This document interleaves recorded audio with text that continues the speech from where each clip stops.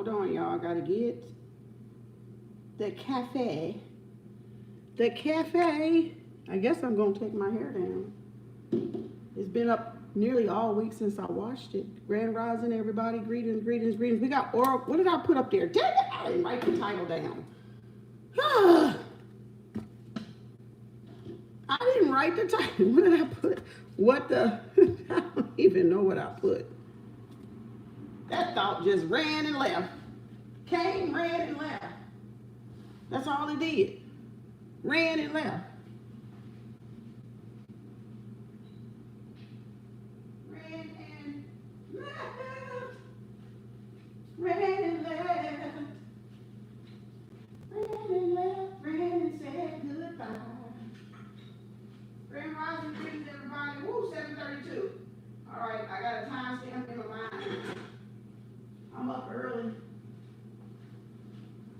I gotta get this out the way. Gotta get it out the way. Gotta get it out the way. Gotta get it out the way. Grand Rising. Greetings, everybody.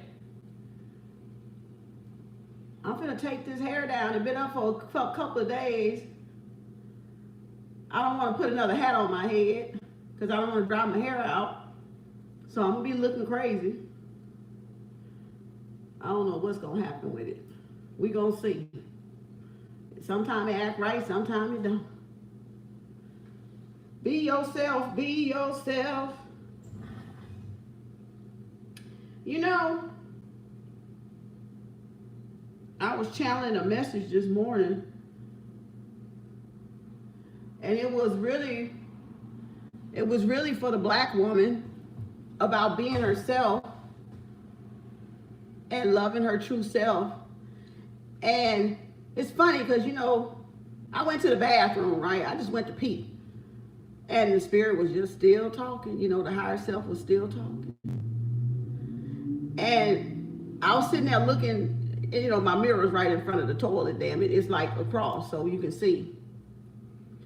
And I said, how many sisters can actually go to the mirror and the first thing in the morning, without your makeup, without your hair, and stand there and just look at yourself in the natural? Like, how long can you stand there and look at yourself before you get disgusted, before you think what you think? Hold on, this ring is turning around my finger. Before you think what you think, you know, about yourself, so you can see what comes to yourself. You know, because it's not really men that gotta correct the sisters, it's the sisters that gotta correct the sisters. The men correct the men. That's what they're for, if they're correcting them the right way. So, and this ain't a color thing, but I'm speaking directly to the Black women, the melanin women, the copper women. And if you can't sit there and look at yourself in the mirror in your natural raw self, and I'm talking about really check yourself out. You can be in the nude if you want to. And just really look yourself over. Look at what you like about yourself. Look at what you don't like about yourself. Ask yourself why you don't like about yourself. Because we see stars change their complexion and everything all the time. Because they got money, of course, right? They can have whatever surgeries they want. But if we don't correct ourselves, how do we expect the young sisters coming up, the young ladies, you know what I'm saying, your little nieces and your little grandnieces and all that stuff, to feel good about themselves when we're not feeling good about ourselves? And every mother, every daughter looks up to a feminine energy as a role model. They don't look up to a man. They look up to a woman. So, you know, whoever that female figure is, right? And so they gonna be modeling after whoever they admire, I guess. whoever they take on, that's the divine feminine. That's that energy. And I know all races probably do it. And so if you don't love yourself in your natural self, how can society love us in our natural self? When we don't even want to see our natural self. We can't stand and look 10 minutes in the mirror at our natural self. Go a week without our natural self, you know, in the natural self.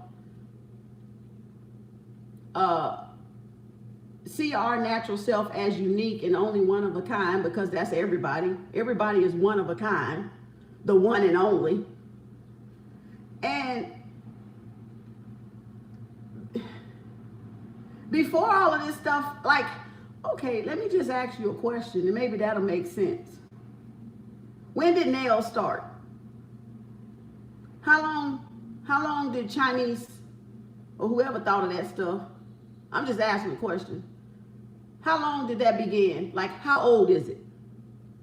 Like, how far it go back? Do we know how far it go back? Do we know how far not using our hair go back? We didn't come out with hair, other people's hair on our head is what I'm saying. Yeah, you can do what you want with your body. You can tattoo your body up if that's what you choose. You can hold it out if that's what you choose. That's your self-expression.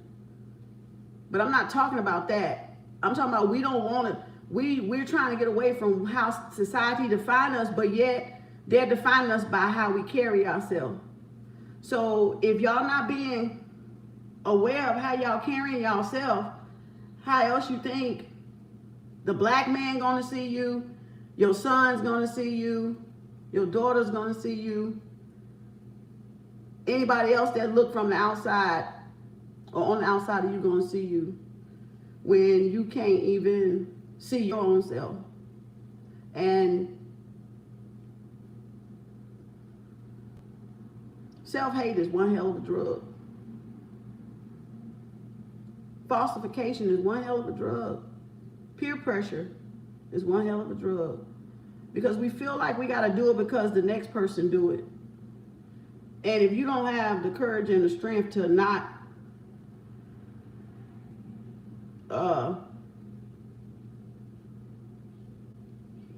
this what you call a corn roll out. You know how they say braid out? This a corn roll out. I had corn rolls in my head, now I'm taking them out, so now it's crinkly. Now my fro is stretched out. Y'all thought that wasn't my hair, huh? Some of y'all was like, is that your hair? When I had a fro. Yeah, it's my hair. Don't you see it now?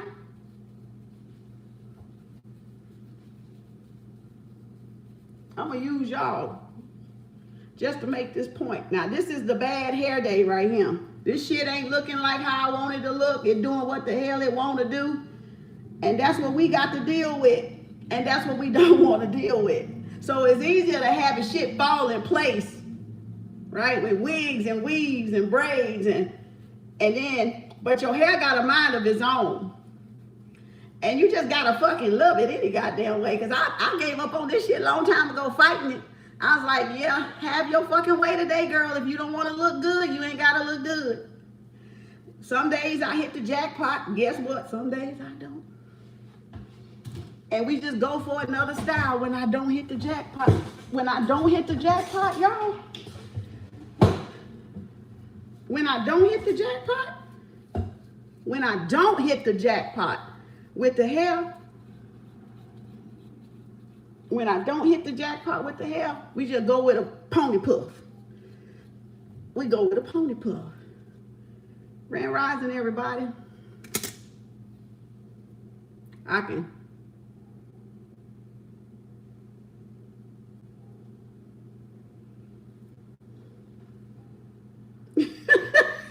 We can always go with the mohawk it. We can always mohawk it and pony puff it when it don't act right. That's the good thing about it. We'll just pony puff it. Pony puff it or mohawk it. Which one? I think I might get away with this one today. What y'all think? I don't like it. It gonna shrink back up because the shrinkage is real. All right, I'm just letting you know. Don't be surprised it starts shrinking up in this video. Don't be surprised if it starts shrinking up in the video. In the video. I don't know what the hell this doing. God dang. See what I'm saying? Hair don't want to look right. It don't want to do right.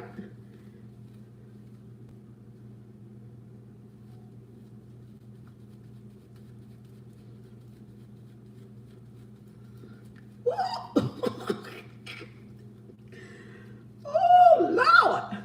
Hold on. We might have to go get the pony puff off after all. Oh, we might have to go get the pony puff after all.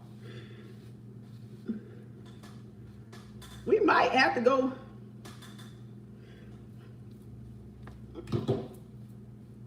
Okay, pony puff it is. All right.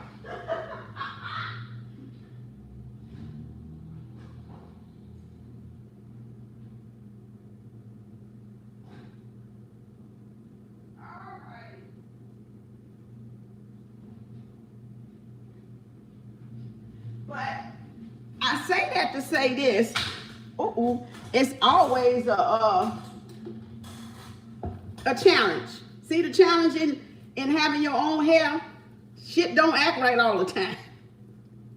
But that's the beauty of it. Because it teaches you patience, and it teaches you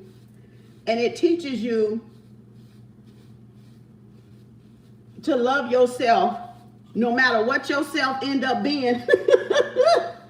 No matter what yourself end up being each day. Now,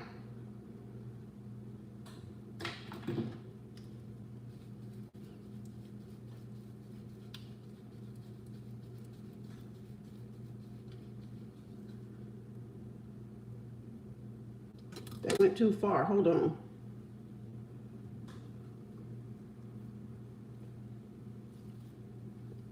One of them is bigger than the other one.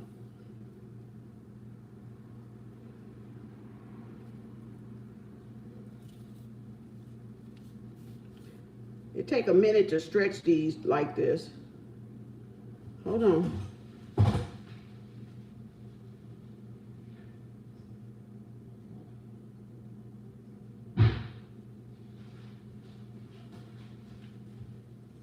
The morning and the life and the day of a black woman dealing with her own hair.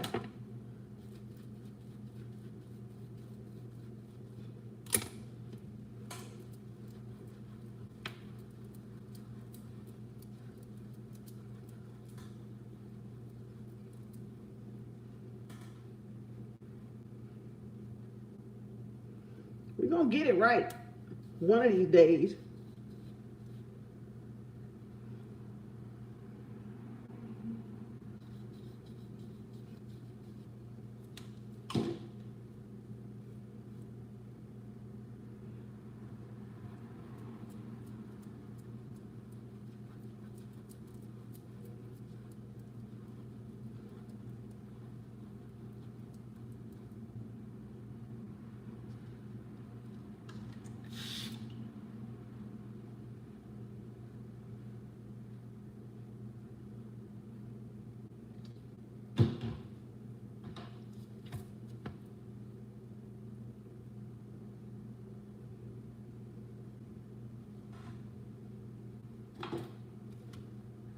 Grand Rising.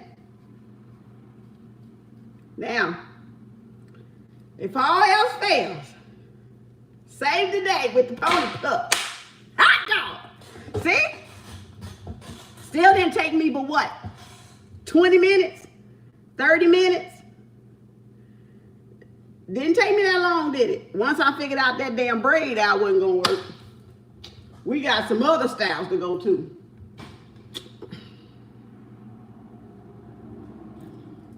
But that takes patience. I probably big chopped my hair about 9 or 10 times. This was my last time. So it's growing back from the last time that I did a big chop. I returned to my natural senses December the 12th, 2011. So I've had my own hair since 2011. I've cut it a couple times, let it grow, cut it again, let it grow, cut it again. Every time it just keeps growing back. So this time I said I wasn't gonna cut it no more. Cause my kid like, Mama, you always cutting your hair. Your hair will be long if you didn't cut it so damn much. You just let it grow back just to cut it again. Well, easy hairstyle short is easy. It's just, you get up, oh, I was nursing then, so I really didn't have a whole lot of time to put in my hair anyway. So it made sense to me. But I wore that protective style just long enough after the wash to get it up there, to just kind of give it a break, get some air in my scalp. Because when you're wearing a fro all the time, your hair can dry out because there's no air getting in there. So it's kind of thick up in there sometimes with different people's hair textures. Because I'm a hairstylist too, so I guess I'm more patient. I don't know, I guess being a nurse really gave me some patience. But anywho, be yourself. Can't nobody replace you. I can stay looking in the mirror all damn day. Doing this here like Oshun. Looking in the mirror. Y'all like, dang. Like, because it doesn't bother me. I see the flaws. I see everything. Remember, I told y'all the universe respects the bold, the brave, the beautiful, and the motherfucking ugly. And if you can't respect your motherfucking you side that you trying to run from, then how you expect the universe to open up? How do y'all expect the universe to give y'all your desires, to give you what you're desiring, to heal? Because we seem to think that our man won't want us natural. We're not giving them anything to want us for. So if you're going to dress up with the standards of everybody else, then of course that's going to keep them out there with everybody else and their mama. But if you want your men, you're going to have to what? Be their woman. And if men want their woman back, they're going to have to be the original man, black man, melanin man, carbon man, that they were supposed to be in the beginning. So let's take this home. How about we all just come back home to our senses? Like the real senses. Because if we messed it up, getting away from our senses, then we have to fix it coming back to our senses. We have to come back and return home. We have a culture, I said it the other day, identity crisis.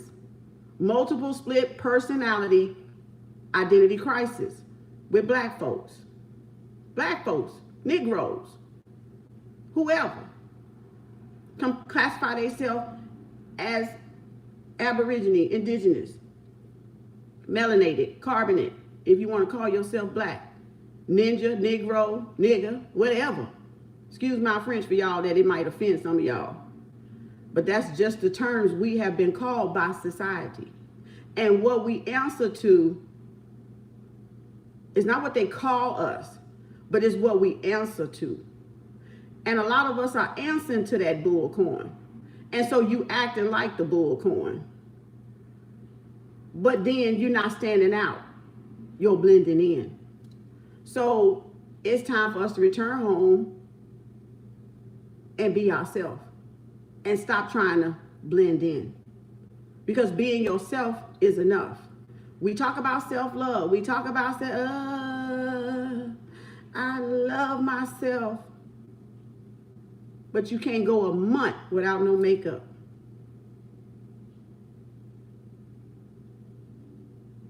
You can't go a month without weave. Somebody else's hair. Do we even know what they put on that hair before they put it in that package? Do we even know the process of that hair? Because just like that is not your hair to be preserved, that hair has to be packaged to be preserved because it's not your hair. Our hair is still going in tombs today, still living. It's not dead. That's a dead ass lie. Even when I was in hair school, I knew that was a damn lie. Because if my hair was dead, they say once it leaves the shaft, the root is dead. If it was dead, I wouldn't receive messages. If it was dead, it wouldn't be standing up like this, for one thing. If it was dead, it wouldn't be still in the tombs on the mummies. If it was dead. If it was dead, you wouldn't get the goosebumps. That's your hairs on your body. Everybody get them. The chills. We go, ooh, if your hair was dead. Is the ether dead? Is the ether dead? Is energy dead? I thought we said energy cannot be destroyed nor created. Your hair is your energy. That's your ori. That's part of your ori. That's part of your crown. That's your glory. Okay? That's the ether. That's the universe. Your hair. If it was dead, how come anything you eat and drink end up in your hair, and all they need is to take this little piece and take it to the lab, and it's whatever you ate, it's still in there. How is that dead? How can they do DNA tests, tell how old you are, tell your genetics if your hair is dead? I just want that to make sense to me. Y'all don't have to have it make sense to y'all. But my hair ain't dead, damn it. Your hair might be dead, but mine ain't dead. I don't care what they say. Just because people say something don't mean it's the truth. It's a such thing called as lies, deceit. Make it make sense. Make it make sense. It don't droop. My hair don't droop. My hair spirals up to the Creator, toward the sun. That's power. Connecting to what? Power generator. Is power dead? Is solar power dead? Electrical power can be dead. But is solar power dead? So that means the sun could bring our hair back to life. The sun could bring our bodies back to life. If we sunbathe, if we sunbathe, then our bodies would come back to life. Skin, the largest organ on the body. Told y'all. And on the body we have what? Hair. Why we got hair? If it's dead, why we got hair? And if our skin shed dead skin and it grows back, why is the hair still there? If the hair is dead, why is the hair still on us when the body sheds the skin? Make it make sense to me. Make it make sense. Each and every one of us shed skin daily. We resurrect daily. We regenerate daily through our skin. Daily. New cells. Old cells are falling off, sloughing off.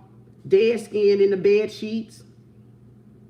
Flake, your little flakes from your feet, your legs, your skin. In your bed. And you wake up with what?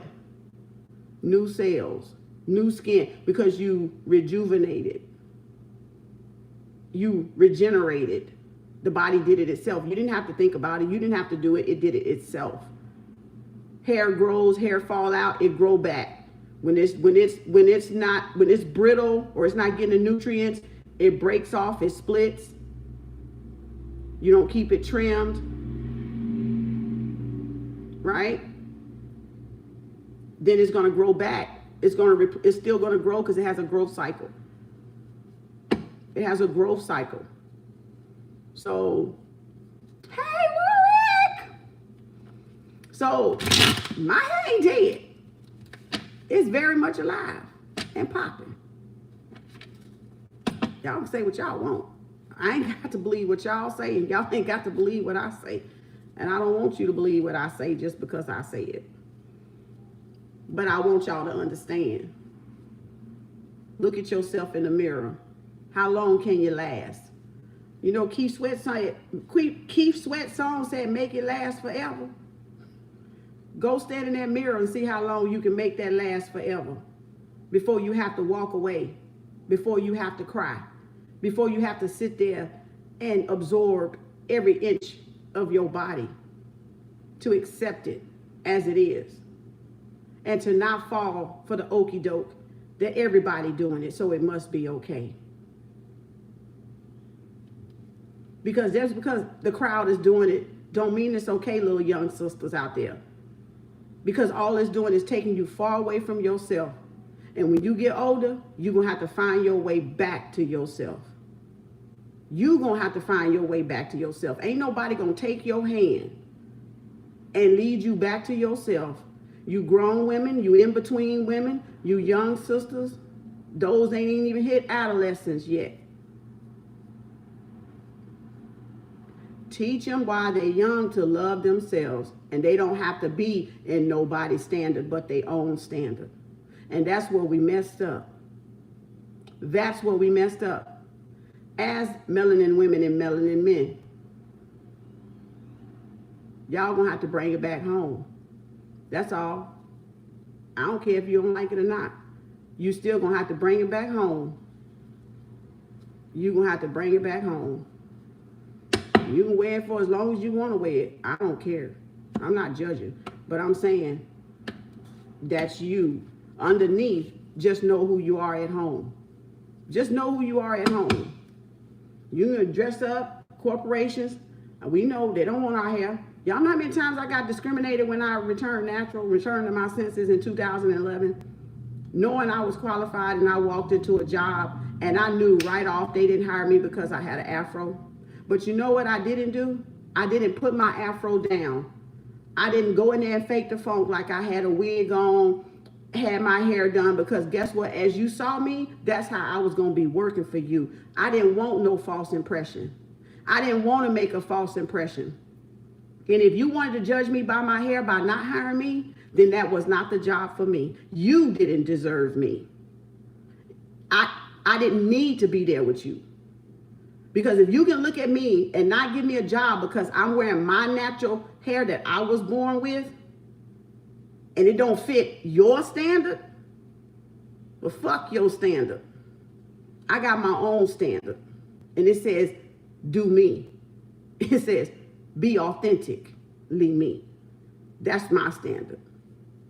That's my standard. That's the high-ass motherfucking standard. Nobody can match. Only the true, authentic people can match that vibration. To not care, to not fucking care. That's the real cosmic juice. To care, to not fucking care, get there. You'll see what I mean. You'll see what I mean. You'll see exactly what I mean. That job ain't the only job. That job was not the only job. That just showed how petty those people that was hiring were. It wasn't a corporation. Y'all gotta look at, it's not the job. It's the people in charge of hiring that don't want to hire you because of your skin color, because of your hair. And if you gotta wear wigs 5 days out of the week to get a job, to keep a job, to go get a job, and while you're on the job, to hold the job? Well, it may be time to start something of your own so you ain't got to do all that. Brown nosing. Kissing ass. That's what I call it. Brown nosing and kissing ass.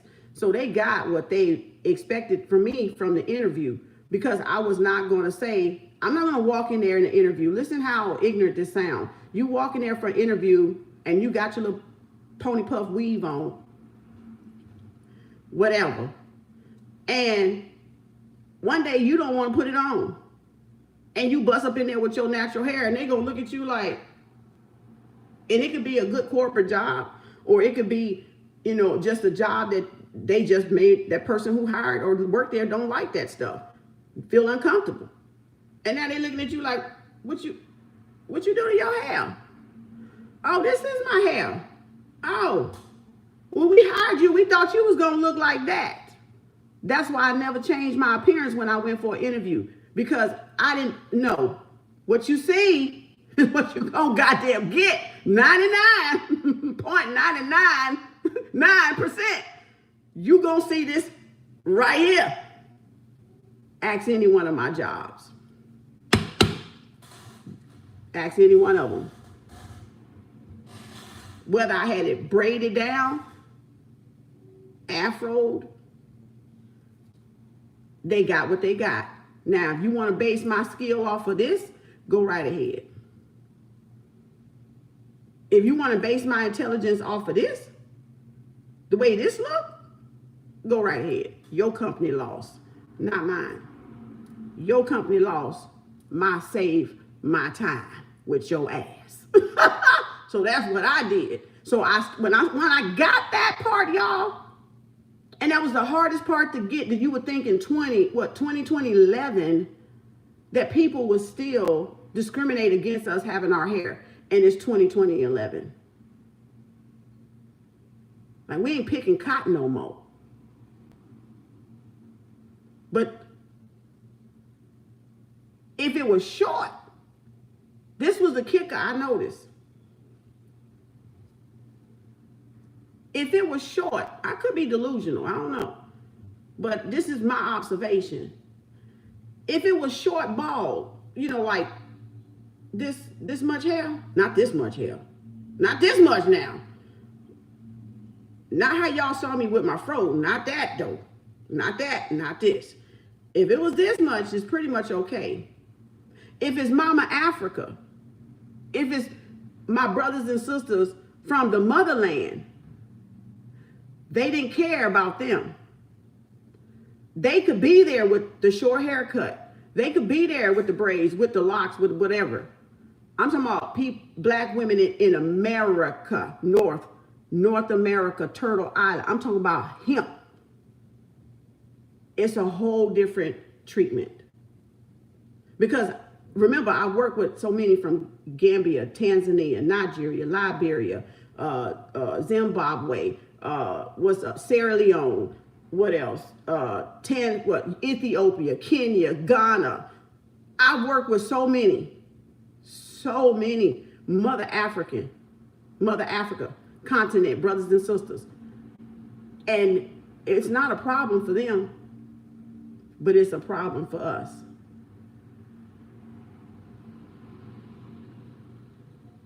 And we're the same people. We're the same. Mother Africa is the cradle of civilization. The cradle of civilization. The motherland. So it's okay, but see, that go to show you they don't want us connecting with our identity here in North America. They don't want it. Mine is, you got roots in Congo. Mine, Benin and Togo. So I got the goosebumps with that one. So that's the difference, y'all. But we want this society here to accept us and to change. But we're not we don't have our culture. We are identity crisis. We're in an identity crisis. And it's affecting our immune system. It's affecting everything about the melanin man and the melanin woman because of that. Because of that disconnect. That disconnect with being yourself. I'm not just saying your hair. I'm saying all of it. With being yourself, period. With a T. The disconnect. So we would never be accepted here, even though we were here first and we were all everywhere, yeah. But the cradle of it is Mother Africa. The continent of Mother Africa. That's the cradle of civilization. But we want to exclude her. They know not to exclude her. We don't know not to exclude her. But if we cannot make that bridge to Mother Africa and to North America, they keep us divided. They keep us divided. And that's the whole goal. That's why it's okay for them. They don't care. They don't care. They come over here because they know they're going to get the work out of them anyway. But the main thing is to keep us over here in America, in North America, disconnected as much as possible. And y'all just ain't seeing the bigger picture. I can't make you see the bigger picture. I just can't. But I can stand here and say what I say today because for a black woman, African woman, carbon woman, it's the women that's going to have to correct the women. It's not the men. It's the women. You men, you correct your brothers. You correct them. Because you know if you old school, you know better. You was raised by an old school uncle. You know, and sisters, you know better because you was raised by an old school female.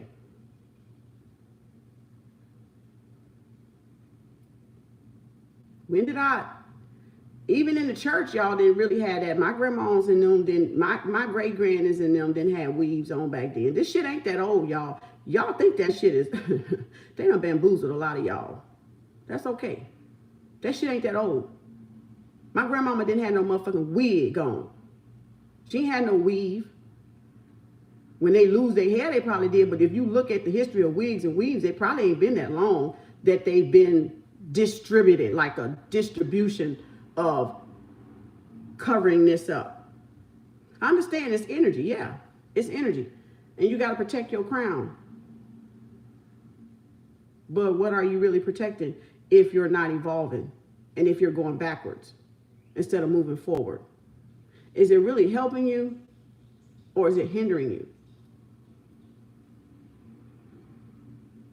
Is it helping you grow or is it keeping you from growing?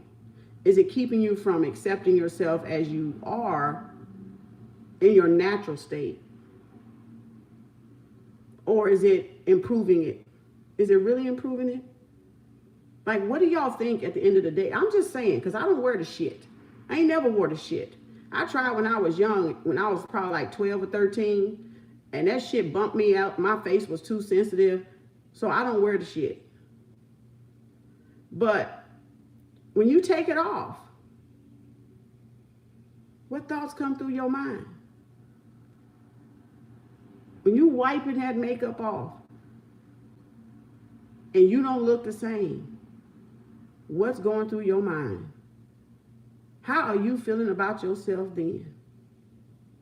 Do y'all like say, I'm tired of putting that shit on? Ooh, I got to get up early because I got to put my face on.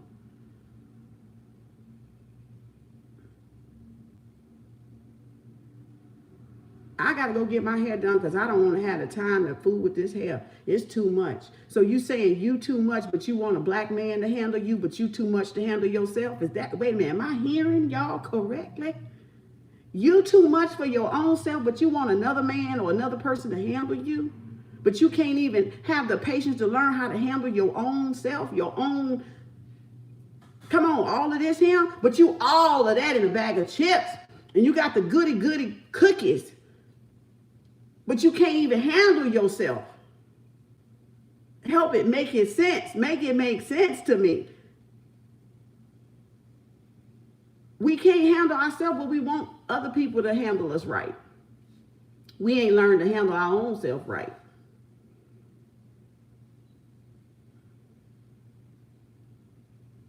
We ain't learned nothing about ourselves.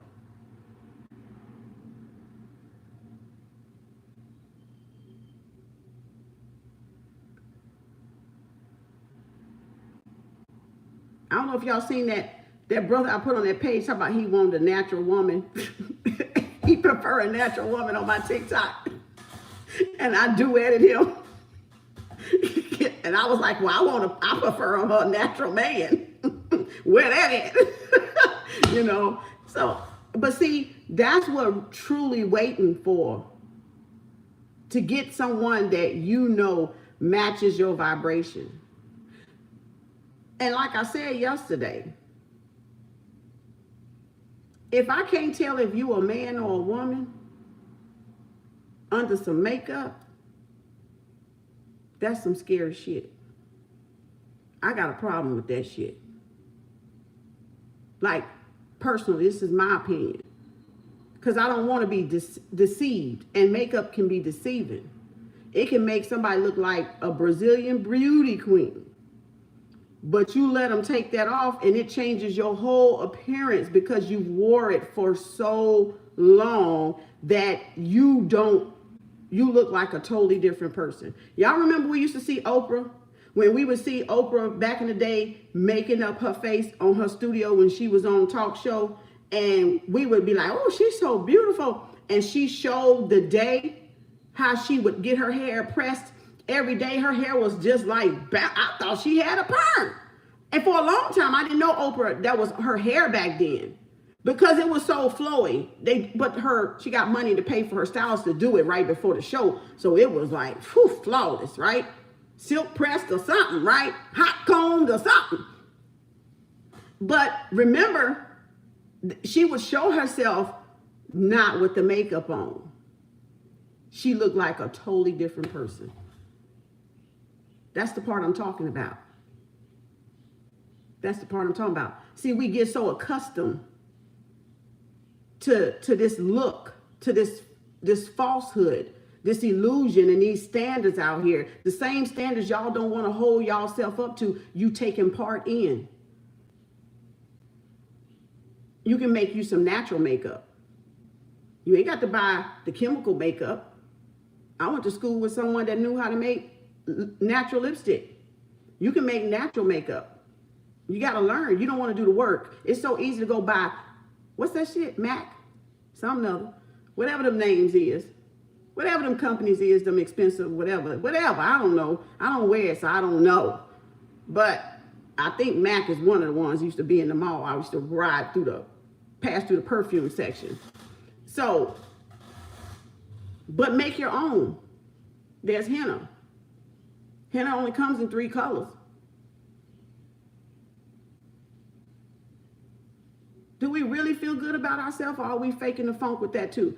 I'm just trying to figure out something. I'm really trying to see where the disconnect is really at. What's really going on, and how is all this beneficial to us, and if it's really helping us achieve what we think we're trying to achieve, or is it just another means of distraction to cover up and to keep us further away from ourselves.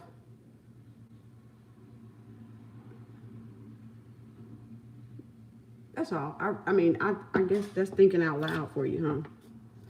You know, sometimes you got to sit back, and sometimes you got to ask yourself, do I really want to do this? Do I really want to do this?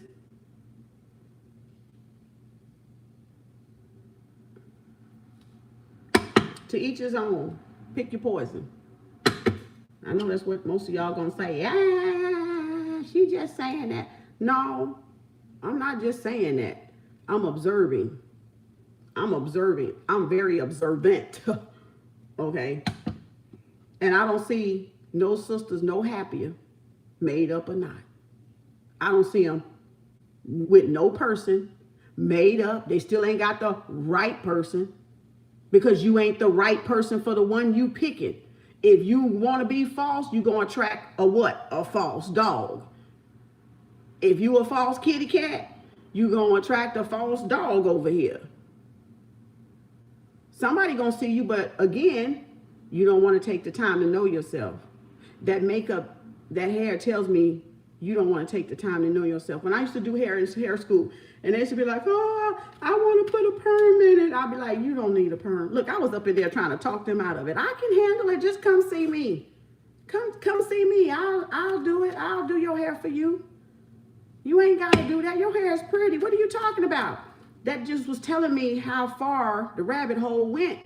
That we was making excuses. Oh, I gotta be up. Oh, I got kids. I gotta be on the train. I gotta do this. Well, take your ass to sleep, you know, and then get up early. That's just laziness. Black woman, you have gotten lazy. You slept on yourself. And y'all, a lot of y'all still sleeping on yourself. And you think you're up and you're sleeping on yourself. You're sleeping on yourself.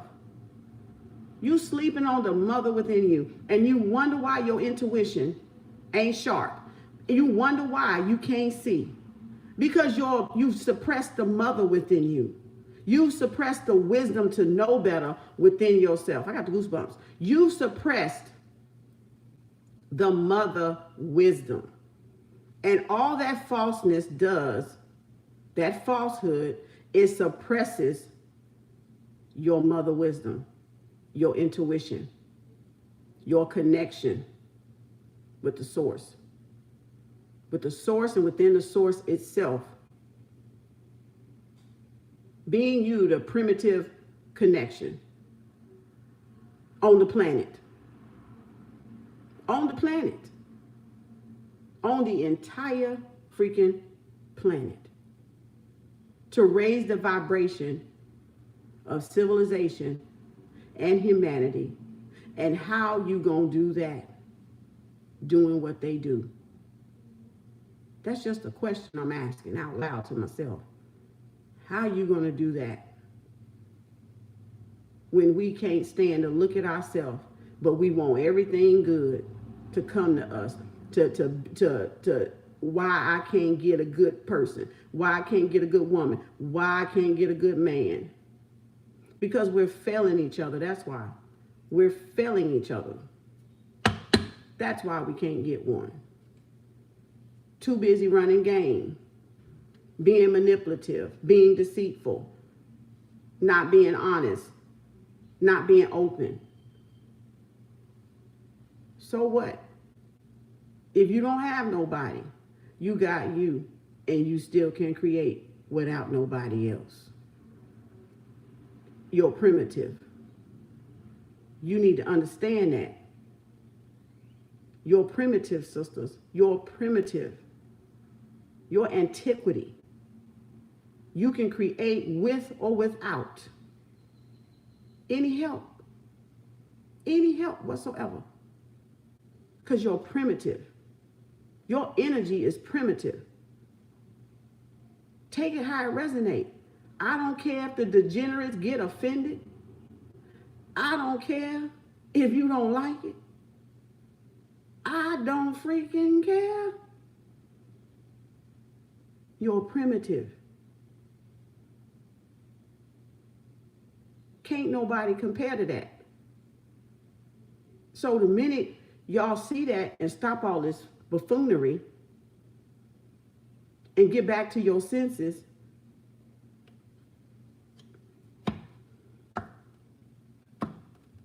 you'll become what you've always been.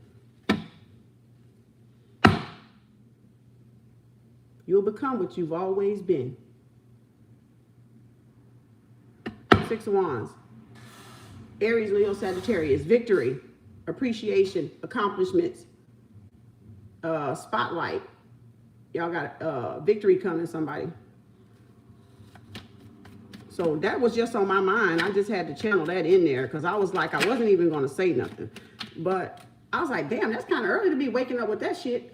I was like, huh? But you know what, y'all? I was sitting on the toilet and a little trickle of tears came out of my eyes with that one. Because I was like, why don't they just see it? Why is it so hard for the melanin woman to accept herself? And I got a little emotional. Like I really did. Because I understand source and I understand the ancestors. I understand that realm up there. And I was like, why can't they see the beauty in themselves? What is it going to take? Like, what is it really going to take? Y'all want the respect, but y'all ain't giving nobody nothing to respect. You ain't giving nobody nothing to respect.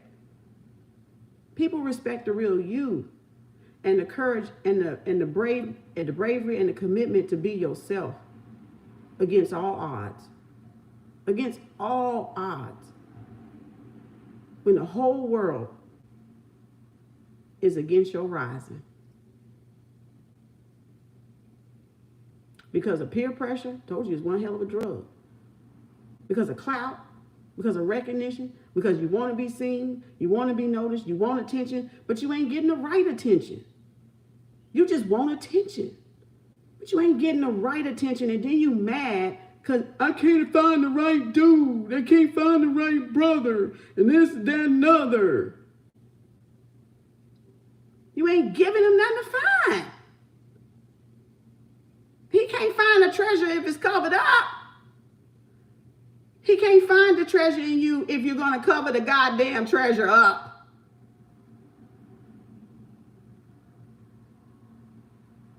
Where's the real treasure? It's not between your legs either. Where's the real treasure?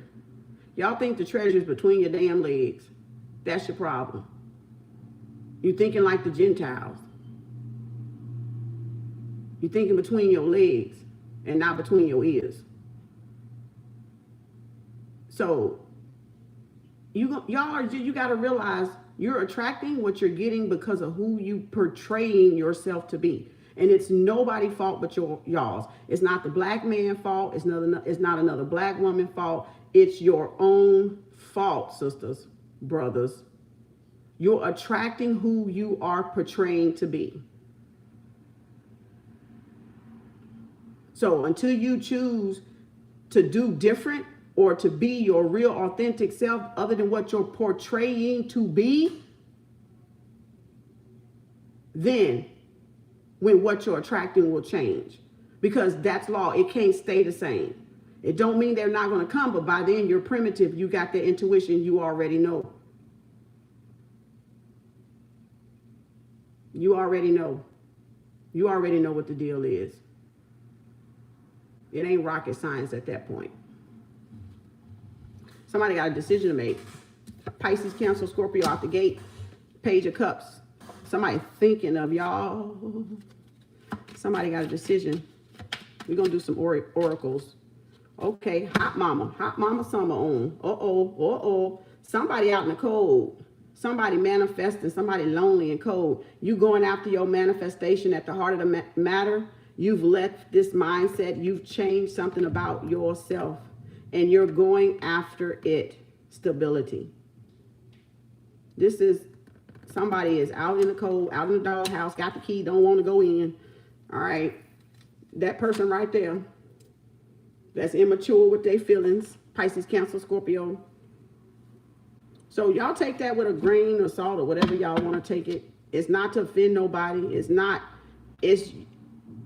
the black woman must correct the black woman. And the black man must correct the black man.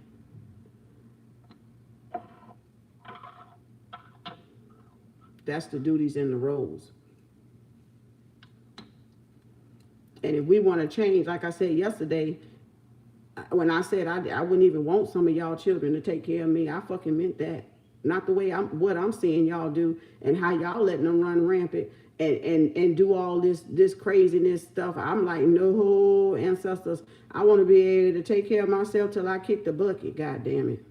Because I don't want, if it ain't my children, I don't want none of y'all children taking care of me. And you're going to inherit that back. So when you get that back, and when they want to run the streets, because y'all running the streets, and when they want to run the streets, when you get old and you don't see them no more because they out there running the streets, that's what you created. That's what y'all created. Black, white, Chinese, don't matter the color then, because that's what y'all created.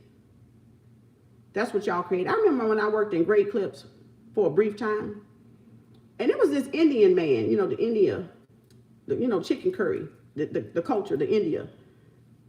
I don't want to call them Indian because they're not Indian, they India, I think, is how we say it. And this man said his kids don't watch TV. I was cutting his hair. And I was like, huh, they don't? He was like, oh no. They get the iPad for a couple of hours on the weekend, and that's it. I looked at him. I said, I be John Brown. Boy, we done all missed the boat on that one. I said, no, one of them jokers is intelligent. He had them in sports. He had them so busy, they didn't see them damn gadgets all week long, and on the weekend they had 2 hours. I was like, oh, we messed up. Our mamas put PlayStations, Ataris, go outside and play, but be back before the light come back on.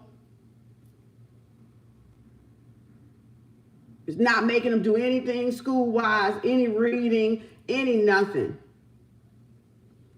And we wonder why we behind. We behind Chinese and India. Why they can bust open a spelling bee and kick everybody's butt. We wonder why. Yeah, I saw it then firsthand. I'm telling y'all, I observe a lot of shit. Any job I'm on, I'm watching, I'm peeping, I'm watching. So I was like, oh my God, that. No wonder our kids are failing. They take their academics so seriously, and we don't. We don't take our academics seriously at all. Some do. Like I walked into some patients had homeschooled their kids, and their kids was 13, 15 years old, 6 years old. I had a doctor homeschool I had a patient that had a doctor that homeschooled his kids. And I had to call the doctor around 3 o'clock because something was off with the visit when I did the home health visit. And he said, if it's 3 o'clock, you ain't gonna get him, he gone. I said, huh? When the doctor leave at 3 o'clock? He said, oh, he homeschools his kids. He out of there every day at 3 o'clock. I said, oh, you can homeschool that late? See, y'all ain't got no excuse. Y'all ain't got no freaking excuse. This was a doctor leaving the office at 3 to go home and homeschool his kids. We ain't got no excuse. India man showed me we ain't got no excuse not to excel, not to take that time. Because if we take that time, our children would be smarter. Our children would make smarter decisions instead of trying to microwave education. Because that's what we did. Now they did fellas. Y'all saw that little TikTok that went through there, and that Chinese and that India girl did that math problem. I saw it yesterday, and the India girl did it like that, and the Chinese girl had worked the whole problem out and then walked off from the board. And I said, so they knew a shortcut. That one that says nobody gotta know, nobody gotta know. Nobody gotta know.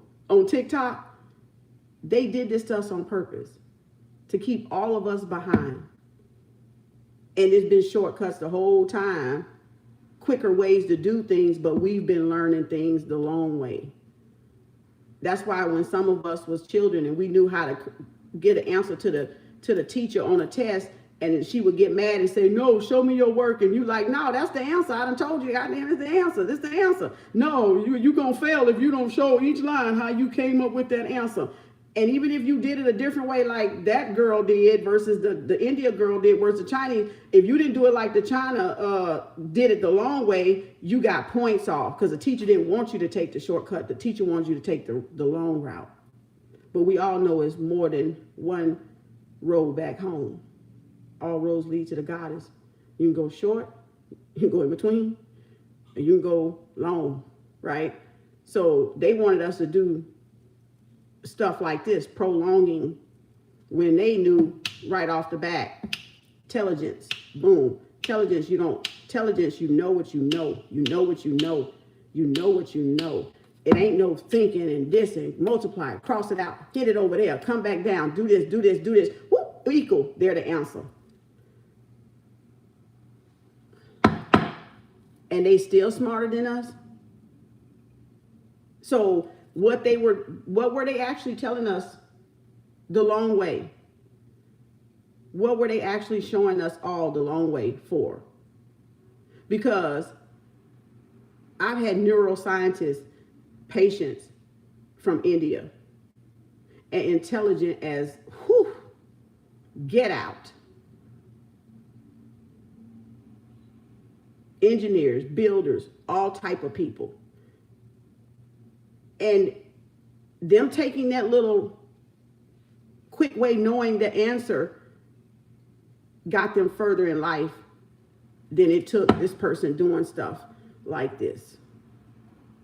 Just to prove to the teacher, because that's what the teacher was taught. So the teacher taught you to do the same thing. And even if the teacher knew that answer was right, the teacher still wanted us to do it that way, like that in America. And now everybody getting what? Everybody getting rich what? Quick. Everybody ain't so much working for themselves anymore. We caught on to the BS. So we like, oh, wait a minute. Oh, hell no. Oh, hell to the no. You did what? You made me do all this shit for what? Okay. Game, recognized game all damn day long. All right. Somebody got that 9 of Wands energy up. So somebody stuck in their head like Fred and Frida over what? Boy, this better be y'all person. Oh, y'all stuck up in y'all head. Y'all got some, ooh, hold on. Ooh, no, we ain't. Y'all done pulled out all 4 queens. Y'all remember a couple days ago, all the kings came out? Now all the queens are out. All the queens are out. All the queens are out. It better be an empress popping up in here. Because somebody got some choices. Somebody got some choices. Heart of the matter, choices, options. Somebody here got some options. Ooh. Who is this playing the field like that? Boy, y'all really in tune. Ooh, y'all really in tune. 4 queen. I ain't never had this happen like this. All on the foundation, too. All on the foundation. Somebody blocking, somebody moving along. Oh, yeah, some happy home and moving on again. Right down there at the bottom. So somebody thinking of their neck. Oh, this better be an empress coming out of here somewhere, y'all. Because this, woo, this person, oh, I don't know. Oh, Lordy, hold on. Let me get my thoughts together. 6 of Swords, Gemini, Libra, Aquarius, High Priestess, and a house, a happy home, balance. Somebody done learned all their lessons. I will say that. Somebody has learned their lessons. You have definitely finished up a cycle. And the World card, the Wheel of Fortune card ain't even out here. But somebody has definitely moved on and learned a cycle, have completed a cycle here. We have the High Priestess, which is the spiritual mother.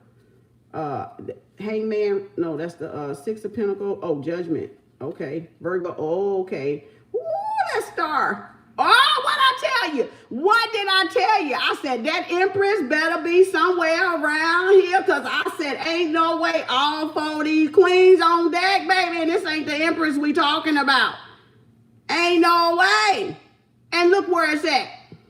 By the Lover card. So Oh, yeah, yeah, yeah.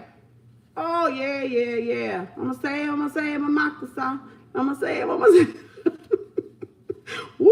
I knew it. I was like, wait. The Empress gotta be in this. They got to be somewhere close. Cause this is somebody blocking too, ain't they? They like, look who trying to come in. Mr. Casanova. Look at that.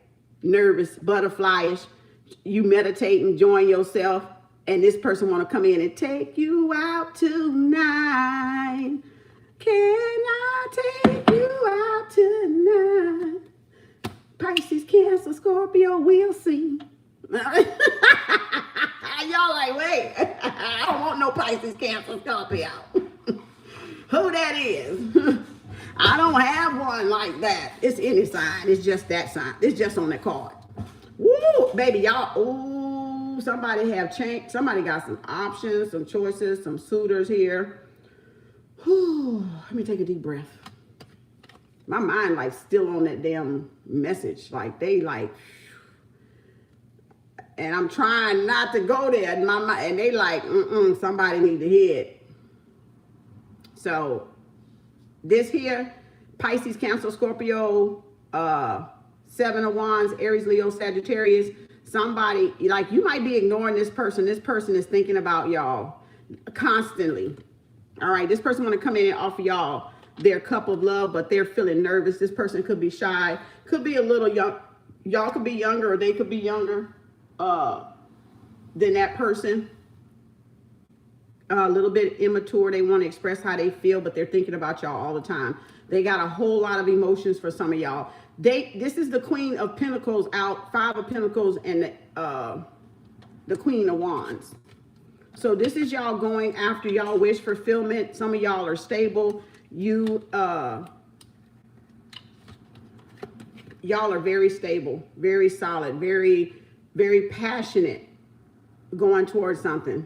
Y'all stop moping and poping. I feel like y'all got out of this emotion here and y'all got into this. And some of y'all, this is the choices that this person has, because the 7 of Cups is in the heart of the matter, and this person has so many choices, they don't know who to choose, because all queens are on deck. We'll get to them in a minute. But this is the first row. So again, you got stability. You're very charismatic. You're very grounded, very practical, very down to earth, very seductive or mysterious. See, and this person can't get y'all out of their head. They see you as, if this is the Empress and this is this one person embodying all these queens, this person has a lot of choices too, but they can't seem to get you out of their head. There's the Queen of Cups in the now position, okay, in the present position. Somebody is all up in their head about some choices, some options, some suitors, okay? We saw Gemini next to the Empress. So we know the Empress has choices in love, or this person has choices in love. And somebody's having a hard time trying to make a decision at which choice they want to go with. Now, these queens can also be masculine, like a man. If you're a woman looking on, this can be your man in feminine role, like they are in touch with their feminine side. It don't have to be a man on the outside and this is the women. Okay, y'all fit it how y'all need to fit it for y'all scenario. But this is stuck up in your head like Fred and Frida. Somebody self-sabotaging something, somebody afraid. So they're doing a lot of meditation. They have a lot of feelings. Somebody could be not expressing with that Queen of Wands. It could be a mother figure, a mother archetype like the Empress is. Somebody that loves children, very kind, very loving, very nurturing, has a lot of emotions, very well balanced with their emotions. Like they are very in tune with their intuition with that Queen of Cups. Moving on, this Chariot card wanted to fall by her, the Queen of Swords, and then another movement card. So this tells me that some of you guys are, and another Moon card. Yeah, this means somebody is very, very much thinking about moving on. Somebody is very, contemplating, planning their next move, their next, direction. Waiting for clarity, waiting for some information. You guys are not speaking, but you're waiting on some information before you make that move. And you're tapping into your intuition. You're listening to your spirit guides, your intuitions, and which way to go. You're just waiting for whatever storm y'all could be passing through. Y'all are waiting for that to pass so y'all can move forward. All right. So that's the future right there. And that card landed right there. So you can see movement, intuition. So you guys are definitely with that Two of Wands. Okay. And now what's on the side of the High Priestess was the Four of Wands. So again, somebody moving. Somebody is clearly moving. Somebody is getting some balance. They're coming out of a storm because there's the balance card, right? There's the happy 11-11, divine syncrecy, alignment, a home, a marriage, balance at home and work. But anyway, it's still movement, forward movement. So again,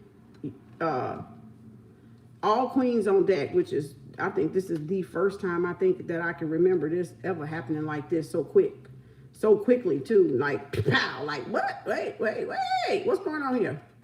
Okay, what the heck going on here? There's got to be the Empress coming up in here. So again, that's an Empress. The Empress is all queens on the deck. She could be any one of them. Well, you guys have definitely, this person sees you as the Empress. You are the one.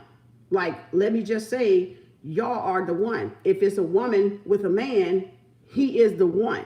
Because, like I said, he can be a man, you know, like the opposite of me, a man, but embodies that nurturing feminine energy, like very in tune with their feminine energy. And you could be the woman, and this is the choices. This is the man seeing y'all as the one for them, embodying all the aspects, because these are aspects, these are characteristics, these are attributes, these are behaviors, this is energy, this is characteristics. So if y'all would stop thinking of it per sign and think of the characteristics that you're wanting in a soulmate companion, or whatever you want to classify it as, a life partner, a divine reflection, a divine sacred union, a husband and wife, a boyfriend and girlfriend. If y'all just stop the title for a quick second, think of the characteristics, think of the attributes, think of the in terms of energy, their energy matching yours. Think of in terms of the personality, the aspects, the behavior. You're embodying this for the person, or the person is, I got the goosebumps, is embodying this for y'all. So stop thinking of the sign per se, because everything is energy. Everything is energy.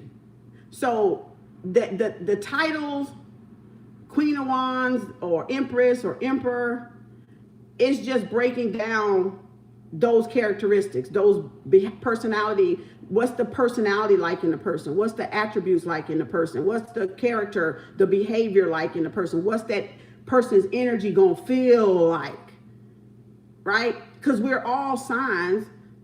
I can be my rising sun and moon, but shit, I can flip on your ass and be a Gemini. I can flip on your ass and be a Cancer. I can flip on your ass and be a Libra if I want to act like a fucking Libra. So it's not really based by the sign, and sometimes the sign matches the person that you're actually dealing with, but you need to look deeper than the sign and deeper into the energy that you're dealing with. Is that bottom line? The bottom line to the top line is, are they matching your vibration and your energy? Is that the perfect match? And does that ring a bell? Does that touch the senses? Does that give you the one? Right? Does that give you the perfect one for you? Not that the person is perfect, because none of us is perfect. You're not going to be perfect. They're not going to be perfect. So y'all get that shit out your head looking for the perfect person, because ain't nobody going to be the damn perfect person. The imperfections make us perfect. The flaws make us perfect. Okay. So this is y'all looking for the perfect one for you that matches what you're desiring, matches what with your energy, that y'all going to have the most harmonious relationship together, and not a lot of storms, Not a lot of resistance, not a lot of yelling and screaming, calling names, badgering a witness, accusing you cheating, accusing you doing this, accusing you, this, that, and the other. You see what I'm saying? And showing you all the aspects of these elements, right? The soul connection. That's right, sis, NYC, it's the soul connection. So they're showing you the soul connection here that y'all souls have in common, the kindred, thank you, the kindred spirits. So you're looking like, can I be comfortable in my skin as I am with this person? And that's really what y'all are after. But how you gonna find that? Like I said from the intuitive message from the beginning, if you're not comfortable in your own skin, how is this person gonna be comfortable to you? If it's something off with you, how is this person going to be comfortable to you when y'all are uncomfortable in your own skin?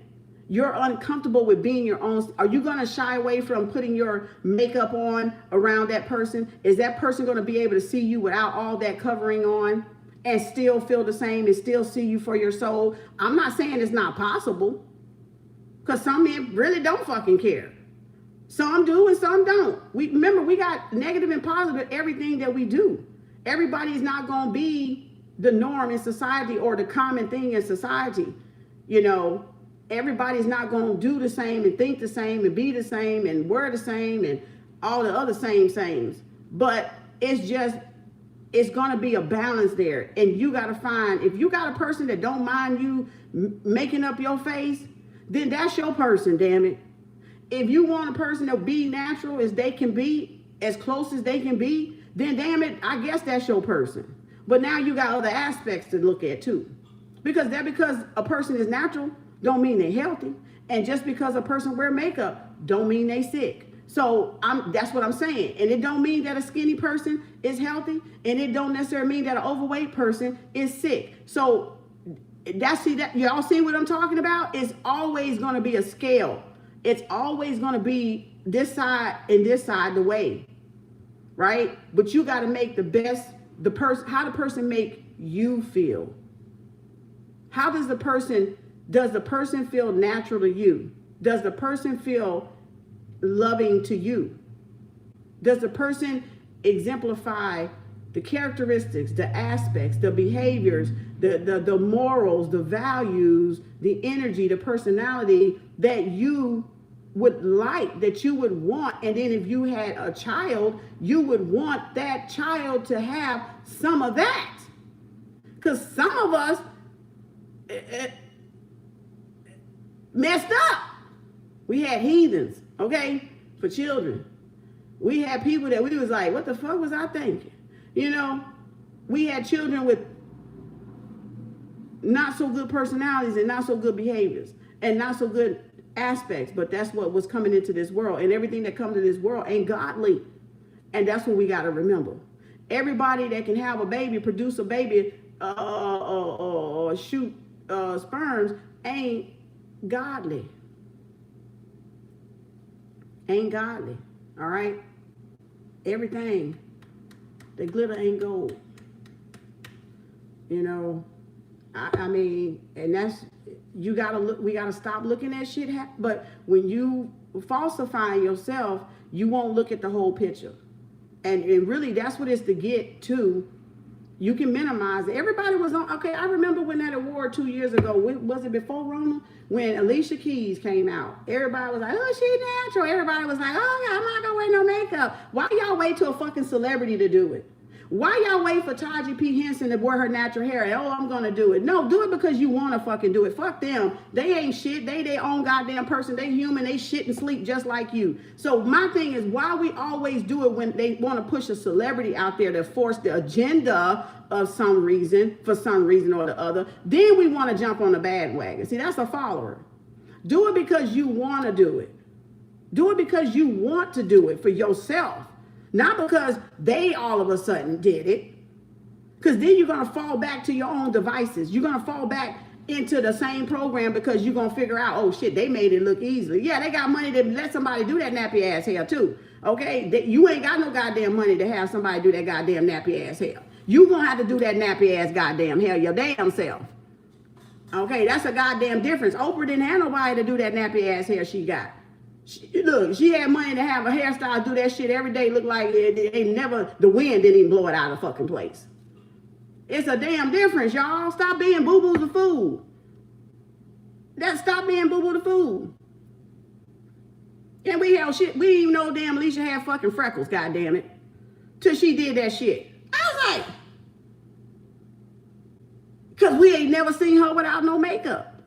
Did y'all ever know she had freckles? I was like, hold on. You still cute, but you look different. You see what I'm saying? So but see, that's the facade and that's the illusion of makeup. And when we see people without it, we it's a shock and all, right? Oh, wait a minute, hold up. Hold it. Okay.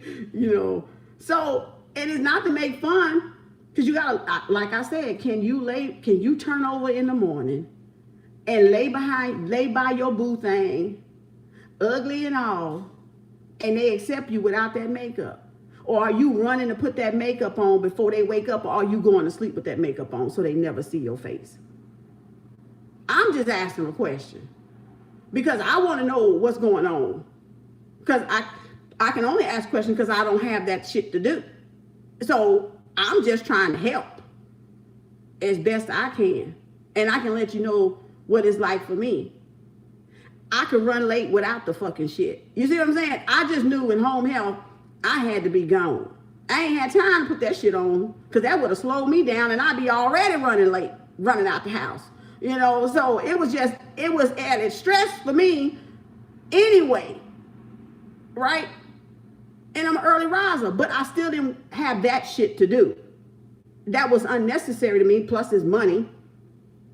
So imagine the money y'all spend on Mackie Mac or whatever the hell that expensive shit is, Avon or Mary Kay or whoever the hell it is. Degenerates, renews, whatever that stuff is, right? So imagine all the money going into those industries, because beauty is an industry by itself. And beauty supply stores make over $4 trillion. We are spending like literally that much money. Like we all can be rich off of that shit. Like everybody in the world can.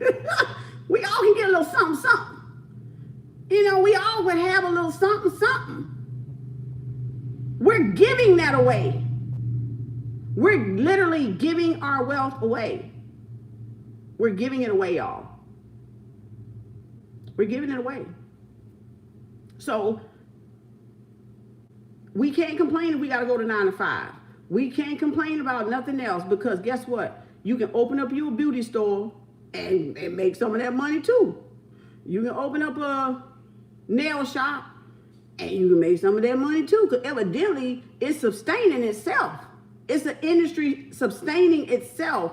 So you still, at the end of the day, don't have no reason to complain and be unhappy about being broke, but you will spend $300 on a weave. You will spend however long it take you to get your nails done, every 2 weeks or whatever. I don't even know, because the nurse in me don't let me have it, all right? I ain't never liked it. I'm just cut from a different cloth, I guess. But if I wanted to grow them, I could. They would be mine. But when I did try nails back then, and the minute when I was in 97, when I first moved to Texas, I think it was, and I said, I'm gonna try, because I will try shit just to try to see, so I know what I'm talking about. So, not everything, but that I didn't mind. When I put that damn nail on and I called my ass trying to go be a nurse and work, and then, trust me, I had short nails, so they wasn't the long shit. They was enough for me to work, but they was fucking enough to irritate the shit out of my damn ass too. And I had them damn things on, and I was like, why my hands feel heavy? The gloves didn't feel right. Nothing felt right to me. And I was like, okay, just maybe calm down, okay? Just get through the week. Shit, y'all. My ass went shirk. Right, take them off. And it was overlay. It wasn't even fake. Then I was growing my nails a little bit.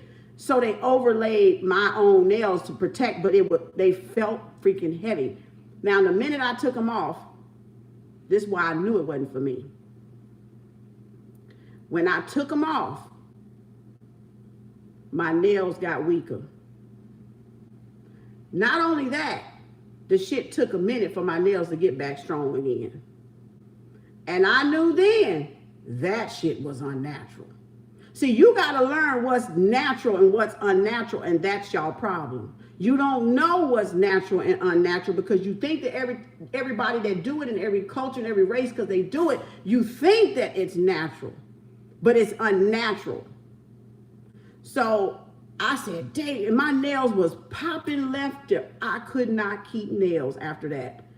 I couldn't keep my nails because every time they would grow, they were splitting right there in the corner. And I was that freaky person that I couldn't deal with all long nails and one break off. I had to cut them all off and start all over again. That's your girl. I can't have nails all different. I can't. I never could. If one crack, shit, they all was gone. I start all over because I didn't like that shit. I'm that fucking picky. Call me cuckoo, call me whatever the fuck you want to call me, OCD or whatever. I gotta have the shit right, damn it. All right. So I was like, oh no, shit, I just started growing back, you know. After that, y'all, fuck it. Y'all saw me tripping the other day when I looked down after I washed my hair on the first, and I saw that, look, they gone. I cut them holes off the other day. No, germs. I learned too many staph infections in nursing. 25 years come from them fucking fake ass nails and dirty ass fingernails. You see them goddamn hands right there? They clean for a fucking reason. All right? They clean for a reason. Because of that. Because I got to come home. I had small children. I was not bringing nothing home to my house. I was not bringing nothing home to my food. I was not bringing nothing home to myself. Because you know how sometimes we be like, or we like, and we forget. And we forget because y'all know and I know every time you got to pick your nose, scratch your ear, pick your teeth, your hands is not clean. Call me a lie. I dare you. You know your shit ain't fucking clean. Because you ain't washing your hands that much.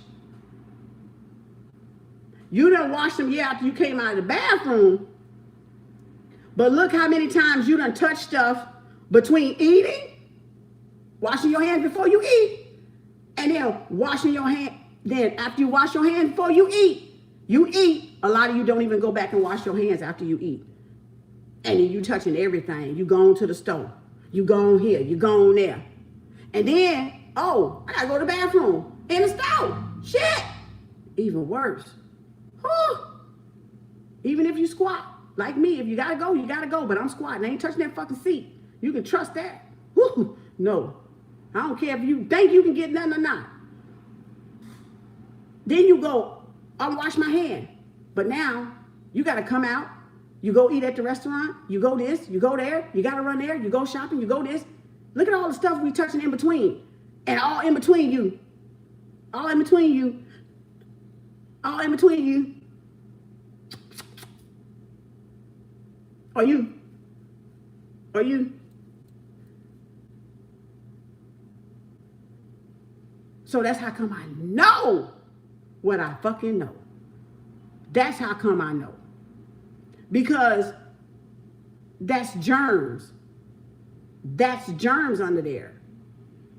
And if I swabbed that as a nurse and sent that shit to the lab, like I cultured wounds, baby, y'all probably would be surprised what type of microorganisms is up under them nails. Even your own. Even your own. And you weaken this as your protectant. This is a cuticle for a reason, to protect that nail bed. And they moving all that around and moving all that and then planting that nail and pushing it back. And then you got lines, and then you got weak nails, and you got to wait till the nail repair itself, if you ever let it repair itself. But most people don't, because they keep them on. I'm just talking facts. I'm just talking facts. Ain't nothing wrong with my hands. Ain't nothing wrong with my hands. I got some knuckles because I be popping. I hate my knuckles. See? I don't even know why I did that. I shouldn't have never pointed that out. Because see, now I'm popping. Shit. So I'll pop. Do that pop. You can tell they women nails though. You can tell this is a women hand. But you see, they mind. It take a lot to love yourself completely. It take a lot to genuinely love yourself completely. Because I be like, oh, why are my knuckles so big? I got to buy a ring to get over my knuckle. Then when it get to this part, it's moving. But I got to buy it just to get it over the knuckle part. But I still had to love myself because it's me. It's me. And I still have to love myself. Y'all know, I got a birthmark right here. Let me tell you this story. See that birthmark right there? Y'all see that two-tone color right there? See it? For years, when I was growing up in school, I used to be ashamed of that. Because everybody would ask me what that was. I didn't even know if I knew at the time. I asked my mama what it was finally. She said, oh, that was a birthmark. It just grew a little bit when you grew. And I was like, huh? And so I always cover that arm up. Because I was ashamed of it. And it even got blonde hair on it. That's the funny part. I got blonde hair right here. And when you see it in the sun, you can see that gold bronze sun color. Not blonde like white folks blonde, but it's almost like a albino blonde. And so, can y'all see it? Y'all see it? Vanessa off of the Cosby Show, hers is dark. She got one on her arm too. I don't know what it's called really. But Vanessa got one. And hers is the dark one. Mine is the light one. But the hair that came out blonde right there. And it's black everywhere else. So, and for a long time, I just said, fuck it. It's me. I ain't got to hide shit. It don't grow. It just stopped. If it was small like that, it all of a sudden stopped. So I just don't even worry about it no more. But see, that's what being patient with yourself, loving yourself, no matter what beauty marks y'all got, no matter what you got on yourself, and loving yourself for who it is and for who you are, because it don't say you can't be better because of it. It don't say you're any better because of it or you're not any better because of it, but it shows the universe, because God made you. Y'all like to say God made this and God made that and you're beautiful as He is and blah, blah, blah. If God made you as you are, then why we're not accepting and more allowing as we are? It's the whole point I'm trying to stress, is why we're not accepting as we are, but we're so quick to say, God made everybody beautiful. God loves you as you are. Come as you are. Come as you are. Ain't nobody fucking coming as they are when you're putting shit on yourself. It ain't coming as you are. But that's what y'all love to say. God said, don't respect a person. Come as you are. God loves you the way you are. You don't have to change a thing. But everybody changing every damn thing about their ass. That was original plastic surgery, plastic boobs, butt injections, manipulations and Botox. Y'all, I had a patient with Botox, y'all. I swear to God.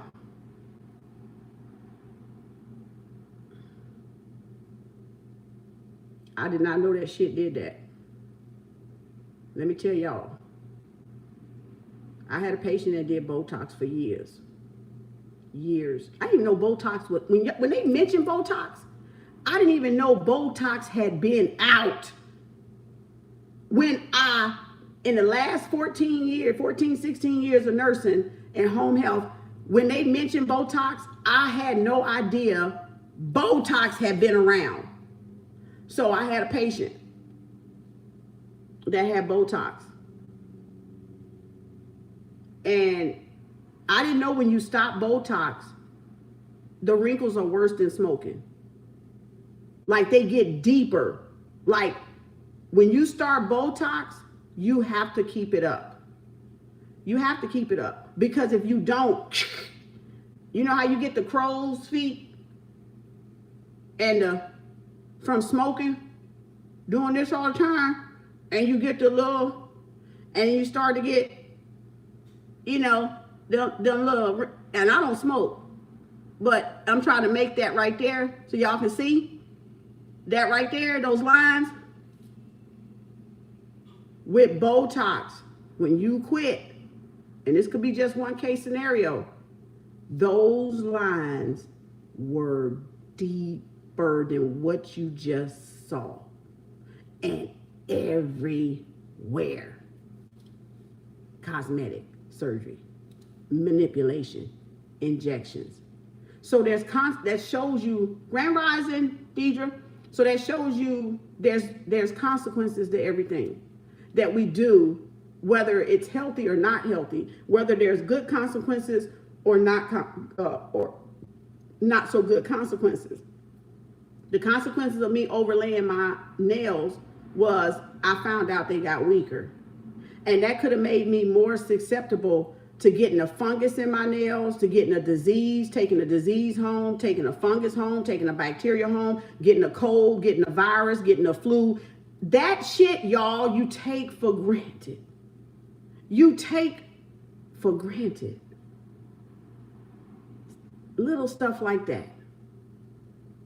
Because all it takes is one time when you're stressed out, you're tired, and you got that one little bug on you, that the one little fungus among us on you, and you pick that nose, pick the teeth, rub the eye, I don't know, scratch the ear or something.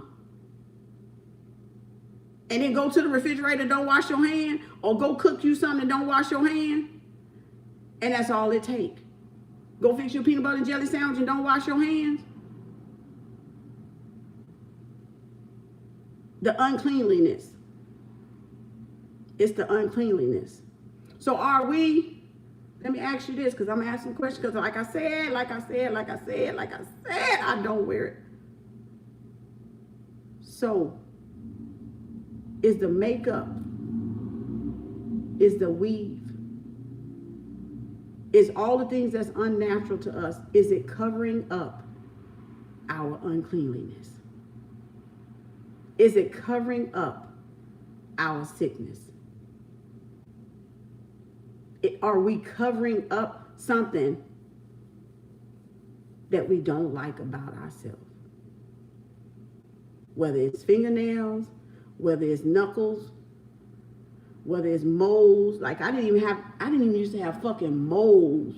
Like I got fucking mole, and I'm like, oh Lord, where that come from? That's genetics, I guess. That indigenous in us. So it's popping out now on my cheeks more so. Even my daughter said, I'm getting them moles because of you. And she 26. You can't stop genetics. You can't stop the dominant genetics. Because if it's dominant, you gonna get it.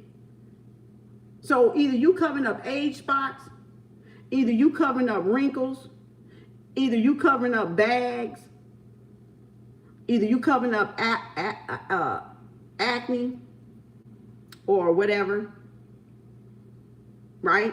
Or you covering up your sex. Because like I said, you better be straight when you come to me. Because I'm straight up. And I don't want nobody to come to me if I cannot tell you. I cannot tell if you're a man or a woman. That's some scary shit. That's like some scary shit to change your dimensions so, like, shape shift, like into, I just don't know, I don't even know what to say. I'm speechless right now. But it's like, wait a minute. Is it that fucking easy? Is that easy? My friends, I'm gonna tell y'all what happened to my son's friends, and this shit ain't funny, but it's funny. It ain't funny, but it's funny. I got some stories for y'all ass, because I be observing. They had a friend. Went to club, whatever, went drunk, drunk, whatever they do, whatever y'all do when y'all go out clubbing. And the dude took somebody home he thought was a girl. Because the person was made up like a girl. That joker went to bed with too, didn't it? That shit happened in real life. That joker was messed up ever since then, ain't touched another woman. Don't want one either. Jacked his mentality up. That's wrong. That's pure deception, and that's so fucking wrong on so many fucking levels. So that is funny and it's not funny, because you know what? You need to start cutting them goddamn lights on. Y'all need to start looking between the legs or some shit. Because you shouldn't be jumping into bed with just anybody you meet at the club in the first fucking place. And it ain't funny, but it is funny, because I never knew that shit really happened until they told me that shit. And that dude jacked up. Like, that dude was like, hey, I don't trust you bitches now. I don't even want to talk to none of y'all asses. And it's not funny, but damn it, you see how if you straight, how it could jack you up? You see that, right? It could mess with your mental, your psychic, because that's not who you are, and you were tricked. So you ladies, sisters, and that's with every race. So this is now every race I'm talking about. So you imagine now that messing with your psyche like that, when you know you're straight and you wouldn't have done nothing like that. So what? That's a forced trickery shit. So because a person can't be real and tell you who they are. So what really is the agenda here? And what are you hiding that you don't want somebody else to see about you? What are you hiding? So if you can't be real with yourself, and you can wear it at a minimum, I'm not saying you gotta not wear it. I'm saying where people can't see you. Okay, we talking about layers. We talking about like in a circus somewhere, clown thick. All right, too thick to even tell the difference if the person features are feminine or masculine. That's manipulation. And then you go out there and you deceitfully talk to the opposite sex without telling the opposite sex what sex you are or what your preference is. That's fucking deceitful. That is fucking forced deceitfulness, trickery. And it's wrong. It's wrong, because now that dude is scarred. That dude could turn into a fucking serial killer behind that shit. That's what y'all not fucking realizing. That dude could be the next Ted Bundy or whoever, cultist or what you call Davy Koreshi. You don't know if that's gonna make him snap 5 years from now, 10 years from now, or 20 years from now, and go freaking postal when he have a flashback. So you gotta stop. Just go where that shit at. Go where the shit at. Go to the club where the shit is at, is what I'm saying. But don't go to somebody that's straight and pretend, because you made up, man or woman, that you're that opposite when you're not. Because that's what's wrong, and that's what people don't like. deception. People don't like their choices being taken away. So that's why people get angry. I could care less what your preference is. But when you come to me, your ass better be 100% and 25,000 G's straight. I don't want you if you're not a man. 100% man. I don't want you. I ain't got to have you. So that's the difference. And so y'all take it lightly and it's not, because that kind of stuff is being done to people. And we don't know what's being done to people because people too ashamed to say it, but they just happen to tell my sons. They just happened to share that because they were friends and they knew them. So they didn't have to tell nobody that, because that could be embarrassing for a man. That shit could be embarrassing. What you choose to do with your body is you. But don't take somebody else's choice away, because you're being selfish and deceitful. That's the thing. And see, does that facade, that fakeness, are we covering up the deceit, the uncleanliness that we're ashamed of? Why can't you just be without all that? Why can't you just be without all that? Like, why can't we just be without all? I don't care what you are. I really don't. I just know I'm not going there with you. I don't care what you are, but I know I'm not going there with you.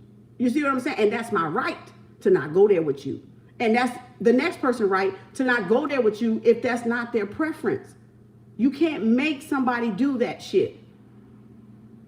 And then you mad when you're in the alley. So, no. Did you think of anybody else? Did you think of anybody else other than yourself when you're doing this deceitful stuff? It's like a woman. Back to the black woman and the women. If you're going to make yourself up so you're unrecognizable, then you can't be mad when a man find out what you look like underneath and he leave you. That whole point. You can't get mad. You can't be, nobody don't want me, and what's the matter, why they don't? Go fix yourself. Go love everything about you. Go love everything about you. That's what you do. That's where you start. Because when you can love everything about you, you will attract a man that will love everything about you. Flaws and all. Big mouth and all. Ugly and all. It doesn't matter. Because you're not looking at so much the appearance, you're looking at here, the characteristics, do they match the vibration? That's why we say it's somebody for everybody out there. Don't matter if you're ugly or you're cute. That's why that saying is out there, because it's somebody for everybody. Don't matter if you're overweight, underweight, bulimic, anorexic. It's somebody for everybody. And why y'all think that it's not somebody for everybody? When you work on yourself, you're going to attract to somebody for you as yourself. When you work completely on yourself. And it doesn't matter if you're overweight, you're underweight, if you're 25 to 90, you're going to still find the person that you're going to attract. At that point, if you still looking and you still want to be bothered and you still want somebody, you're going to attract somebody, because it's somebody for everybody. It's somebody for every type of body. It's somebody. It's some other body for any other body. Somebody for anybody. There's somebody for every other body. Because it's you. It's yourself out there you meeting. And yourself, in order to meet that other self, y'all got to completely heal yourself. You got to become as natural. You got to get away from it. Get away from being unnatural and be natural to get that right person. That's for you. Because that doesn't say if you made it and he like it 5 years from now, he gonna like it 5 years from now, you gonna like it. It doesn't mean that. And if your person can't like you for your hair, your natural hair, and as you are, then you got the wrong person. Because you was born with that shit. You can't change that shit. You can dye it all you want to. You can fry it all you want to with perms and relaxers. You can do whatever you want to with it. It's still gonna grow the fuck right back out that head like it was when you was born. It might change a couple of textures, thin a couple of out, get thin, you know, get thicker, get longer, get shorter, get more brittle, depending on what you're taking care of. If you're taking care of yourself from the inside, watering it like a plant. Y'all saw I had to water because hair is like a plant. It's like a plant. If you water a plant, it grows. If you water your hair, it grows. If you talk to it, it fucking grows. If you abuse this, it ain't fucking growing. If you got bad stank energy, that shit gonna fall the fuck out. All right? Because you're gonna be doing this and it's in your hands. So the same thing. So if you with somebody that don't like you or don't want to see your natural hair, that ain't the right person for you evidently, because you feeling like what? You want to be natural. So now you're going to crucify yourself, suppress yourself just to keep a man, because you don't want the man to see you as you are. Because you think he won't love you as you are.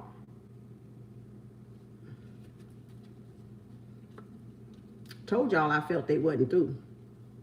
I don't know why they went there, but they did. But you gotta look at more than just be as natural as you can. It's not eating just vegetables. It's not doing just yoga. It's not doing anything spiritual at all. It's not about the crystals. Those are tools. These are tools. Those are tools. It's about this right here. Not all of this out on the outside. This, look how beautiful, look how natural, but look how beautiful all this made me without any of that on my face. Look how it ain't gold and silver. It's crystals and cowrie shells and an earring and a nose ring.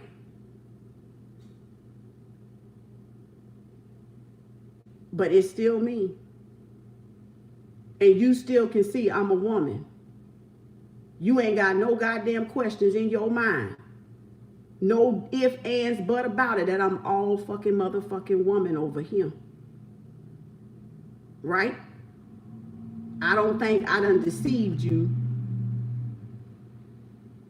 to think I'm something else. You can see exactly who I am. That's being natural.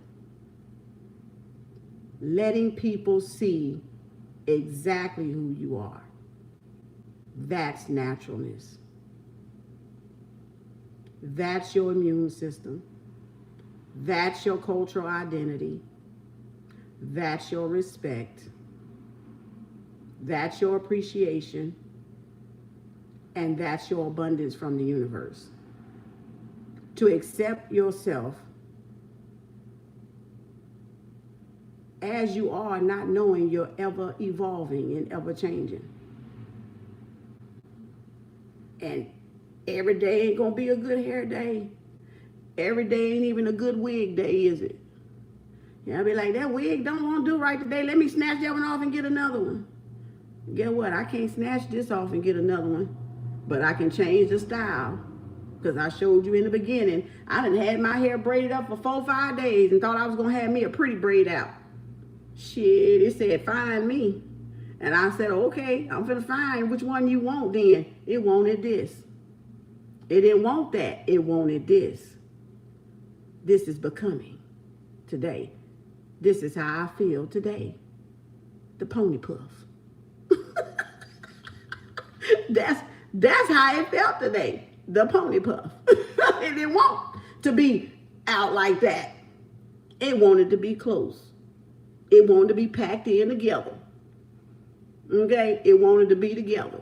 So them strands wanted to be together. Okay, because I had them what? Stretched apart. I had parts in my head. They wanted to come a little close. They wanted to get to know each other again. They wanted to, do their little communication shit, whatever the hell they be doing. I'll give them a little water. Give them something to drink here. Let me spray you. Give me something. Let me give you something to drink. Okay. Give them something to drink. They happy now. You know, they happy. They ain't dry. They happy. They'll be all right till tomorrow. We'll see what they want to do tomorrow. You know, we don't know what tomorrow gonna bring. Like, you don't even wake up and be like, I'm planning this for today. You just wake up and your hair be like, I want a pony puff. Or you be like, I don't feel like fooling with it. I'm not combing it today. I throw a beanie on my head. Okay. You ain't got to do nothing. Doing nothing is combed. Doing nothing sometimes is combed. Sometimes the universe, the ancestors don't even want me to touch my damn hair. They be like, leave that shit alone. Put the hat on the head. Don't touch it. Don't comb it. I be like, huh? Don't comb it. I just be taking my hand, kind of picking it up. Okay, I ain't gonna touch it today. Don't touch me, okay? Because you gotta listen.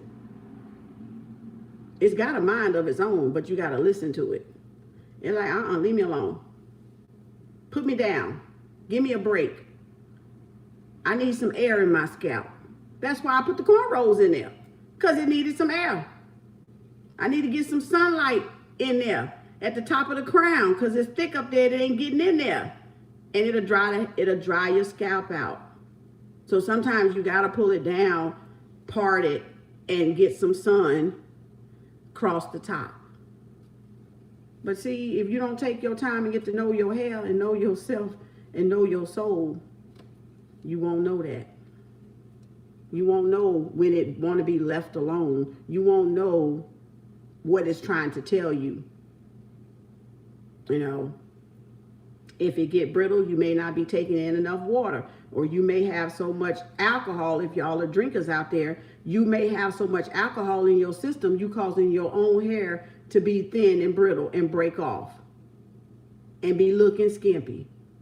If you putting too much weave, you're gonna lose them damn edges. I used to work with sisters. I couldn't fucking understand it. Why would you keep doing something that's taking your edges away? I could not fucking understand it. And they would come and they would pin it up. And this right here, straight across here, gone. Gone. Crawling back, hairline receding, going further and further back. But you see nothing wrong with the picture. But you see nothing wrong with that picture. Not everybody can do your hair, for one thing. And that was an energy thing that y'all didn't pick up on, because everybody that do weave don't take your hair out. But if y'all got a stylist, and I'm a stylist, and if y'all got a stylist that's not growing your hair and taking your hair out, then at least change the stylist. Because you should not be losing your edges, and a stylist is supposed to educate you on how to care for your hair if they're going to put it up like that. Because you paying $200 to $350 to get that shit done, and you paying $300 to $250 to lose your hair, to be bald. So you giving that kind of money out? Come on, come on, I'll do it. Give it to me. Give it to me, okay? Give it to me. If you want to just blow money and give money away, I'll grow your hair. Okay? I'm not into pulling hair out. I'm into growing hair and showing you how to care for your hair. I've turned plenty of people's hair around. Kept them from cutting it. Because they wanted to whack it off. I was like, no, you ain't got to whack it off. I can help you. Just do what I say. Do what I say. It'll grow back. And it did. And they was glad I was not one of them beauticians that go to cutting and cut too much or cut it all off. Because it's the wrong energy. Right? So I don't care about y'all wearing it, but I'm saying if you're doing that, you have to learn about your hair for a reason. And sometimes your hair don't want to be touched. And too much tension right here will thin those edges because it's being pulled and manipulated. Just like when you wear a pony, like when I had perms back in the day, before 2011, and I had long hair down my back. And I always wore a ponytail. And people they did not even know I had long hair half the time until I felt beautiful one day. I want to feel beautiful, and I let the hair out. And they're like, is that your hair? Yeah. You know, like, what you mean? Because there's so many out there of us fake. They think that this ain't real, and they thought when I had a relaxer and my hair was long, they thought it wasn't real. And so we would get faced with that question, is that yours? Is that yours? Oh, it's so pretty. Can I touch it? No. But the fact that I used to keep it in a ponytail back here with one of these, you know, the thick ones right here, slick it back, put apart, and bring it back because I didn't like sweat and it being all over my face, and that was with a relaxer. It thinned out right there. And that was before I was a beautician. So I knew any type of constant stress and manipulation of a style and a pullback of a style thins your hair out because you're not doing anything different. So it would thin, so I had to start wearing it out more or wear it up some type of way where halfway and let it hang in the back so it wouldn't be tension back here. And that's to teach y'all that's why you're losing edges. It's to show y'all that. Because constant pony puff will do it because you're constantly pulling it up and not letting it be. And different, the tension from the braids and the whipping over and the whipping over and the balling up and it's a constant pull. Even though you're not messing with it as a protective style, there's still you moving it and shifting it rather than just braiding it and leaving it alone. So and your hair tells you it don't want that. So that's sign number one that you ignore in the first place. When you start losing hair and you still continue to do it, you're ignoring your own signs of your hair telling you, I don't like that shit. I don't want that. Just leave me the fuck alone. It don't like what you're doing. All right. It just don't like what you're doing. Don't ask me why hair is like that. I don't know. It don't. Some people hair grow faster without the manipulation. My daughter's grew faster with locks, longer than mine ever grew. And it just took off because she had that type of hair. If you left it alone, it grows. My hair is the type of hair I have to touch my hair to grow. My hair has to constantly, I was always changing styles. Always changing styles, messing up my hair, playing in my hair, because my hair grows when I'm touching it. You got to learn your hair, ladies. You got to learn what grows your hair. Now, could I endure some locks? I don't know. Because my scalp is tender and it don't like to be manipulated. When I put combs in there, they got to come out because my scalp is sore. I have really sensitive, tender ass scalp. I can't even handle braids. One of my classmates did that when I was in hair school. Y'all, I swear to God, I had that shit out in less than 4 hours out of my head. It felt like ants was in my head. I wanted to chop my head off and put it in the motherfucking freezer. I said, how the fuck they do this? And she was like, you took it there. I was like, yeah, do these crochets. I told you I tried some shit to see what the hell y'all talking about. Because I was like, I don't know what made me, my head was heavy. Y'all, this shit was so funny. I went over there and spent all that damn money and time and let my classmate fool with my hair.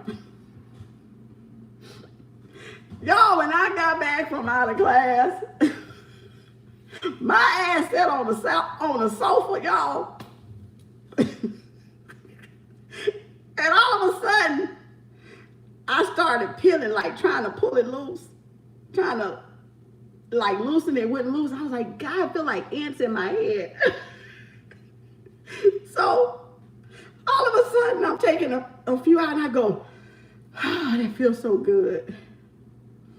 And then so I kept doing this. Oh, it feels so good. And I got to so many that I just had to take them out, right? But at the whole time, I'm looking at the freezer like I want to go open the freezer up and literally stick my head in the freezer because it felt like I had little ants in my damn head. And I was like, what the fuck is this? Baby, look here. My hair said, if you don't get that shit out of here, you gonna wish that head was off of your shoulder. So by the time I had a big old circle I had already picked out, and it was left over here, y'all, I sat there. That shit came right out. It wasn't 4 hours, y'all. By the time I hit that house, I sat there on that sofa and pulled all that out. And I went to class the next day. And they laughed. They said, you always messing in your hair. You pulled that out. I said, I couldn't take it. My instructor looked at me. She said, you let her do all that and you took it out. I said, I couldn't take it. I felt like ants was in my head. I was about to stick my head in my own refrigerator, freezer. Y'all, I swear. So y'all can't tell me. Y'all can't tell me that shit was heavy. That shit was itchy. I felt like something came over me worse than fleas, okay? I don't know what that shit was, but I said, hell to the no, okay? Because when you in beauty school, everybody want to play in your hair. We want to experiment because that's how we get our experience. So I was like letting her do it. And I was like, oh, hell to the no. Oh, hell no. I'll keep my own hair. Thank you. So I was like, ooh, that was my experience, y'all. I'm telling y'all, that was my experience. I was like, and so I know myself. That was in 14. That was in 14. And remember, I was natural already in 2011. So I didn't need it. It just was part of beauty school, right? And they used to always want to touch because I had a big fro. I always wanted to flat iron my hair. I was like, no, they like, you won't let nobody touch your hair. You damn Skippy. Oh, shit. I know what this shit is. Can we flat iron your hair? Oh, I want to flat iron. No, you is not finna strip my curls, baby doll. I'll do that myself. All right? You not finna strip my curl pattern and I got to start this shit all over and grow this shit back. Ain't nobody really touch my hair in hair school. They'll tell you nobody really touched my hair. I'll go there and do my own goddamn hair. They be mad because I'm doing my own goddamn hair. I think I let my teacher and one of my close friends ever wash my hair there. I would not let nobody touch my hair. Nobody. Honey, this shit's real. Okay, it's real. They saw that too. They was like, we can't even get close to her. You sure can't. Because if I feel some type of way, you ain't getting close. You know, but they all wanted to do my hair. White wanted to straighten my hair. They wanted to flat my Caucasian classmates wanted to straighten my hair. The sisters wanted to straighten my hair. Everybody ain't playing in my hair. You ain't playing in my hair. I had a beautician, y'all hurt my feelings. I was with my beautician for 14, 15 years. And before I went natural. Let me see, 97, 90, 99 to 10, maybe 10 years, maybe 10 or 11, 97, could have been like right at 15 or something. 14, 13, 14, somewhere up in yonder. Did my perm with no problem. Started out at $35, right? $35, $40 getting a relaxer. That's how the price used to be for good master beauticians and stuff. By the time I stopped going to her, my price was $75. I had hair down my back to my shoulder blades, like right past back here. So I had long hair. She would grow my hair. She did very good. That's why I kept her for so many years, because if I had a good feeling and you did my hair right, I didn't mind you doing it. She would do my hair, y'all. That's when I was the ponytail. And soon as she do my hair, the next day it was in a ponytail. And she's like, you ain't gonna do nothing but get it put in a ponytail. Yeah, because I don't want it in my face. I don't want it down. I just want it relaxed and pulled back. That's all, right? I just went there for her to do it. To keep me from doing it, even though I knew how to do it. And I was like, but I kept her because my hair always grew. It never like broke off. It grew. Y'all, she hurt my feelings. She really hurt my feelings. From $35, $40 to $75 in that year span, she hurt my feelings. Me and my daughter went natural. And I went to her because I wanted her to take care of my natural hair. And you know what she told me? She don't do natural hair. Y'all, I was shook. I literally was shook. Like, you would take my relaxer money to put that poison in my head, but you won't do the same hair in its natural state? Imagine how shook I am, y'all. And this is a sister. I was shook. I was like shook. And I said, wow. Now, she really didn't do my daughter, but I brought her, me and my daughter. At that time, we both was natural. When we returned to being natural. And she didn't do natural hair. I was shook, y'all. I said, okay. Because one thing, natural hair, that's why when I went and did hair, I did natural hair. Because I didn't want to do nobody like that. And my special was natural hair. And I said, okay. I went to hair school and did my own damn hair. Never again. Never again will I rely on somebody to do my hair. Never again. So I was shook in the sense that I know that $75 a pop is some good money, and it takes time to learn and manage different natural textures that we all have as Black women, because all our hair is different. And people don't want to take the time to learn the hair, but that is just as booming business as any other business with slapping relaxers and sew-ins in. Didn't give me nobody else, but just said, no, I don't do natural hair. And I said, oh, you don't want to do my hair? She said, I said, oh, okay. Never saw again. Never asked her to do my hair again. Went to hair school and learned, and I do my own hair. If I want to do something to my hair, I'll do my own hair.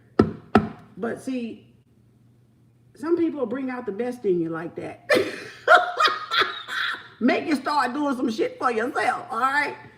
Make you rely on yourself, right? I know how to silk press my hair. If I want my hair straight, I know how to silk press it. I can silk press my hair straight. I can hot comb my hair. I got a whole hot comb setup in there. All different, the click, and the hot comb, baby, if I wants to make it straight for a day. All right, if I want my hair straight for a day or blow it out, I can make it straight for a day without stripping my own texture, and sometimes I used to strip it and cut it back off because I done kept the damn iron too hot. But that's trial and error, because that's a different hair type. So I have a different hair type. So again, that's what that is. So you all right. And so that's what that is. You got to learn your own self. You got to learn your own self. And you got to take the time to learn your own self, because then you ain't out there looking for a self that's not you and attracting a self that's not you. And that's the whole point. Going back to home, being at home in yourself, being comfortable in your own naked self, your own true self, before all the invasion, before all society standards was put on you. That's what being authentic is. When you get to that point, the real thing that you're going to find out is it never mattered anyway. you're going to find out it never mattered anyway. Why did I even do it? It's a learning thing. It's a journey thing. We're discovering, we're rediscovering, remembering ourselves. And that's what all this television do to y'all. You sit up there and glamorize these standards that ain't natural, that you don't even know what natural is. And that's what that's about. When you don't even know what natural is, you think you know what natural is. You ain't never lived natural to know what natural is. So how do you know what natural is? Natural is when you came out and you was 1 to 7. When you was 0 to 7, that's your most natural time right there. Before society hit you upside the head. Before peer pressure hit you upside the head. Before you lost your mind, fell and bumped your head. Before you were sold the fairy tale, the illusion. Before all of that, Ken and Barbie. Before all of that. Before all of that. But we want somebody, we want a man, we want a king, we just want somebody to love us, but we just won't love ourselves. But we want somebody to love us. We just want somebody to love us, but we won't love ourselves. Bring love into, see there? Bring love into the situation. But you want somebody to love you, but you ain't bringing love to yourself. That's what all this. Look, luck is on your side. New moon in Sagittarius.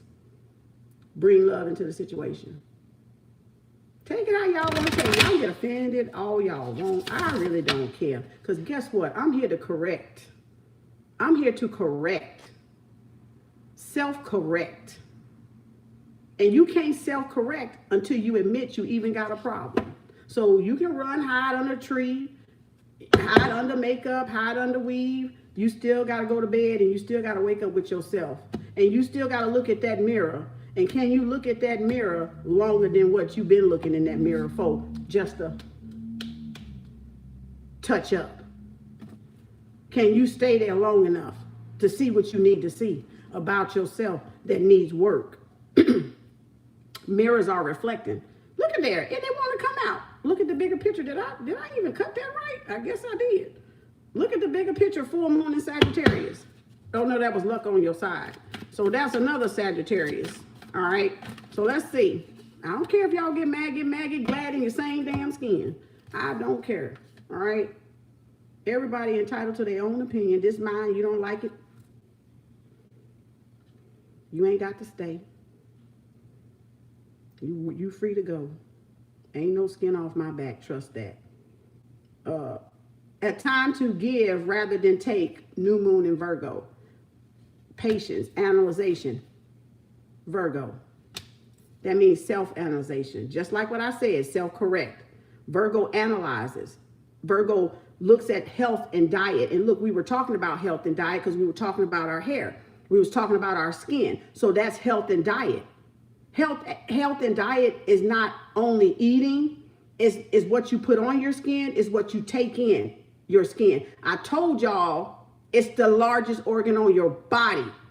And if you don't respect your skin and your hair, you ain't gonna respect what's in there.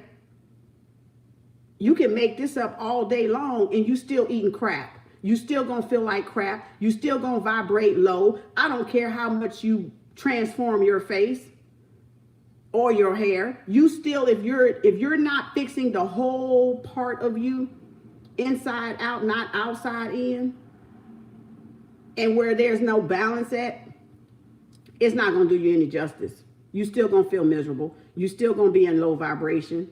You still not gonna ascend.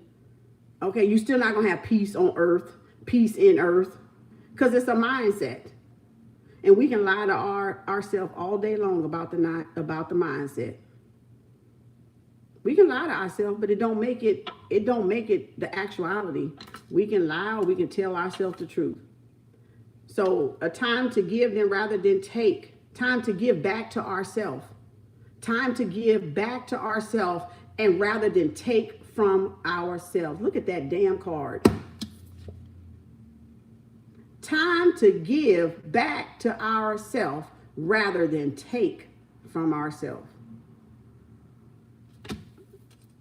Energy is gaining momentum, waxing moon. Show the world the real you. Full moon in Aquarius.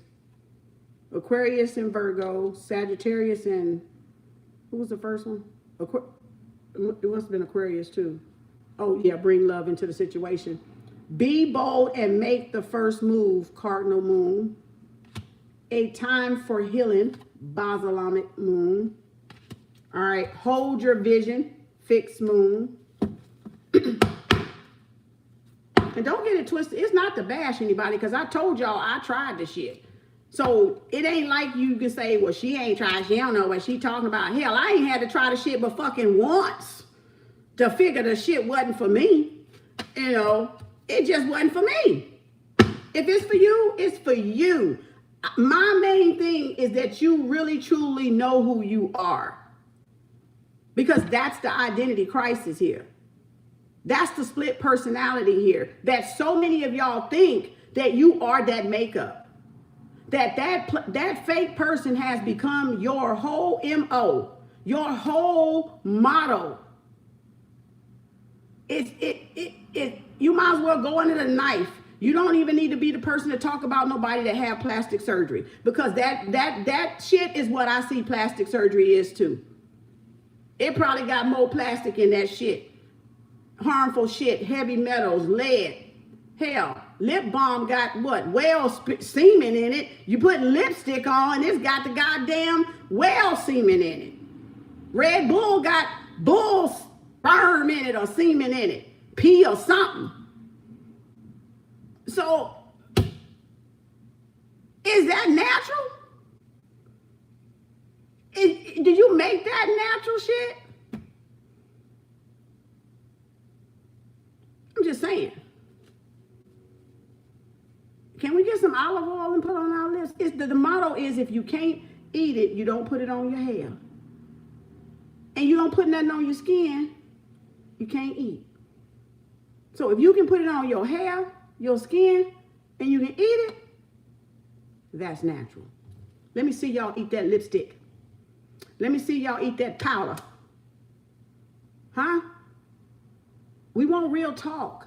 See, y'all want real, but you don't want to hear real talk. But you want a real person. I got certification in 100% 3D Brazilian mink, whatever that damn eyelash shit is. Let me tell you. See, y'all don't fucking know me, but I'm finna make you know me a little bit. When I was in hair school, 3D eyelashes.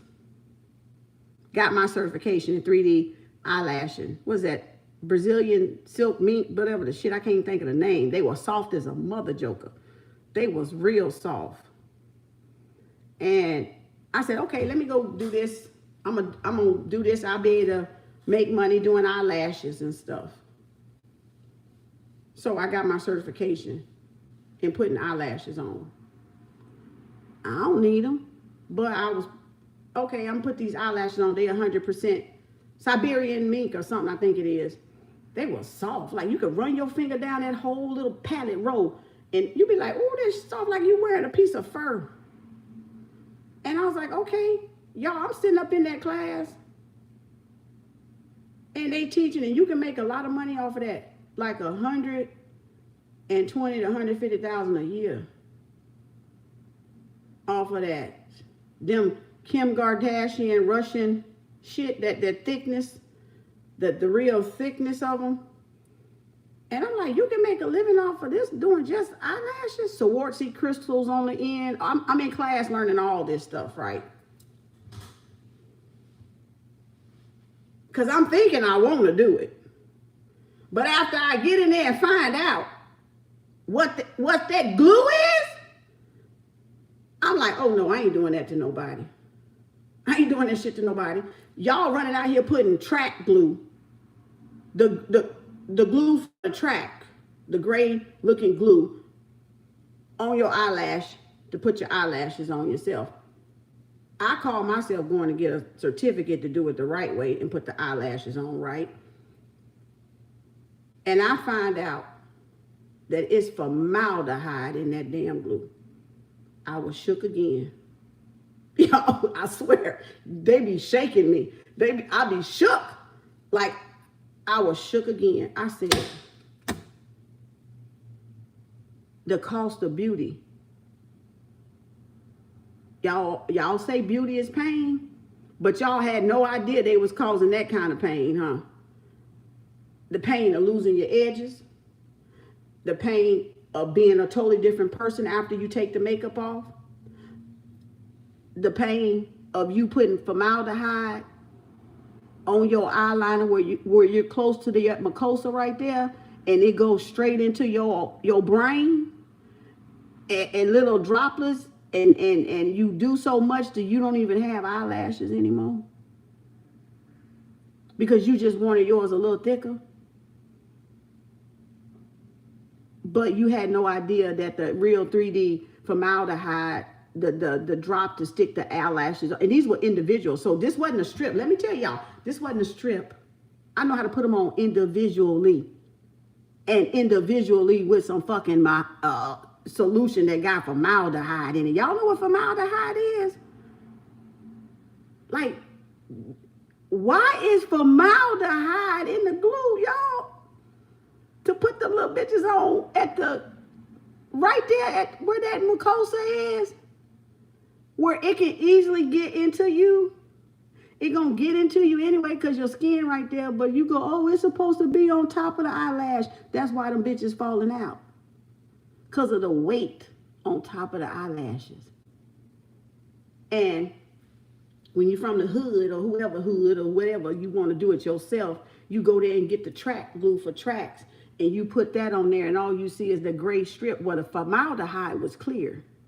You wouldn't see the gray strip of putting the fake eyelash track on yourself, the tab on yourself. But you would see the glue under there for those that try to do it themselves the wrong way. And God knows what that shit had in it, because it was thicker than the clear serum that I had that had formaldehyde in it. You go to the beauty store and buy that. Y'all know what I'm talking about. Don't play stupid now. You know exactly what the fuck I'm talking about. So you're putting something on your eyelashes that's going into your eyes, your sockets, pulling the hair off of your eyes.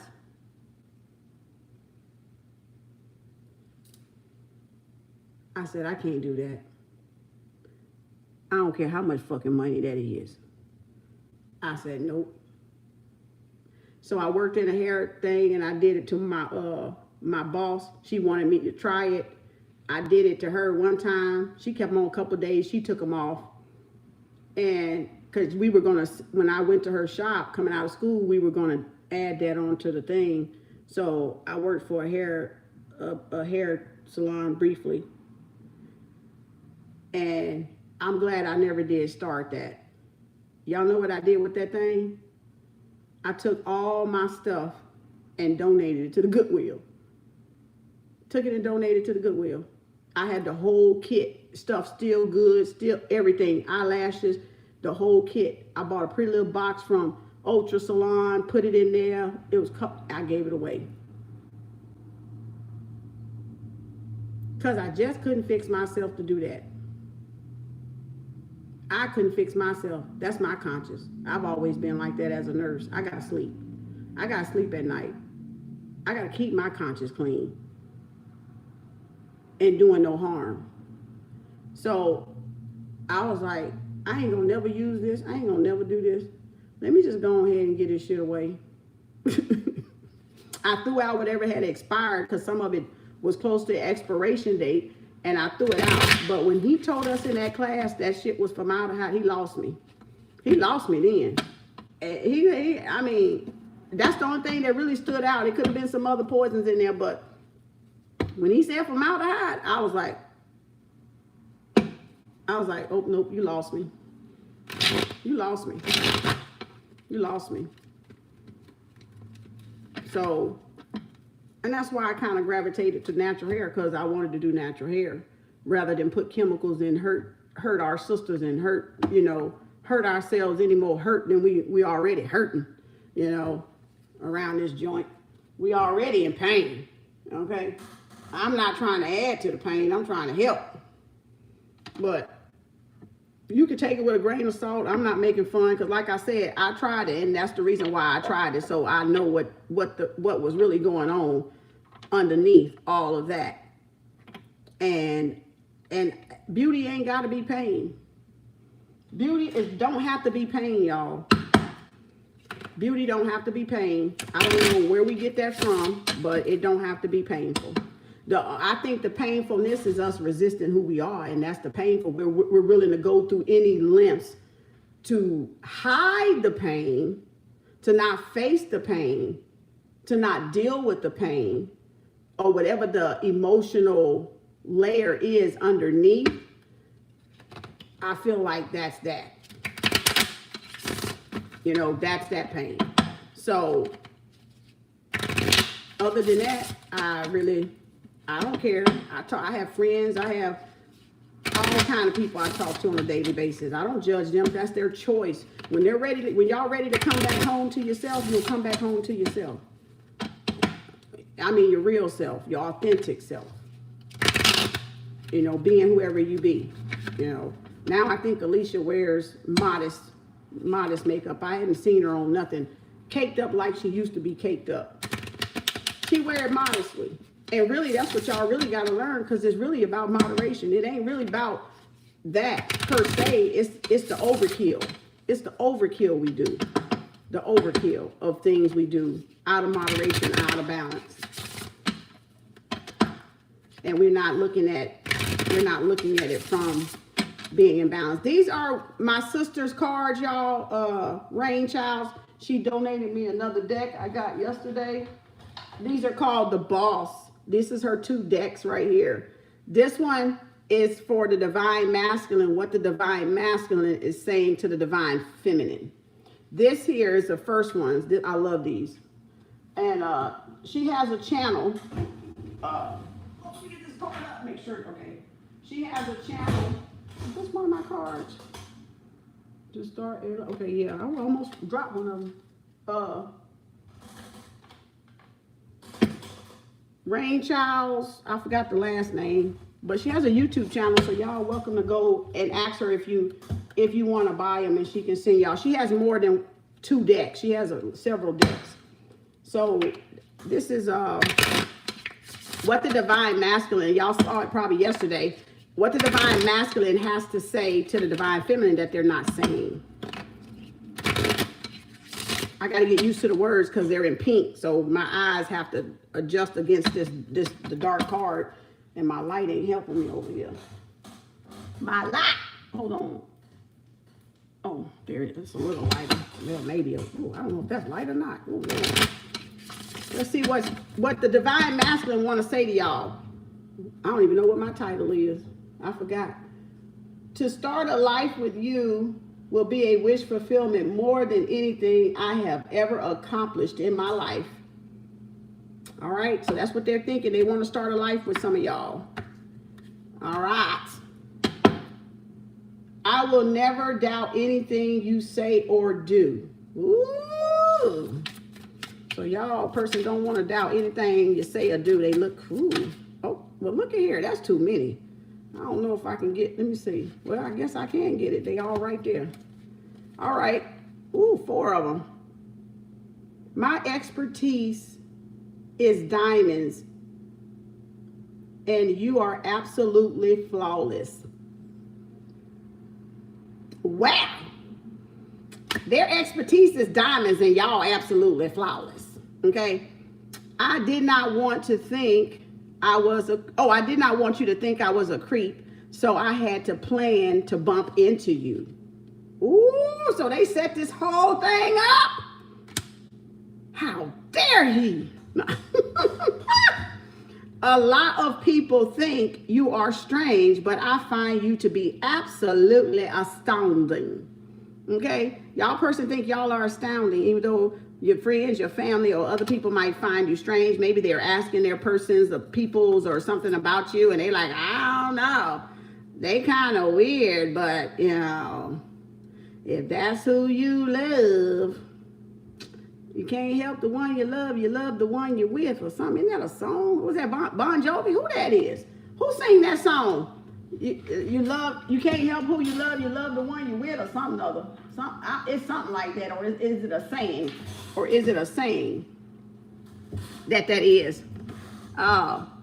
This one says, I will never doubt any. No, I did that one already. Oh, it came out again. I was like, wait a minute, I read this one. This was one of the ones under the bottom. I was like, did I do something wrong? I will never doubt anything you say or do. So divine feminine, they trust you. They trust your intuition. They respect you because they're not going to doubt that you're going to tell them wrong. And even though they're friends and family, or whoever, their best friends, or whoever they talk to about you guys, and, you know, they might think y'all are strange, but they still appreciate you and think you're astounding. And they plan to bump into y'all. So wherever you met this person could have been watching y'all, and they kind of like planned the oops, you know, the bump into your part, okay? And they see you, you know, their expertise is they pick out the best. Their expertise is diamonds, and you are absolutely flawless. Like, they like, I don't get nothing but the best, okay? What the heck? Who is this y'all messing with? Who this damn? Wait a minute, who this is? Y'all better tell sister something. Don't be playing with me. Who y'all messing with? You belong to me and no one else. Excuse me. Who this? Y'all ain't got my permission? Who this? Who this? Who this talking about? You belong to me and only me. I mean, you belong to me and no one else. Who y'all messing with? Y'all got a crazy on y'all hand, don't you? Y'all might be dealing with a stalker. Some of y'all might be dealing with a stalker or a stalkette. You're dealing with a stalker or a stalkette. All right? That's what y'all doing. Dealing with a stalker and a stalkette. All right? Mr. and Mrs. Stalker, stalkette. Success still under the bottom. I done shuffled it a couple of times. Let's see what these angel answers. I hope y'all got 3 questions. Be happy. Big happy changes are coming for some of y'all. Big happy changes are coming. Oh, I meant to get that one, and that other one came out, so we're gonna take it. One more. 3 questions, quick. 7 words. Don't make it a paragraph. Well, two more, because that was 4 cards. So you got 4 questions you can ask. No need to worry. Let go. Ooh. So somebody don't need to be worrying. It's just time to let go. See, y'all letting go not to let go. I keep telling y'all that. You're letting go not to let go. Just let go and no need to worry. Be happy. Unlikely, first question. Unlikely, angel answers. First question, y'all got 3 more questions to ask. This is number 1, unlikely. All right, and then number 2, if you believe.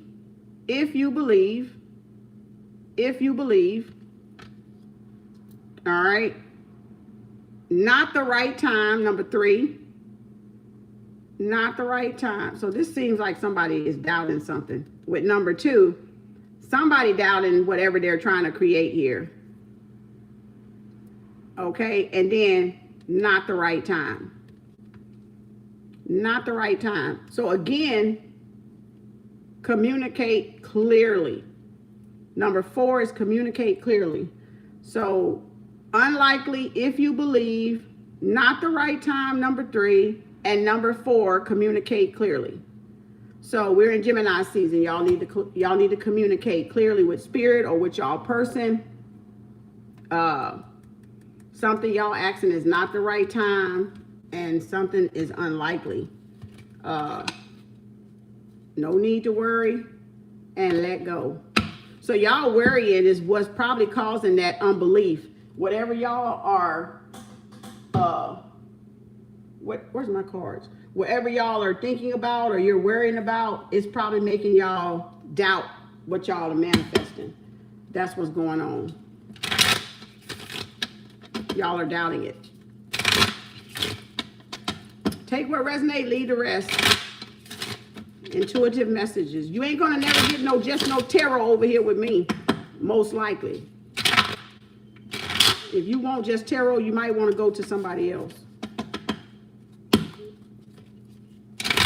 Because I channel messages more than just read tarot.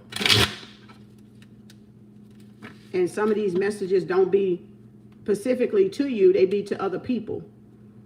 So y'all got to pick out what resonates, because this is a collective reading. I'm not here to appease you and to please only you.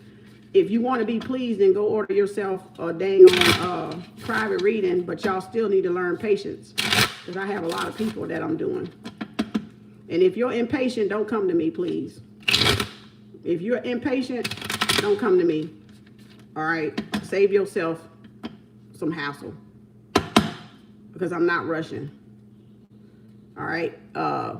Mistakes happen when you rush. That's one thing I learned. In nursing, you can't rush, because mistakes happen when you rush. And so I'm not rushing. So if y'all want somebody to go and do y'all reading quickly and y'all impatient, I don't care what you spend, then go to somebody else, because you're not going to rush me. All right? So I have no problem giving refunds. I don't give refunds, but if I don't want to be bothered, I will give you a refund. I have no problems with that. But you're not going to run my business for me. That's what you're not going to do. So with that said, Dragonfly, be lighthearted, finding out things coming to light. Adapt, change, and heal. Interesting. This whole intuitive message, even with the tarot, adapt. It's telling y'all it's time to change. It's time to go in another direction. The acceleration of the dragonfly is like the 8 of Wands in the deck, because that means fast choices, decisions. You ain't wasting time no more. You ain't complaining. You're letting go like that card, like whatever come y'all way. It's like, fuck it, boop, you're on to the next. You're clearing your consciousness. You're dropping the bags. You're dropping whatever the wands are. If this is the 9 of Wands, then the 10 of Wands will be next. So you're dropping things, right? Anything that does not matter, anything that's not important. And that's where we're in this accelerated speed, and everybody's just metamorphosing almost, kind of. And it's saying we're adapting, and we're kind of forced, because over the last year, 2020, we've all had to kind of adapt, like quick, fast, in a hurry. Even though it seems slow because we've been standing still, but that was to get us to slow down so we can see what was coming across the projector screen of our consciousness and of our mind. And the only way we could do that is if we physically stand down, if we physically stand still, so we can see all the thoughts, all the interactions, all the distractions, all the walls, all whatever that is that needs to come tumbling down will come tumbling down, so we can get ready to what? Adapt, change, heal, head in the right direction. Because remember, look, it's going upward. So somebody might have a tattooed dragonfly on them. Somebody might like dragonflies, or you might have seen a dragonfly. Well, I don't know if it's been hot enough to see any of them. Maybe, because they playing with the weather. So it might be 1 or 2 of them out there flying around. So this could be somebody's animal totem. So look it up and see what speaks to you. And they're gonna say different things. If it don't make sense to you, then it's not yours. If you read an animal totem, because so many people write certain stuff about them, if you read an animal totem and it don't make sense to you, then it probably ain't for you. But if you ran out there and you see a dragonfly, one or two, then you might go, oh, dragonfly. That could be a message from your spirits, from your higher self, trying to relay to you through animal totem. All right. So it's like numerology, seeing numbers. So again, animal totem, be lighthearted. That means don't carry low load. Don't carry a lot of worry. It said let go in the cards. So finding out things coming to light. So the truth is going to come out, and adapt, change, and heal. So this is about healing. This slowdown is to get us to focus on our healing and what we should be doing to our healing, and getting that healing in gear, getting a chance to work on ourselves, assess our diets, like Virgo when it came out in the reading, assess our health conditions, get back on track with our eating habits, get back to nature, right? Because Mother Nature, source tells all. Mother Nature is our natural way. If you think anything other than nature is the natural way, you're mistaken. It is not. And that's what this whole reading was about. It's about us getting back to our natural path, our natural way. And everybody's natural way is different. But one thing we do have in common is Mother Nature out there. So that means everybody got to get back to what? Nature. The original nature of the man and the woman. Y'all can reject the shit, get mad, get glad too. I don't care. All right?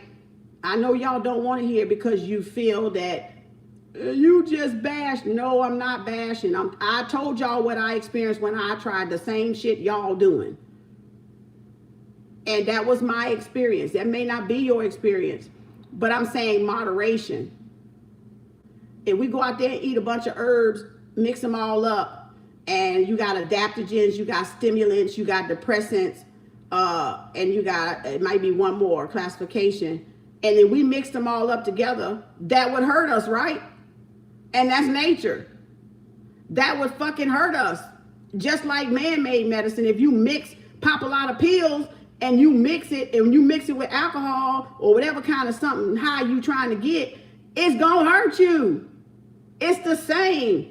So it's saying it doesn't matter what out there, whether it's healthy or not, if we're not doing it in moderation, it can hurt us more than it could help us.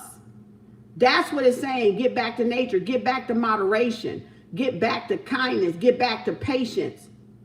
Get back to being loving. Get back to putting yourself first, not harming yourself, not doing harm to yourself, but genuinely loving yourself. Right? Because if nature don't know no difference, and nature can feed everybody, give everybody medicine from herbs, help everybody lift their vibration up. But how can your vibration be lifted up if you got unnaturalness around you? Or covering you up? That's what I'm trying. That's why y'all want to know why you ain't got a goddamn connection. That's why I'm trying to tell you why you ain't got a fucking goddamn connection worth shit. That's why. You covering it up. You covering it up. She ain't say go out there and do all that. She said go out there and just fucking be. God damn it. Go out there and just damn be. Why y'all got a problem with being? Why y'all got a problem with other people just being? Just be. Meditate on it until you figure out what be mean. Meditate on it. Took me a damn minute to figure it out. I didn't figure it out overnight.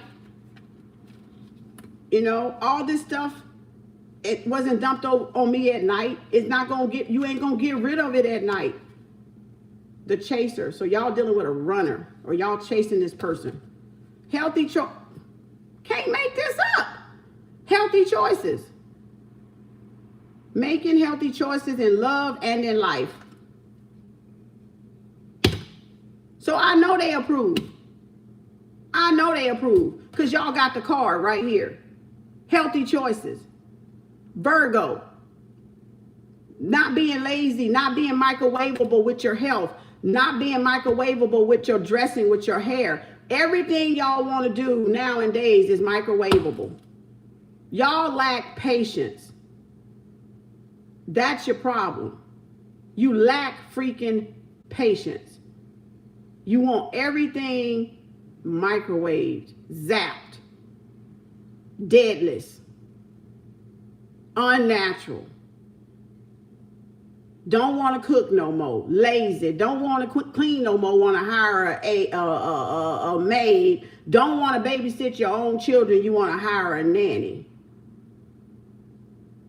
You don't even want a man. You want a microwave man.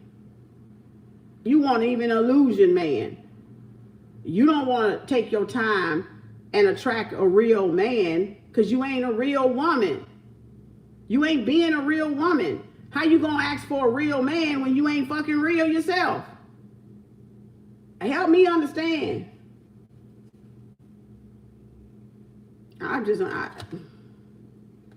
your health ain't right. Palm trees, stability, right? In a storm, they can wave. In hurricane season, they can be flopping like this, but they still got that stability. Security, stability, permanence, growth, endurance, and flexibility. So this is y'all gonna be flexible. It's not saying you gotta be perfect. Don't get it twisted. Listen to what's being said. Listen to what's being said without being offensive, without in your feelings. Get out your feelings. Get out your fucking feelings. I don't care about your fucking feelings. Truth don't care about your feelings. I ain't caring about your feelings. I ain't here to be your fucking friend, God damn it. I ain't here to be your friend. I'm not here to be your friend. I don't want to be your friend because I can't trust you to be mine because you ain't real. So now you can see I ain't here to be your friend. I don't care about your feelings like that. The truth hurts. If you're offended, that means it's some truth to this shit and you're in denial. That's a trigger. You go deal with it. I had to deal with it when it was said to me. I had to deal with it and take a look at myself in order to change and adapt. I wasn't always like this. Even though I was born like this, in between all of that got what? Falsified. Falsified information. Falsified, let's do what everybody else do. Falsify this, falsify that. Fake this, fake that. It's okay to be different. It's okay to be weird. It's okay to be strange. It's okay to not fit in. It's really okay. But y'all going with them standards and think that it's not okay. And it really is okay. It's really okay. So even if you're going to wear it, make sure it's as natural as possible. Make sure it's as modest as possible. Give yourself a break a week or two or something in between. You know, stretch that shit out. You know, make it last forever. You know how Keith Sweat say, make it last forever. Just stretch it out. Not day in and day out, day in and day out. And you clogging up pores and you cut, and this stuff is seeping in our skin. And all this stuff, this factory stuff that's made with stuff we can't even freaking pronounce. We can't even pronounce. That's why if you can't pronounce it, you don't eat it. If you can't eat it, you don't put it on your hair and your skin. That's why we got that rule for natural, because that way we make sure we're picking the right and closest to natural ingredients as possible to put on our hair, to put on our skin, to put in our bodies. Because if you can't make it out there with that shit out there, then it ain't to be made, goddammit. Maybe it ain't shit to be done with it. If you can't get it from out there and help yourself with it, then maybe you don't need it then. Maybe I don't need it. You see what I'm saying? So, and it really takes, if you've been in nursing for 25 years like I have, you would probably have some of these same values a lot of nurses and doctors do, because we've seen it firsthand. We've seen it firsthand. So that's why a lot of them, you ain't don't see them doing that stuff that they trying to do now. Because they like, you know, because they seeing it firsthand. Y'all too busy paying attention to the ones that got it, But you ain't paying attention to the ones that ain't getting it. Because peer pressure is one hell of a drug. Fear is one hell of a drug. Fear is one hell of a drug. And when you're not natural and you're not being in your natural state, that says you have no self-love. So that's why it's easy to project fear on some people, and they run with it. They think they're going to somehow be saved with this fear. Oh, if I do it, everything going to be all right.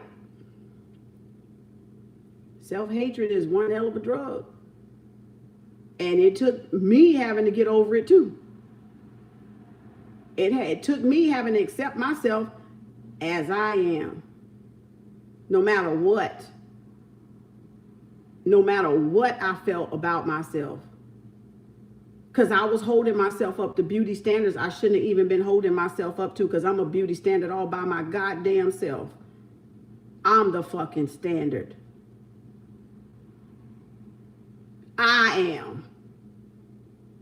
Within my own right. Within my own being. And I ain't got to compete with nobody. Because can't nobody fucking compete with me. Because I ain't nothing to compete with. I'm just this. Just is. Now you go out there and you try to compete with just is. All you want. See how lost your ass gonna get. Trying to catch up with just is. Go right ahead. You're going to be running till the cows come home. And you're going to be coming back slopping, slotting. Worse than when you was in church with the Holy Ghost. So go ahead, compete with just is. Because there is no competition when you're just is. You're just damn fucking is. Why y'all can't get that in your head? You want to be a standard? You want to be a bar? You want to be a prize? Be just is. And see what's what. See what's what. Don't get caught up in that Atlanta, House of Atlanta stuff, bachelorette stuff. I want a wife stuff. I want a husband stuff. You get them, you still don't know what the fuck to do with them. Because y'all don't know what to do with yourself. So how you going to know what to do with somebody else when you don't even know what to do with yourself? In the time of need, in the time of happiness, in a time of any other kind of time. Get the fuck out of here. Go somewhere else. Get y'all ass on somewhere. That fake shit. Told you, I ain't one to play with. Love. Unconditional love, self-love, oneness, passion, affection, and attraction. And it crosses health choices. And it crosses the health choice. So when it fell right there on the corner again. See, that's why I said self-hate is a hell of a drug, because it's saying if you really love yourself, you would do better. If it's not just showing black, white, it's showing everybody. Period. This is everybody now. Everybody. If we love ourselves, we would do better. If we genuinely love ourselves, we would carry ourselves better. We would treat ourselves better, each other better. We would do better in health, relationship-wise, in diet-wise, in being natural-wise, being our own self-wise, respecting other people's space, respecting other people, period. And then, I didn't ask you to come over here. You came over here. Whether you being nosy or not, you came here. I just came online like every damn body else. But you ain't got to stay here, right? You free to log off. I say something to piss you off, then that's a trigger. Then don't just go leave mad. What I want you to do, if ever I say something to piss you off, go work on what pissed you off. That's what I want you to do. That's what I want you to do, because that's what I had to do when people would say shit to me and piss me off. I had to go get to the root. I had to go get, why the fuck I'm mad? Why I'm mad? They got their right of their opinion. I don't know what they've been through. I don't know where that opinion stems from. I don't know what happened to that person. Why am I mad? Because they said something I don't agree with. That's a trigger. That's a trigger. That means you need to go work on something, because they triggered something in you to trigger that emotion. And I had to do the same thing. When people would say something that I didn't agree with, now I was like, ain't no good book but the Bible. And then I learned, shit, there was a whole lot of good books out there. So that quickly dissipated. Because then I was like, wait a minute, that's some good information over there too. Tao got some good, Tai Chi got some good information. Buddha got some good information. Because it's all life lessons. That's all it is. And when y'all don't want to learn life lessons, you get mad. When it's thrown in your face or you walk right into it, you're mad. You're mad. You're just mad. Just admit it. You're mad. Because you're not doing what you're supposed to be doing. That's the reason why we get mad. We get mad when we're living a lie and we do not want our illusion destroyed. So when we don't want our illusion and our disillusions destroyed, when somebody mentions something that strikes up an emotion in us, that's showing us that we are in an illusion. And it's shining the light on that illusion for us to go work on it for ourselves. So we can get healthy choices, balance, stability, love, affection, and attract what we want. I used to be the same way. I would not hear certain people. You couldn't talk to me. You couldn't tell me shit, all right? I ain't gonna hear it, all right? But then I had to be like, why it keep getting harder? Because you keep running. And you're gonna run around the corner and somebody gonna say it again, and you're gonna find yourself mad every day. Because you're running from it and it's chasing you. So that's what you're running in the chasing card we saw. You're running from the truth because that is the truth. And the spirit is, your higher self is trying to tell you, go that way. Go that way. Do this here. And we're running from those messages, though, even though they come from people, might be a different color, might be a different a male or female. We don't want to hear it because we in the illusion. When people do not want to face the truth and do not want their illusions destroyed, they get all in their feelings. They get all in those emotions and they feel hurt because it is the truth. Because if you were like, oh, that ain't me, she ain't talking to me, you wouldn't feel nothing. Because you would know, oh, I'm doing my shit, I'm on my game. And you wouldn't feel no kind of way about what anything I said today. If y'all on y'all shit, y'all be like, she ain't talking to me. Woo, go on, mama. That's what y'all, go on, auntie. That's what y'all be, because you know I'm not talking to you. You already know, because you've already made those adjustments and adapted with that palm tree to whatever you were being rigid against, whatever you were not looking at self-introspection for bettering your own life purpose and saving your own lives. Saving your own lives. So, and that comes with self-love, that you want to be here to see your grandchildren, to see yourself get older, to experience love, or to get remarried, some of y'all, or to even just firstly find your person, some of y'all that's young. This is to help you so you can live long enough. Do y'all know our age expectancy is down to like 50s, maybe 40s? I lost friends in 40s. In the 40s, in the 50s. Y'all, we should not be dropping dead in the 40s and the 50s. That's a fucking problem. Our life expectancy, we may see 40 and 50 in the 50s. We may not even make it to 60, let alone 65. And 65 is not really old. Because you ain't even in full retirement 100% yet. You close, but you ain't there yet. So explain that. So that means now if we don't change the course, and if we don't teach the young ones to think about what they're doing, that means it's going to drop to the 20s and the 30s by the time they get our ages. If they make it out. If they make it out of the 20s and the 30s.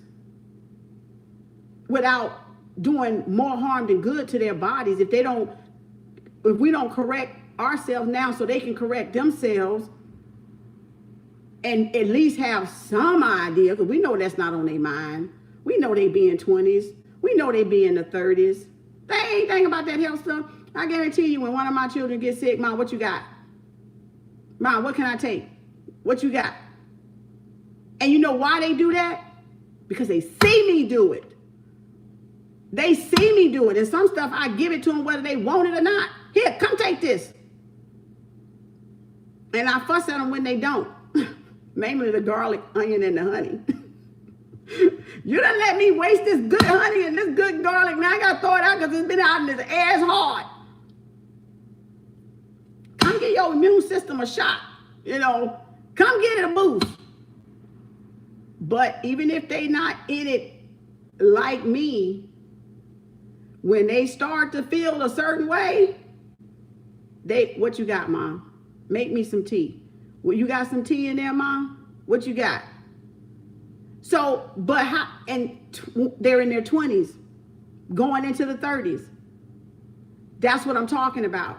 So if you're a parent into unnatural, you can't even help your young adult children even have some type of information, knowledge up here about herbs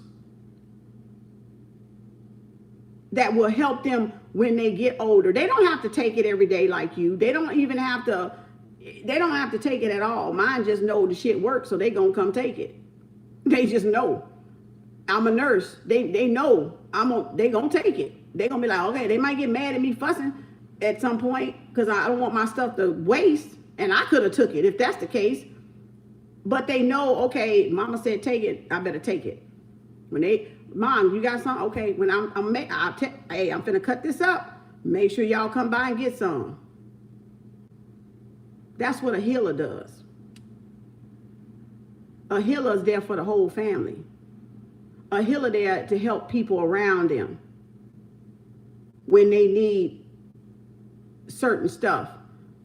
A person that heals knows how to heal those around them or keep those around them good and healthy and balanced.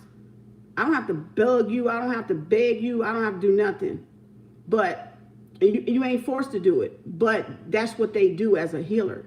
That's why they're healers around y'all. But some of y'all ain't even listening to the healers that's around y'all because you're too busy being unnatural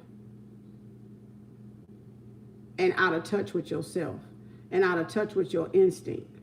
And so then it's easy for that fear to come in and get some of y'all and run off with you because you're not listening to the people that God or whoever your creator is put around y'all.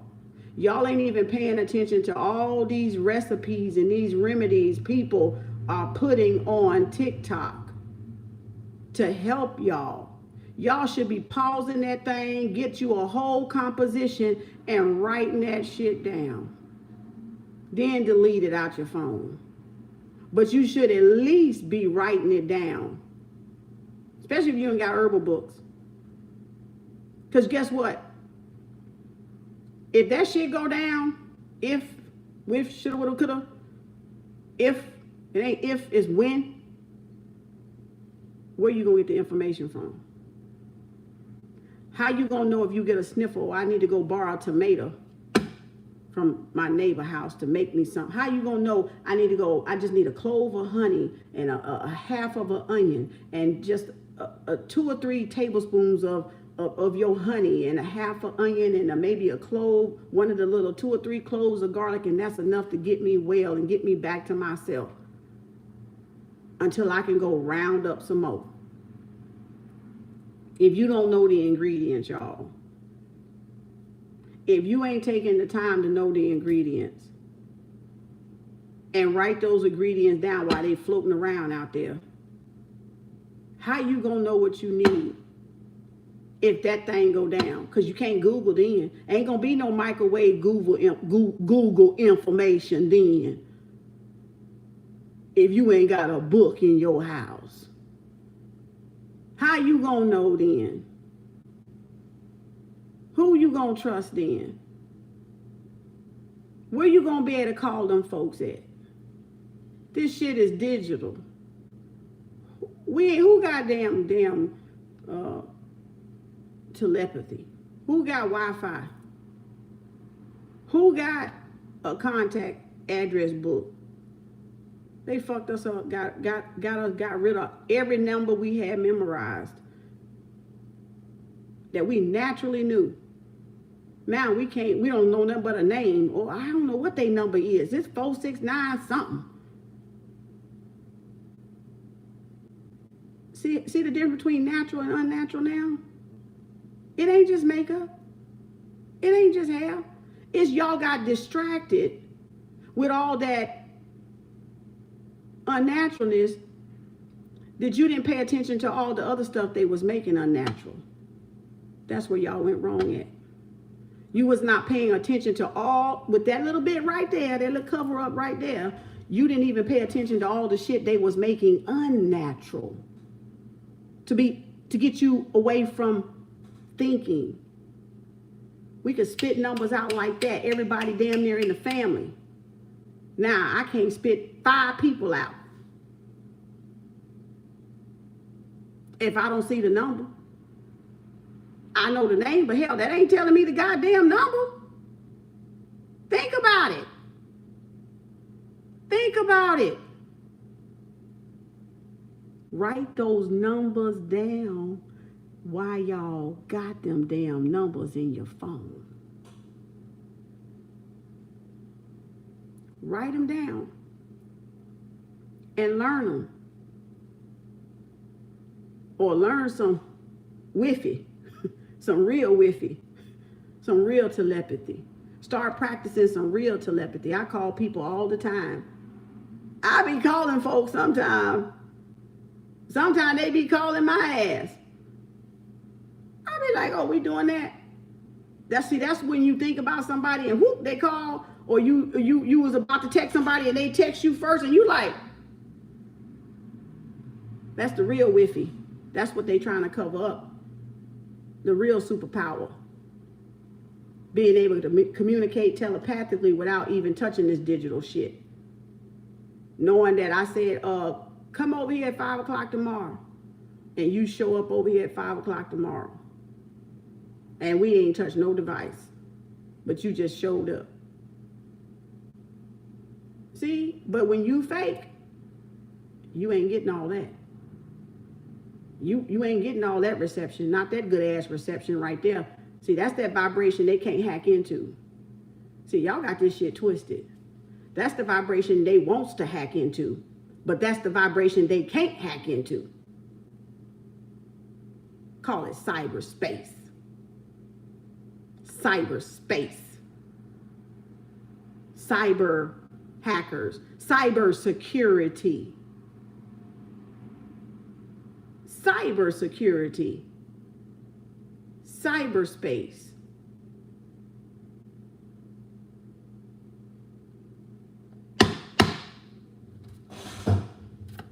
But y'all woke though. Y'all natural. Doing microwavable things.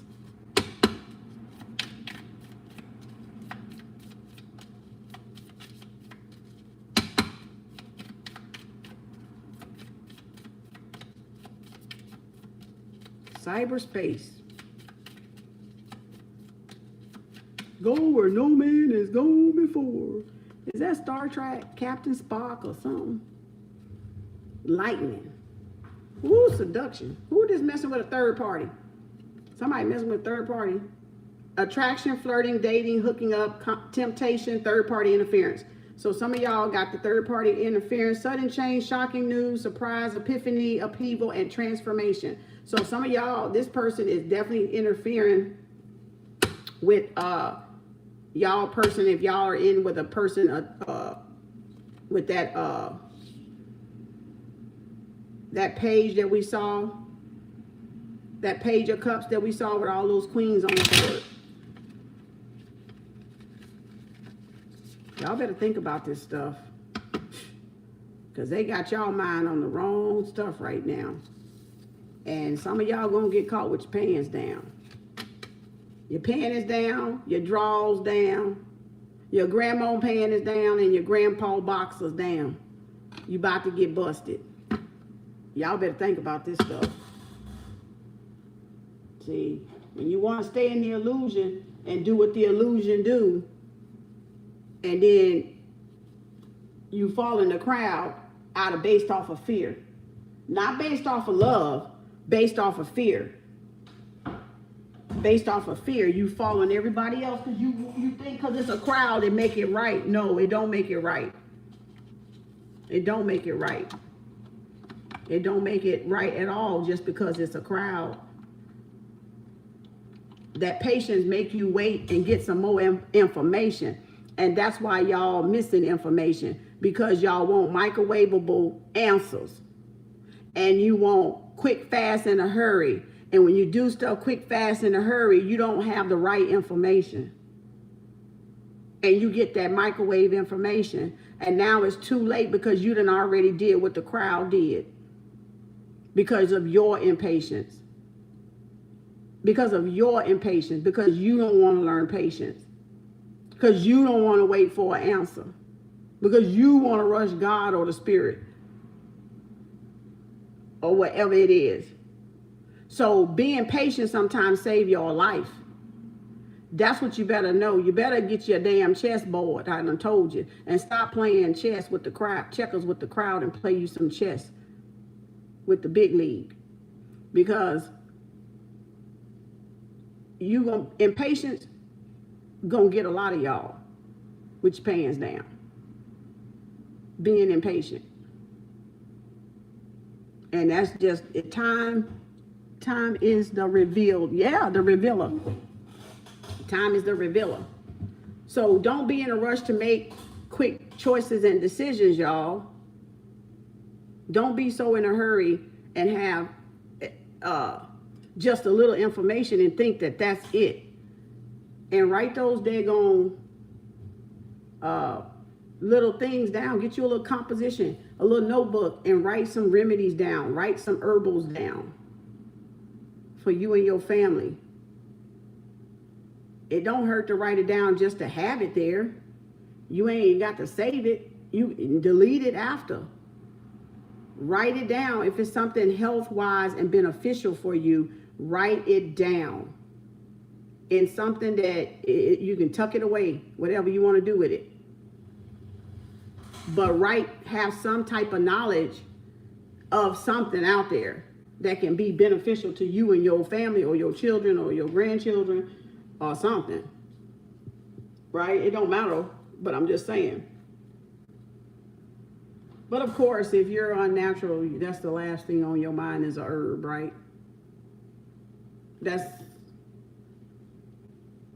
You ain't trying to hear that.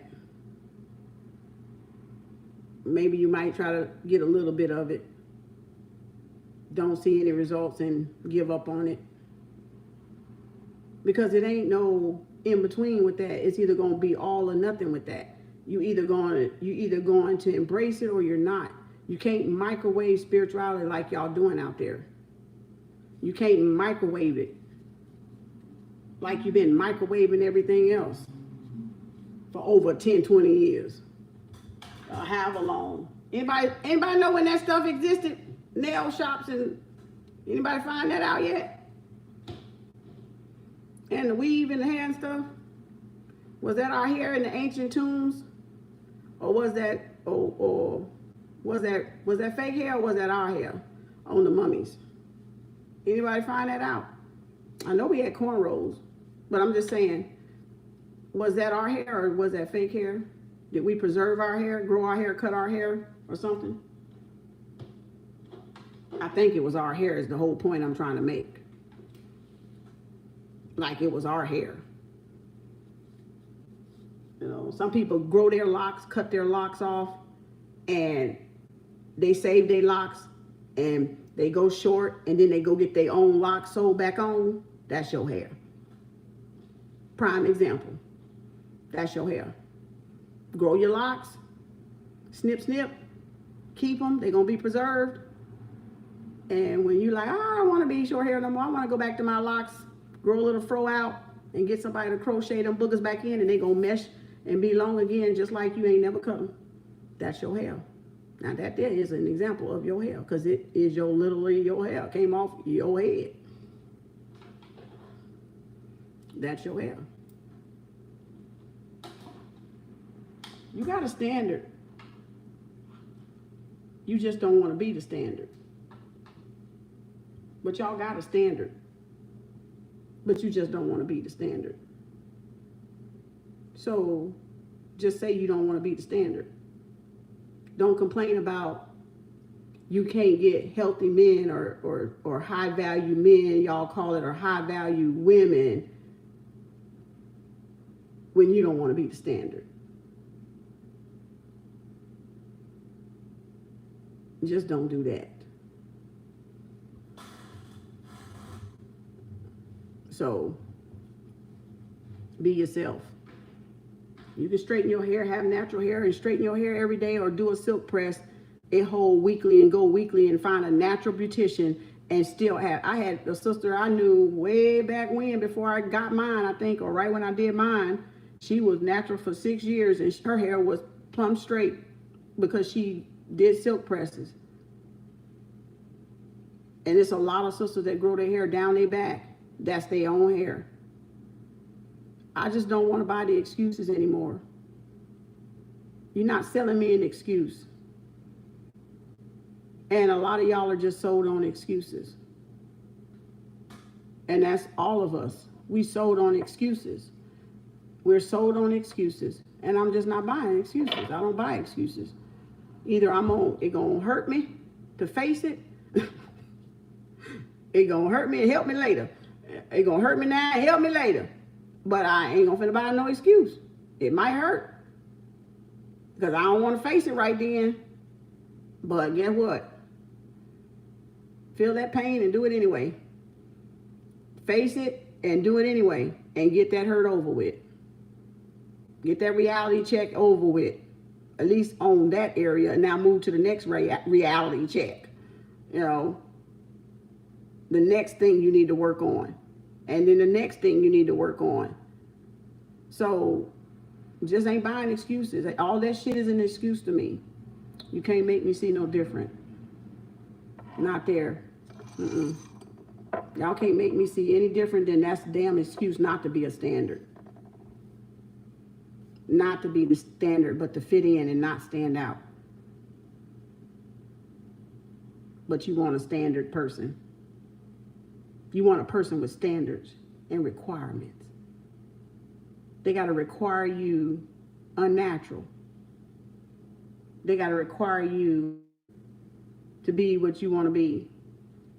Regardless if you sick for them, well for them. We don't even know what our standards, we want our standards to be. Y'all don't even know. Y'all don't even know. You ain't took time to know yourself. Ain't no possible way you gonna know. Ain't no possible way that gonna happen. Just ain't gonna happen like that. Hey, how you doing? I have no scarring alopecia. I need more vitamins. It's a lady on LinkedIn, alopecia doctor on LinkedIn. I forget her name. Lisa Johnson? Something Johnson. Is it Anderson? Might be Anderson or Johnson on LinkedIn. She's a special, like a real doctor on alopecia. It's a black lady, actually. I can't think of her name. She on my page somewhere. I forget her name because I see her so much posting it, and she's on LinkedIn for alopecia. So yeah, you can check her out. Is it Lisa Anderson, Lisa Johnson, or something like that? I think I got her first name right. Her last name is either Anderson or Johnson, if I'm not mistaken. It's not really. It's like glitching. But yeah. Yeah. Oh, you won? You're a trick. Yeah, that's what it's called. Trichologist. You're a trichologist. Yep, that's exactly what it's called. She won too. Yeah, that study of alopecia. Because some stuff is genetic. I get all that, y'all. Some stuff is genetic. Do you know where the baldness come from, y'all? Y'all gonna trip out. You know where the baldness come from? The mama. The mama passes the baldness onto the son. That's a mama gene. When you get that bald spot up there, that bald, that comes from the feminine, the female. That doesn't come. You didn't inherit that from your dad. You inherit that from your mother. So both of them can pass on. Yeah, the alopecia. Yeah, but that bald part, your daddy's mama got it. I got it from my daddy's mama. I know. Yeah. You'll get that. So you got to look at who got that, and it may skip. You may have it. Your children may not have it. It may go to a grandchild. It ain't going to be just everybody down the line or everybody in the family. They're going to pick. It's going to be like, you going to get it. You going to get it. You gonna get it. No, they gonna get it. And some of y'all may have a head full of hair and be siblings. And some of y'all may, So your grandmother lost her hair, and I'm the only one that has it. See? Yeah. So a lot of men shave their hair bald because they already growing bald up here. So they just rather just shave it all off and not see the bald spot up there. But we understand. We understand. My main thing is I want y'all to do moderation. That's really what I'm hitting on. Moderation. I could care less. I got friends that wear makeup and all that. I did it when I was in hair school. I didn't agree with it, but I still did it. I had to. It was part of my class. I did it when I got out. But I crossed the line. I draw the line somewhere. That's just me personal. I draw the line somewhere. Because I don't want to be a part of hurting you. Right? I don't want to be a part of that problem for you. I'd rather be the solution to help you, to restore some balance. I'd rather help you restore the balance than be a part of causing the imbalance. You see, that's the difference. That's the difference. That's really the difference. I want to be a part of you restoring the balance and not having no balance at all, or hurting you even more, causing you to be hurting even more. Take it how it resonates. I appreciate you too. Yeah, y'all gotta take it with a grain of salt. Y'all that ain't getting offended, I appreciate you. Because I'm not trying to talk, but I gotta talk to my sisters. I gotta talk to them specifically. Because they ain't fucking gonna hear no goddamn body else. Because only a sister can talk to a fucking sister. You see what I'm saying? Only a brother can talk to a brother. But I'm here for everybody that want the information and that can digest it, because it will still affect y'all in a good positive way too, regardless of what you're going through and whatever it may be. We all got the same lessons we're all dealing with. But namely for them, yeah, we got to rise up. Yeah, we got to do better. That's just the bottom line. We got to do better. And so if you ain't getting offended, I appreciate you.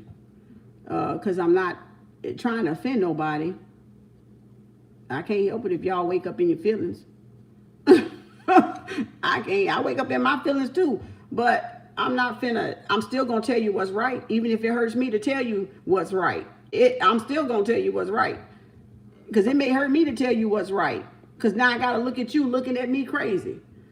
I gotta deal with that.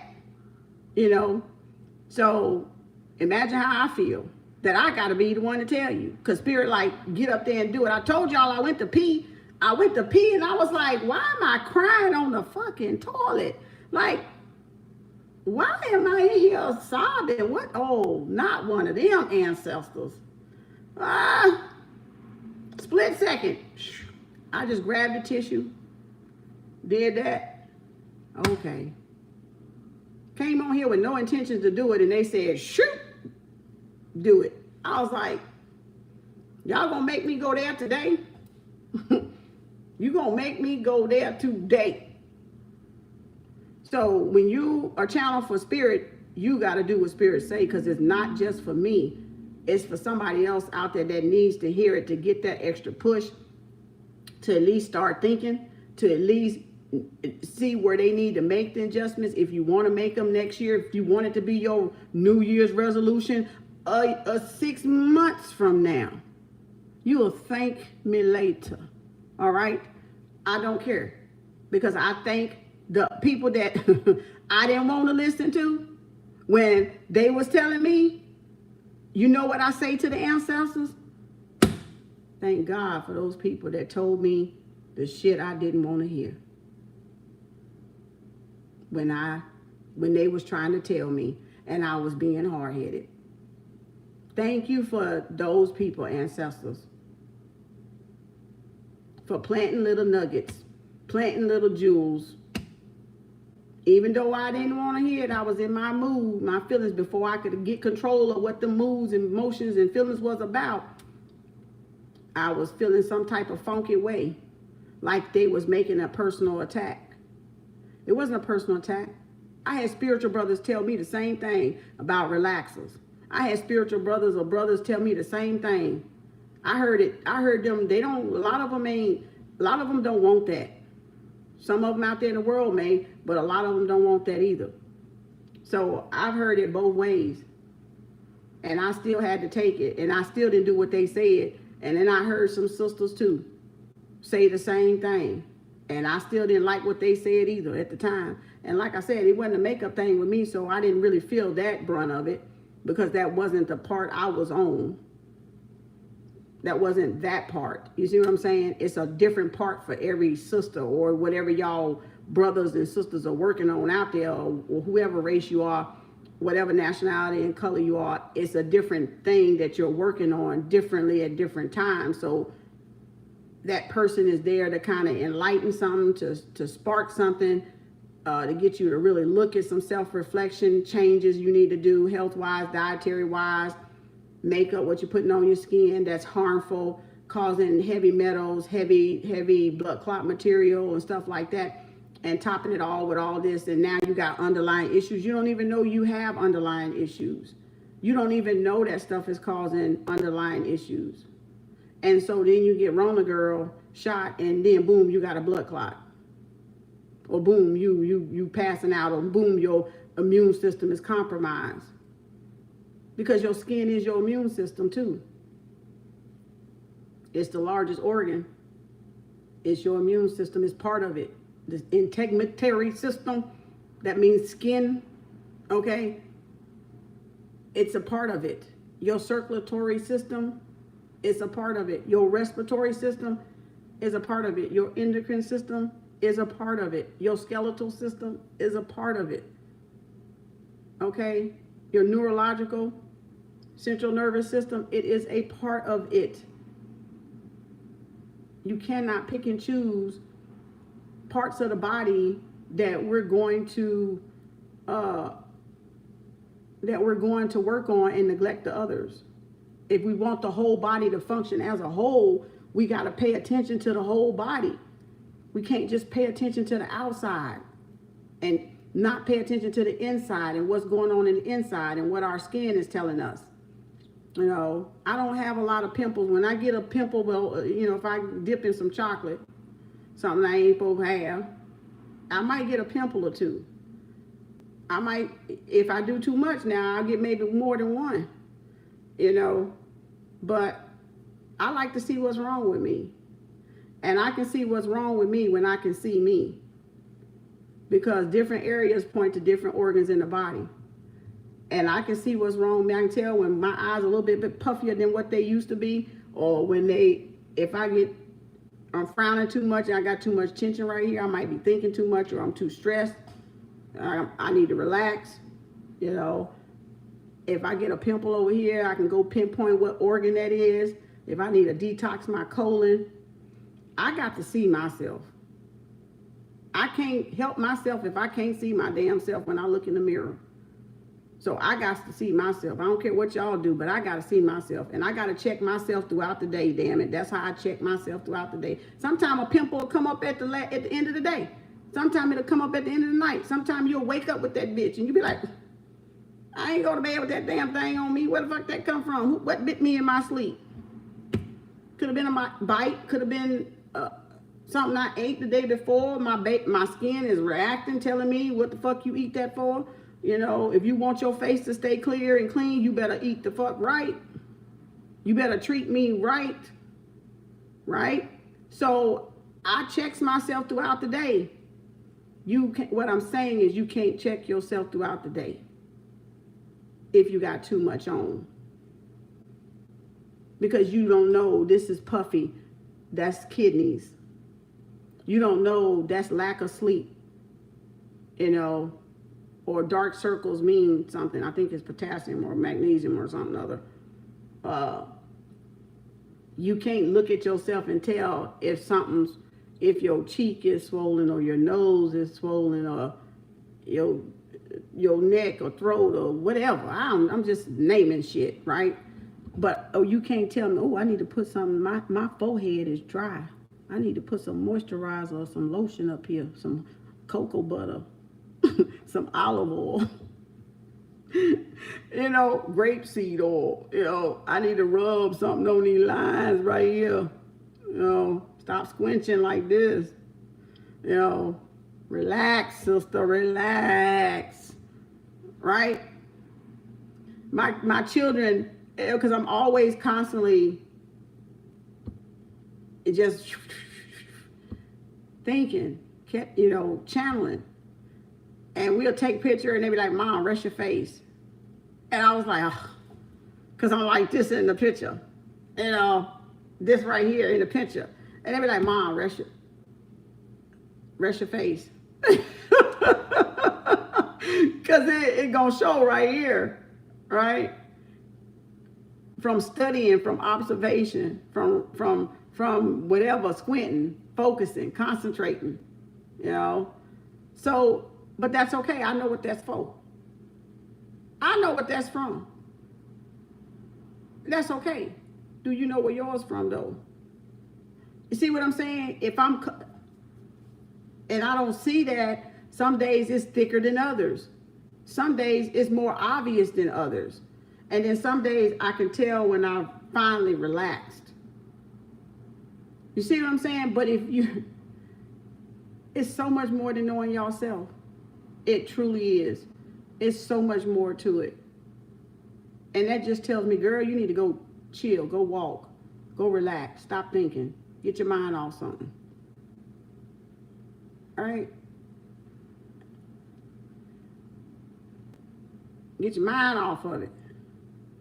So, you love this stone? Oh, thank you. That's a quartz. But that's all I'm saying. So you check yourself out. Check your moles. Check your whatever, freckles or new things. Or, you know, you got to watch out for cancer from the sun rays and all that stuff. And, you know, you got to just watch so much with our skin telling us certain things that's not right in us, inside of us, that we need to get right. It's going to show in the skin and the hair because it's an extension of you. It's an extension of you. I'm not my hair. I don't buy that. It's on my head. It's mine, damn it. You know, it don't make you be this, that, or the other maybe, but it makes you, to a standard, it makes you you because you're the only one with it. So it would be you, right? It's coming out that head, that skull, that scalp.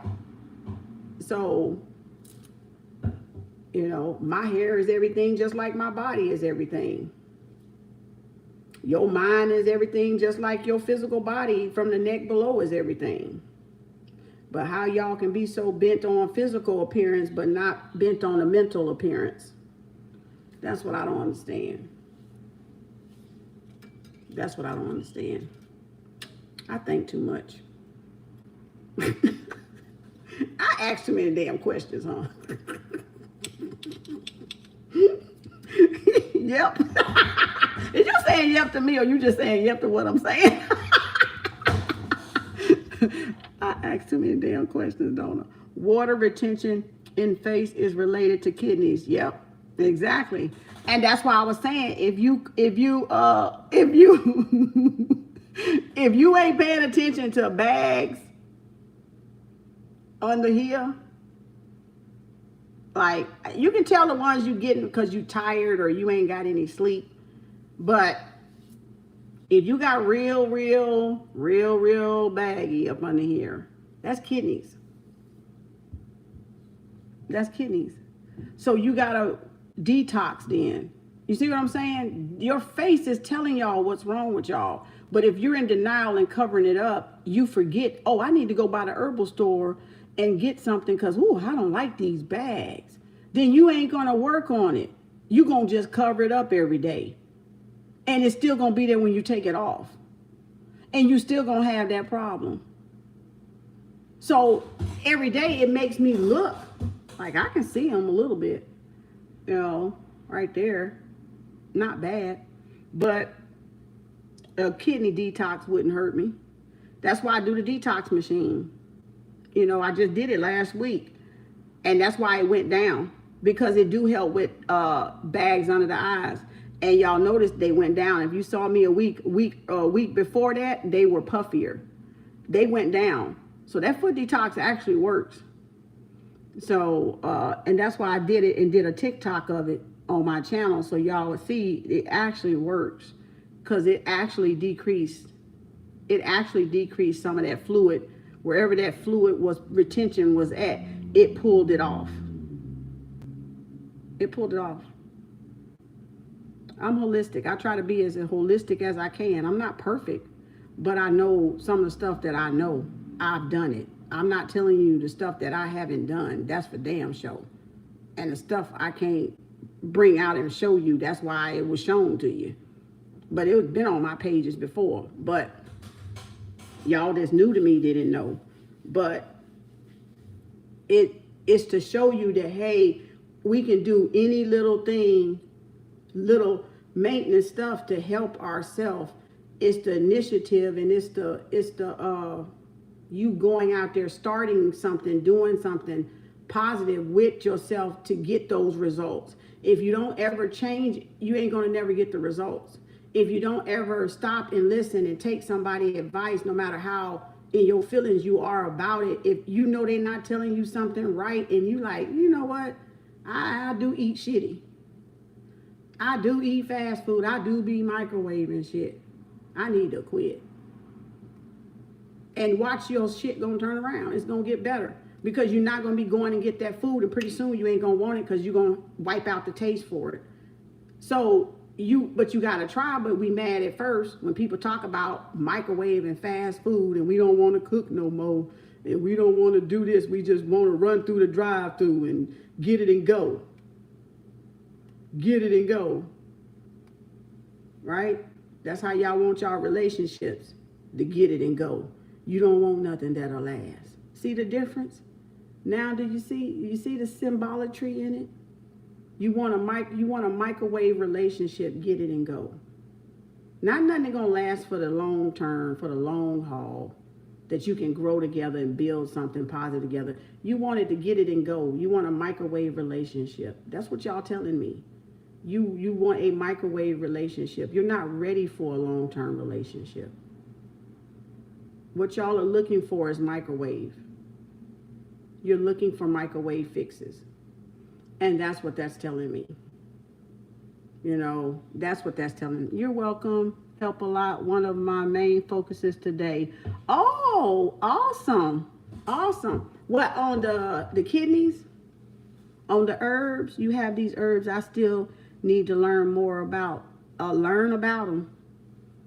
You've been trying to make it work, but he has gave up on me and the kids. Well, let his ass give up. Pick your ass up and go on. We resilient as women. We're resilient. The right person to come along. Don't beg nobody to be with you. You've been talking straight to me about everything. But see, and it's not to point fingers. Don't get me wrong. That's why I told y'all I tried this shit. It didn't work for me. But I'm saying when I became real with myself and that it didn't work for me and I didn't have to be like anybody else, I started embracing myself more. Because society will make you think like something fucking wrong with your ass. You know, if you ain't doing what everybody else doing, then it's something wrong with you. No, it was everything right with me. And that's what they didn't like. It was everything right with me. Everything that was for me, I was doing right. That's the difference. It's not to point fingers. Don't put it on because somebody else is putting it on, is what I'm telling y'all. Put it on because that is what you want to put on. But don't put it on to try to fit in, because you're never going to fit in and you're going to always be competing to look better than the next sister with your shit, with your unnatural shit at that. So that's what I'm talking about. It's not to point fingers. It's not to make you feel bad, because I got my hang-ups too. I got shit. Look at the good. You know, I'm taking herbs now. I'm doing the kiwi thing, y'all. I swear I done lost a couple of pounds. The leaky gut, 2 kiwis a day for 14 days. I think this lady Caucasian or something. I saw it on TikTok. She said, okay, I don't know if I got leaky gut, but I'm finna fucking find out. I said, shit, kiwi good for you. That shit can't hurt me. Let me get this shit a try. You see that's what I'm talking about. They out there giving y'all loads of stuff to help y'all. I don't know if I got it. This could be gas. Okay, I'm bloated, all right? But I'm saying, oh, I ain't never known if I hadn't had leaky gut. So I said, okay, I'm going to buy me. Went to Whole Foods, bought me that big old dang on thing. I said, June 1, I'm going to start them 14 days, 2 a day kiwi. Is it going to hurt me to do that? It's fruit. Is it going to hurt me? It ain't hurt me. What hurt me is what would have hurted me if I would have ignored it. Because now I realize, shit, I ain't had kiwi in a while. I kind of love kiwi. I was like, damn, why I stop buying kiwi anyway? So I thank her for that, the ancestors. I ain't thank her personally, but I'm thanking the ancestors that I'm not closed to instruction. That's y'all problem out there. A lot of y'all are closed to wisdom. You're closed to instruction. And you take, oh, that I ain't taking it because she white. I ain't taking it because he Chinese. I ain't taking it because he Russian or whoever, or China, whoever. It's black or it's white. And you're missing valuable information that could help you. But because you're closed off, you can't even digest what's for you and what's not for you. You don't even know how to internalize it. So I said, okay, Whole Foods. Let me show y'all. Y'all think I'm lying. I know some of y'all asses think I'm lying, but I'm going to make a lie out your ass too. Watch. Because I ain't got to lie. I sure ain't got to goddamn lie. I got my cherries up in here too. I got a couple of cherries. Because it's cherry season. It ain't always cherry season. It's cherry season. So I didn't want the big bag, so I got my little antioxidants right here for cherries. Kiwi. Look at that, half gone, ain't it? And this is barely, this, I think I got to go back and buy the half one. I didn't want to buy them too early because I didn't want to ruin. So I said, okay, 2 a day, I should be able to get these before they go bad. And before I get halfway with these, I'm going to go back and get the little one because I needed like maybe 4 or 5 more, I think. Maybe 6 to finish up the 14 days. So this ain't going to hurt me. That woman said, if you got leaky gut, try. This is all you need for leaky gut. I said, they ain't never told us that. Dr. O or whoever he is, did y'all hear him say that? Did y'all hear him say, this is all you need for leaky gut? Huh?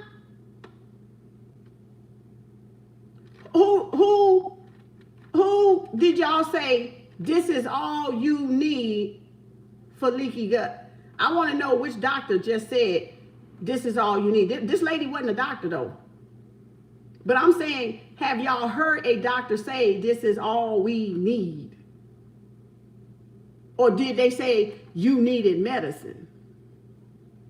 Or did you need to do this and do that and do this and do that?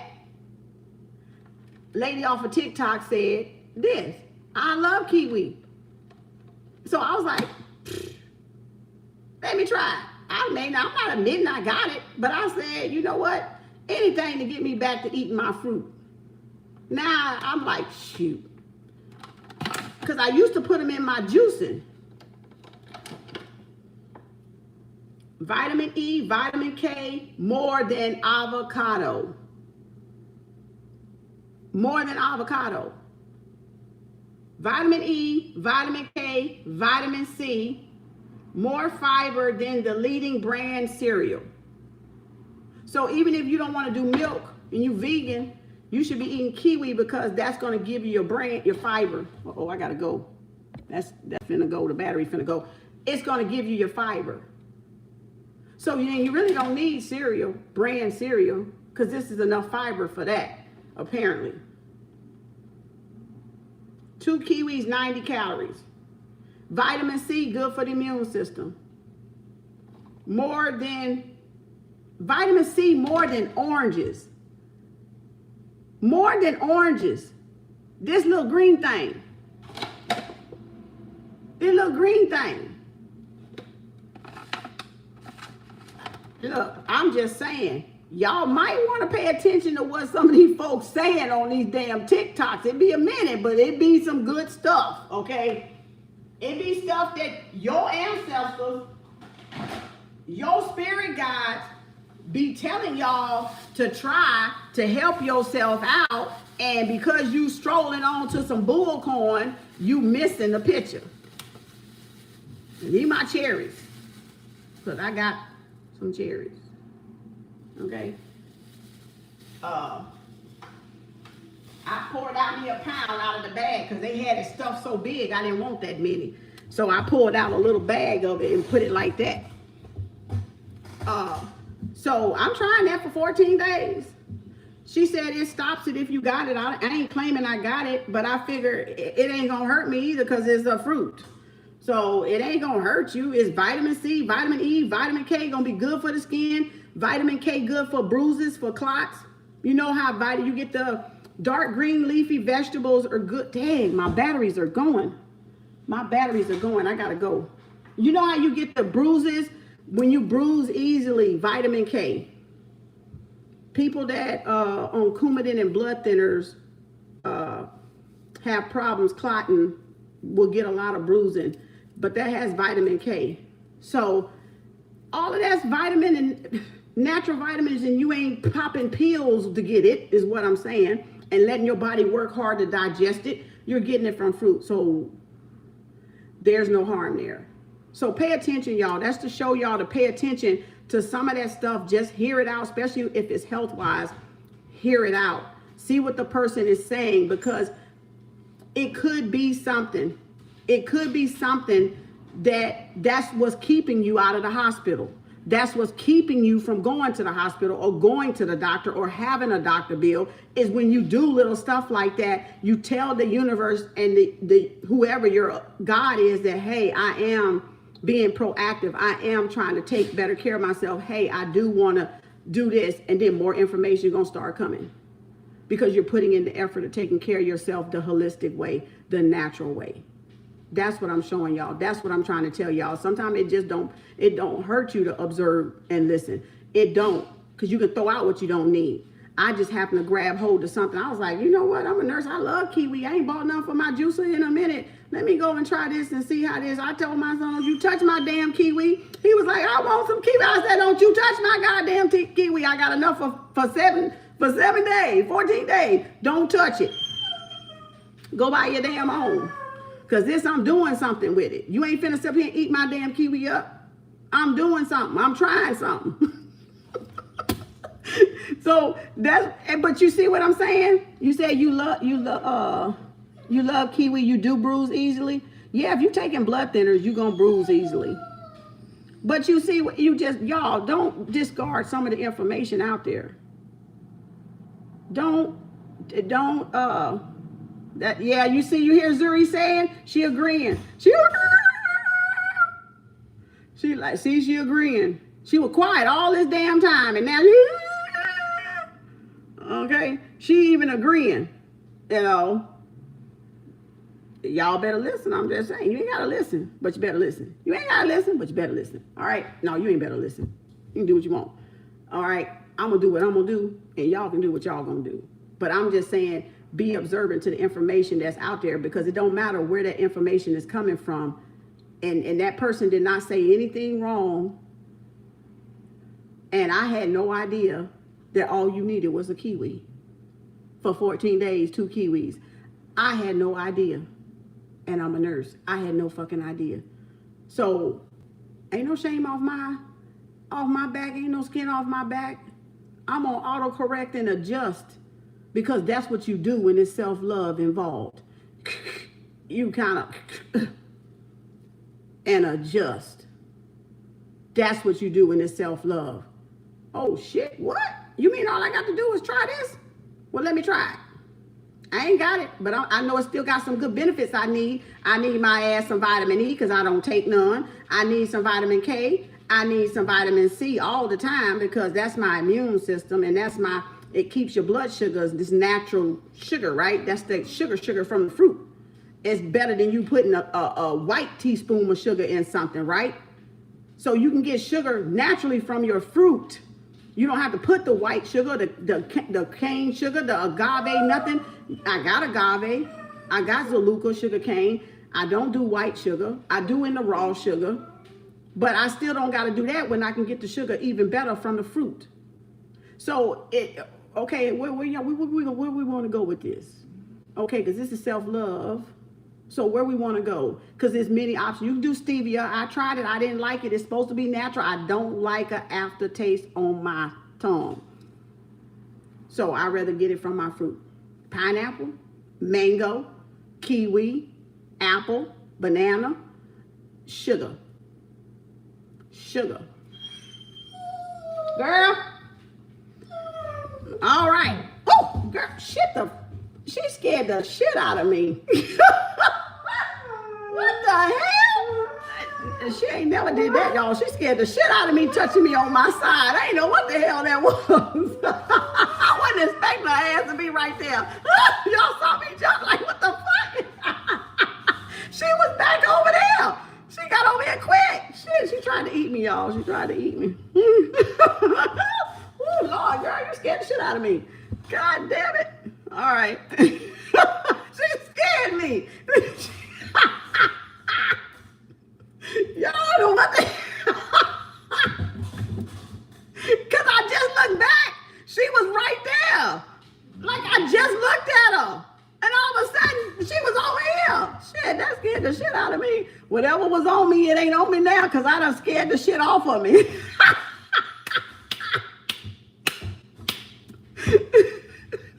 That done scared that done scared it off of me. Whatever it was. Oh my gosh. Thank you, Juju. Thank you, Juju Bees. Yeah, that's Zuria, boy. There. Oh, God damn, she got me on that one. Look at her. Here she comes. Look at her. Get on, girl. Stop scaring me. She like, I'm gonna get you. She think that's funny. It ain't funny. Shit.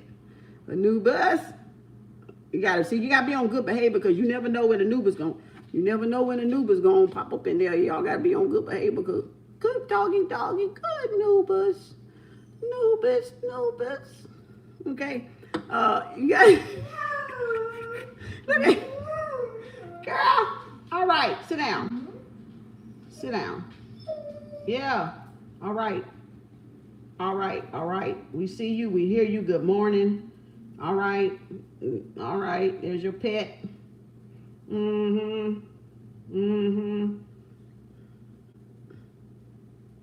Spoiled. Just spoiled. Just rotten spoiled. Damn, rotten spoiled. She's 49 years old. 7 years old, spoiled.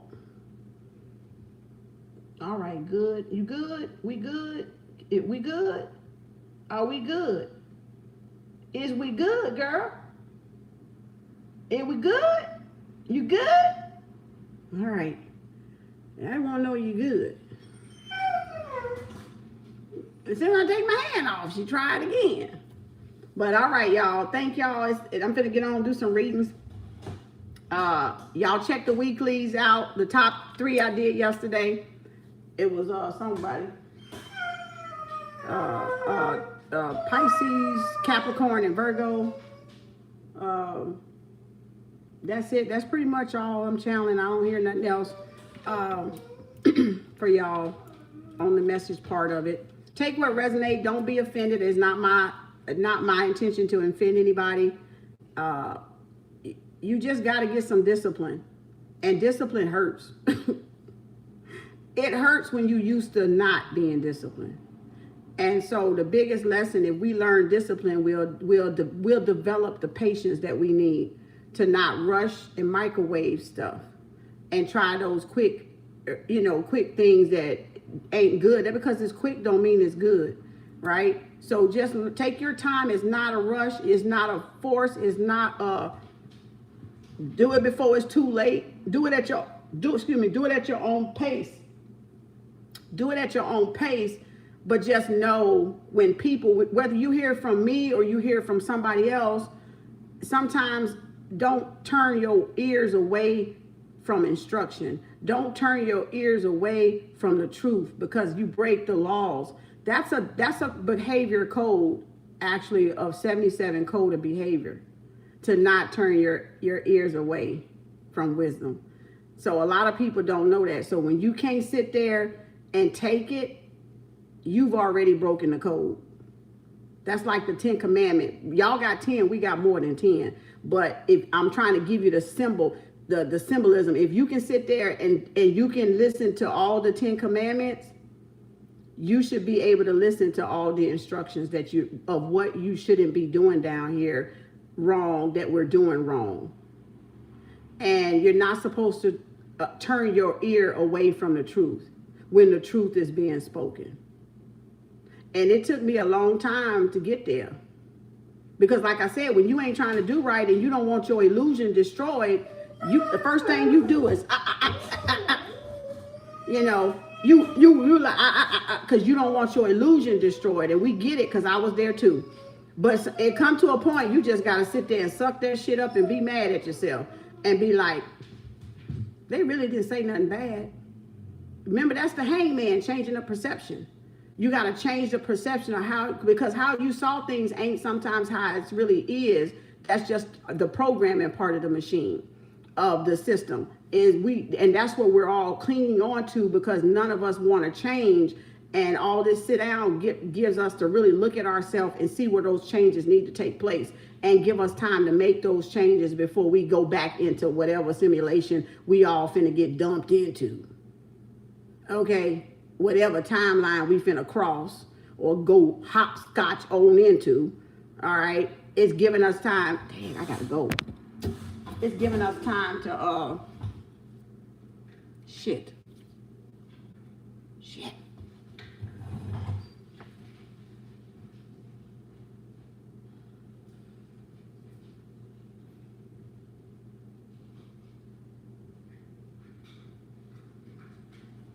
It's giving us time to oh gosh, I hate these gadgets. They don't say they work crap. Ooh, where's that damn plug at? No battery life. No battery life worth nothing on them things.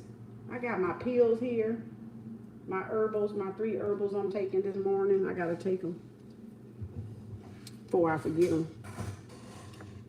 I see I left the last one out again on that pill. Because I still didn't put it in my face before I went to bed. I was supposed to take this one 3 times a day. I got 2 of them in. So what I'm going to do, I think I did 2 yesterday. So I think what I'm going to do, because I forget the 3rd one, I'm going to take the one in the morning, and I'm going to drop them other 2 at the same time, because your girl be forgetting. I got too much shit on my mind. I be forgetting. And that's what I'm saying. We got to slow down, because I'm showing you we have so much running through our brain right now, trying to stay healthy, trying to, do this, trying to accomplish this, trying to run a business, trying to get this, got this in, and we need to slow that shit down. We need to slow it down so we cannot forget. But I'm taking them. I take them fine when I'm up. When they get close to bedtime, I'm forgetting, because they ain't in my face at the time I'm getting sleepy. But if they in my face at the time I get sleepy, then I'll take it. Or if I ain't got a Post-it note sitting up somewhere, kind of remind me to take it. But you see, you got to start somewhere. Y'all go see a doctor, though. Go check yourself out first. Don't be trying to doctor on yourself. That's my disclaimer. But you got to try something. And I'm going to try them kiwis. I'll let y'all know how that go. If I lose some pounds. I lost a pound or 2, so it did something did it. I don't know what did it, but something did it. And these herbals. Something in these herbals must have did it. So we gonna see. So we're gonna Google the leaky gut symptoms, of course. And we're gonna see if we got them symptoms. Bloating might be the reason for leaky gut. I don't know. Well, we know PMS and hormones and eating gassy foods. If you're not supposed to have gassy foods, you could have gas, right? Or you eating a lot of stuff that's causing gas on you. So it just depends on some of y'all. Go to the doctor and get your diagnosis, but I'm just going to try that to see if I even feel different. If I even notice any difference. Because it ain't medicine. It ain't like man-made medicine, so kiwi ain't going to hurt me. Kiwi ain't going to hurt me. And you know what I found out? I do that like at night. I don't even know. I did it at night to quench my thirst, so that I don't drink nothing, and it was really satisfying at night. I probably need to take it now. But I was doing these, so I didn't mix it with these. So I did these, and then I did that toward bedtime, so I could enjoy the cold kiwi. But I'm gonna peel it now and do it at lunchtime, so I don't have to do it at night, and that'll get its time to digest. So again, don't get offended. Y'all take what resonate. I dropped 2 pills. Y'all take what resonate and leave the rest. All right? Ain't no need to get offended. Ain't no room to get offended. Ain't no room to get offended. If y'all gonna get offended, you need to get offended at this system. You don't need to get offended at me. I didn't create the motherfucker. All right? I didn't create weave. I didn't create none of that. I didn't create your fingers taking it and going and do it. I didn't do none of that. So you can't get mad at people trying to help and people trying to help us all get in balance, and we're all helping each other around the world. You can't get mad at that. You need to get mad at the system. That's what you need to get mad at. You need to channel that shit somewhere else, is what I'm saying, because it's not a direct hit, attack, assault. It ain't none of that. I come from a space of love. I'm very authoritative. That's my Aries. That's my authoritative leadership in me. That's just me. But, and it just don't bullshit. That's all. And then I'm bull too. 2 sets of horns. Try dealing with 2 sets of horns. All right. You know, we can have love or we can have war up in this bitch. All right. Which one you want? All right. So it's like, I gotta be at a constant balance because it can be war and it can be love. Okay. It's love and war and love. Which one is it? Okay. So I gotta be coming from a place of love. All right. Not war. I gotta be coming from a place of passion and love and not war and anger. Now, some things anger me. I'm human. Spiritual people we got feelings. We not feeling less, damn it. What the hell? We not numb. We're human like y'all. Down here, got to share this shit with y'all. And y'all got to share this shit with us. So, everybody down here got feelings. We ain't saying ignore your feelings. But we're saying figure out why you're feeling some type of way about certain information when it come across you. That's a key sign that something you're rejecting. And it took me a long time, you know, back when to figure that out, why I was even mad in the first place. And I really was mad over nothing because it turned out to be something that was good and beneficial. So if we look at it being good and beneficial and not being so offensive to think everybody's trying to attack us, then our perception on all this stuff would change. And we would see that, hey, if you got valuable information I can use, I'm finna grab it. I'm gonna snatch it. If you got some valuable information I'm gonna use, I'm gonna snatch it. If I ain't heard it, I'm gonna try it. I'm gonna borrow it. You borrowed it from somebody. They borrowed it from somebody. They borrowed it from somebody. But I'm still following my intuition though. I'm not trying everything because everything don't pertain to me. But things that I feel I could benefit from, then I'm going to, oh yeah, let me check that recipe out. Let me try to give me some quinoa. Let me give me some black rice. Yeah, that sounds a little bit more healthy of a choice than starch, turning into sugar, white rice. You know, yeah, let me try that. Basmati ain't that much, it ain't that starchy, but it's white rice, but it ain't as starchy as the white rice. You know, but then I'll eventually go over to quinoa, whoever, and black rice or wild long grain rice or something. Then I might go from white bread to wheat bread. Y'all know how long it's been since I had white bread? I ain't had white bread in so long. I don't even know what the fuck it tastes like. It's been so long since I had white bread.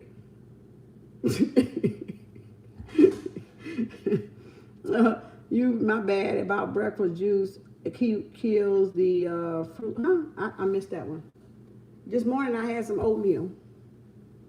And my guava leaf, I put my graviola leaf in my oatmeal, the little teaspoon of powder. That's supposed to be for viruses, bacteria, anti-cancer stuff. I put that in my oatmeal. I heated my kettle up. It was instant because I ain't feel like making none. I got oatmeal. I just wanted the little apple cinnamon one because I had to put that powder in it. And it probably was going to be nasty.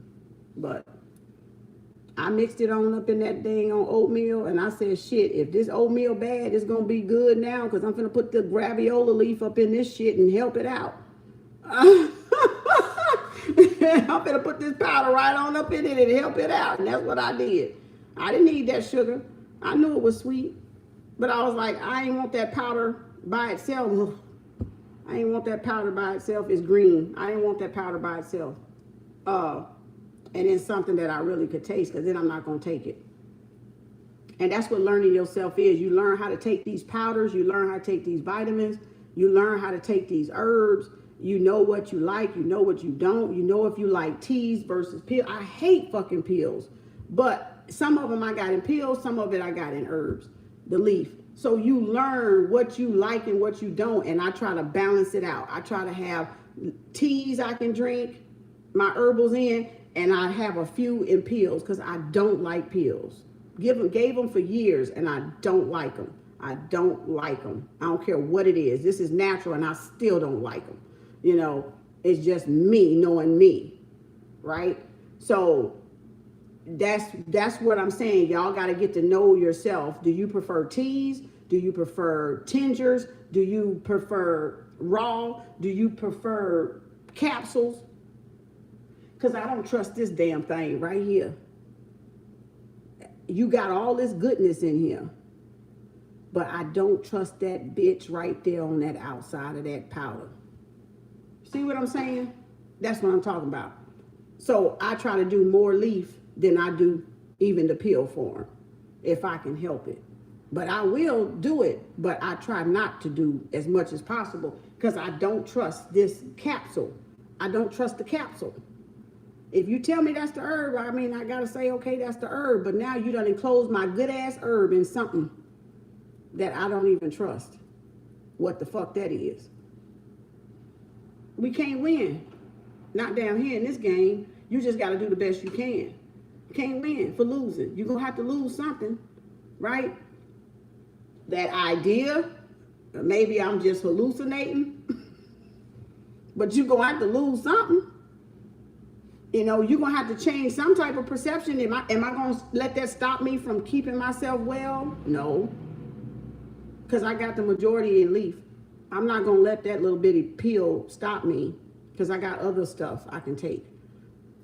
And I'm going to take that for a short time anyway. I'm not going to take that for a long time. And I know how to clean it out anyway. I know how to get that shit out of me. You see what I'm saying? So you got to really look at that stuff. Do you know how to get all that stuff that you putting on your face? Are y'all getting it out of yourself? Please don't get me wrong. That's the last thing I want y'all to do. But I'm asking you, the stuff that you put on you, do you know how to take it back out of you? The stuff that absorbs inside your body, do you know how to detox it out of you?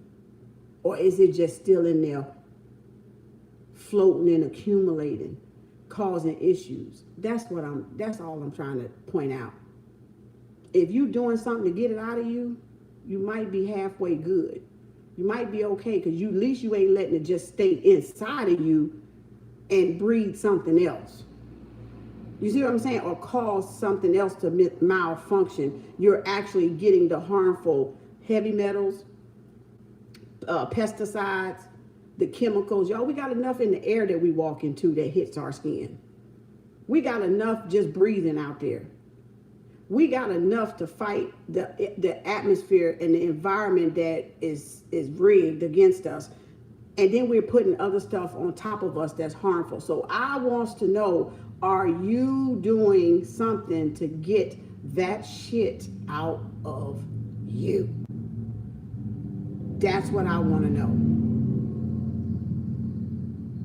It's your herbs. It's your detoxing. It's your your fruits. It's eating the stuff, not just doing this stuff every day, and still microwaving foods and fast food because you're just putting chemicals on the outside, chemicals on the inside, chemicals on the outside, chemicals on the inside. But you're not taking the time to detox with seasons. Y'all should be getting ready. Y'all should have did a detox with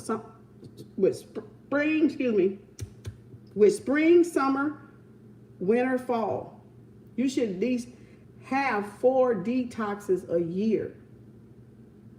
You should have a 2 to 3 months where you're not even eating any meat, just to give your body enough to, your intestines enough to get all of that stuff out. You'll lose weight like that too. Eating less, sustaining your own energy, sustaining our body through the sun, where if we didn't have food, we could still survive off of our own solar energy, our own reservoir, energy conservation that we got stored up in our body. When I came into consciousness, I used to be on Facebook 24/7. I wouldn't eat for like 2 or 3 days. Didn't fucking bother me. Wasn't weak, wasn't nothing. Was going like I was some type of Duracell battery or some shit like that. Wasn't hungry, didn't have a need to eat, didn't want to eat, didn't even want food no more. Was literally living off of my own body energy. We're made to believe we need this food and we don't. But we're made to think that we need it. But if you don't never do stuff to push those limits, those physical limitations, you don't know that shit about yourself. Some of y'all would drop dead in 2 or 3 days if you didn't have shit to eat. Because you'd be so mad that you ain't got nothing to eat because of the hunger and that, whew, the stomach trying to eat you up. I call it my stomach trying to eat me up. Feel that you would just, and wouldn't know how to, because it's a mindset thing. That's why. It's a mindset thing. If you can't go 2 or 3 days without some food, it's a mindset thing. But if you can't go, I used to be a nurse and I was so busy I ate once a day. One of my best friend's sister used to say, "Did you eat?" I'd be like, "No, let's get something. I ain't hungry. You gotta eat something." I was gone working. Didn't even pay food, no mind. Wasn't tired, wasn't weak, wasn't nothing, but just went off of my own fuel, my own energy source. So I didn't need food. I didn't need food. So, and when you're doing spiritual stuff, you don't necessarily need food because it's really mind over matter. It ain't the body ruling nothing, right? Because you up here, you ain't down there. So you gotta do the thing, get your herbs in your diet, check with your doctors first. Do you some detoxes, you know, once you got a clean bill of health, if that's what you want to do. But you, your own person, you can do whatever the hell you want to do. But for disclaimer purposes, go see your ass a doctor, okay? Because I ain't one, okay? I'm holistic myself. I'm self-taught, self-learned, right? I work on myself with my 25 years of nursing. So first of all, go clear yourself. Make sure you ain't got nothing, taking nothing over the counter that's going to affect those herbs that you want to take to detox. Make sure your doctor knows it's okay. And then if once your doctor says it's okay, then do it 4 times a year at least. Do it at the season change. You would keep up and be in alignment with Mother Nature when she changed the seasons. And then anytime in between there, when you may have gotten a head cold or you're sick or you got a virus, you can detox in between those to make sure you're getting all the cold and all whatever that is out of you. It's mainly detoxing and eating as much fruit and vegetables as you can. Not necessarily having meat at every meal, because meat at every meal is clogging you up anyway. And it's working the body, okay? It's working overtime, trying to digest, because each meat digests at a certain time anyway. Depending on how much of that you're eating and what you're eating at what time. 4 or 6 hours, okay, say chicken may be 4 hours. Beef may be 8. Pork may be 10. It's a different hour for the meats is what I'm trying to get y'all to see. So if you always angry and you always jacked up and you always constipated because you ain't giving your body no break, that's why you mad and upset. Because, and then how they slaughter the animals plays a lot of part in it. When they slaughter those animals, y'all, cruelly and inhumanely, we're eating that energy. And you wonder why it's a vicious craziness out there. And that's because of the way animals are being killed for us to eat. And for them to produce so much in those stores at the amount that we're eating and as fast as we're eating. You know, because we got to have it at every meal. It's in every restaurant. It's at every corner. It's 4, 5, you know, it's just everywhere. It's in our freezers. It's everywhere. So it's a lot of supply demand going on. But okay, so we just gonna kill this chicken and this cow, and we're gonna feed it this and we're gonna feed it that. And that's why, you know, Muslims and Indians, I love to get their meat because they kill the animal with respect. The halal, I don't mind eating chicken curry because I know they done handle that chicken pretty good.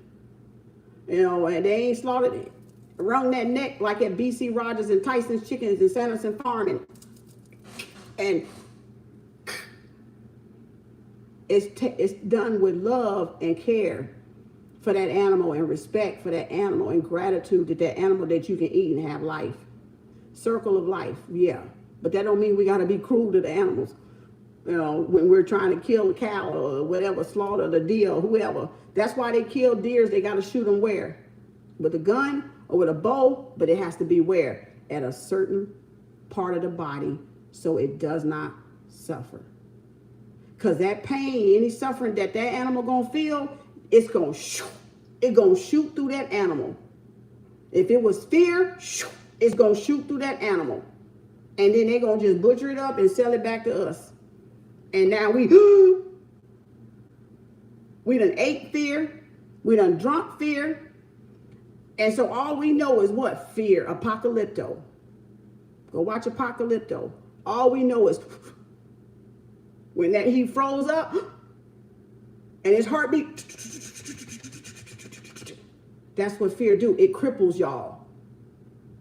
And there's no way you can think clearly crippled like that. You know, so give your bodies a break. Moderation. That's why moderation is important. With everything, thanks for the roses. With everything that we do, that's why moderation is important. That's why being proactive and taking your accountability and stuff you're doing, that because it's out there don't mean we gotta do it. That because McDonald's on the corner don't mean we gotta stop. You know, that because ice cream is good don't mean we gotta eat it. You know, that because the meat is available don't mean we gotta eat it. Go eat it from their shops. You'll have better health. At least you'll be eating the animal killed with respect, butchered with respect, not with fear in it. Not because it got to produce a whole lot and they don't care how they kill it. Y'all ain't seen that video of how they were killing them cows and abusing them cows or chickens or cows on the internet. Google it. You're going to trip out. They had like people that did not freaking care slaughtering. I think it was beef. I think it was cows, if I'm not mistaken. But it could have been chickens. But I almost want to say it's cat. You see that video, you gonna change your mind. You're gonna be like, oh my God, that's inhumane. Yeah, and some inhumane people was doing it.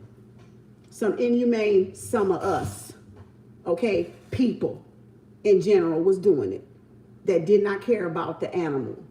And you're eating it. It's sitting in Walmart. It's sitting in Tom Thumb. It's sitting in Target. It's sitting in Kroger's. It's sitting in your local HEB or whoever your grocery store is, Brookshire. It's sitting right there in y'all grocery store. It is. And you wonder why we got anger issues. That damn fucking meat. That meat doing it. The meat doing it. The meat doing it. That's right, by PETA. YouTube, search the hog dogs or how hog dogs are made. Is that the video? Is that the video where they killing it all wildly crazy and doing harsh, inhumane things at? I forget, my son, the one that showed me. I forget, it's been a while. I forget the name of it. No, I'm not vegan.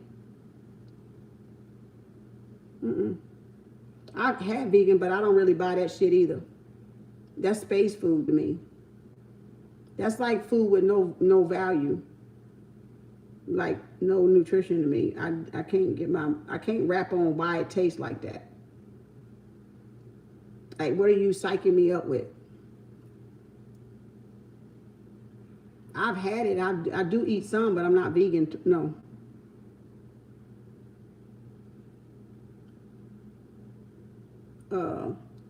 And of course, yeah, if you ain't getting nothing, you're going to heal your body because it's like you're not eating at all. I think it's space food. I think it's hybrid food or some type of GMO type of shit because I've tasted the Beyond Meat and I've tasted the chicken and I'm like, well, how you telling me this is chicken, but this is not chicken? Like, what did you do to make this taste like chicken, to make my senses think that vegan chicken was chicken?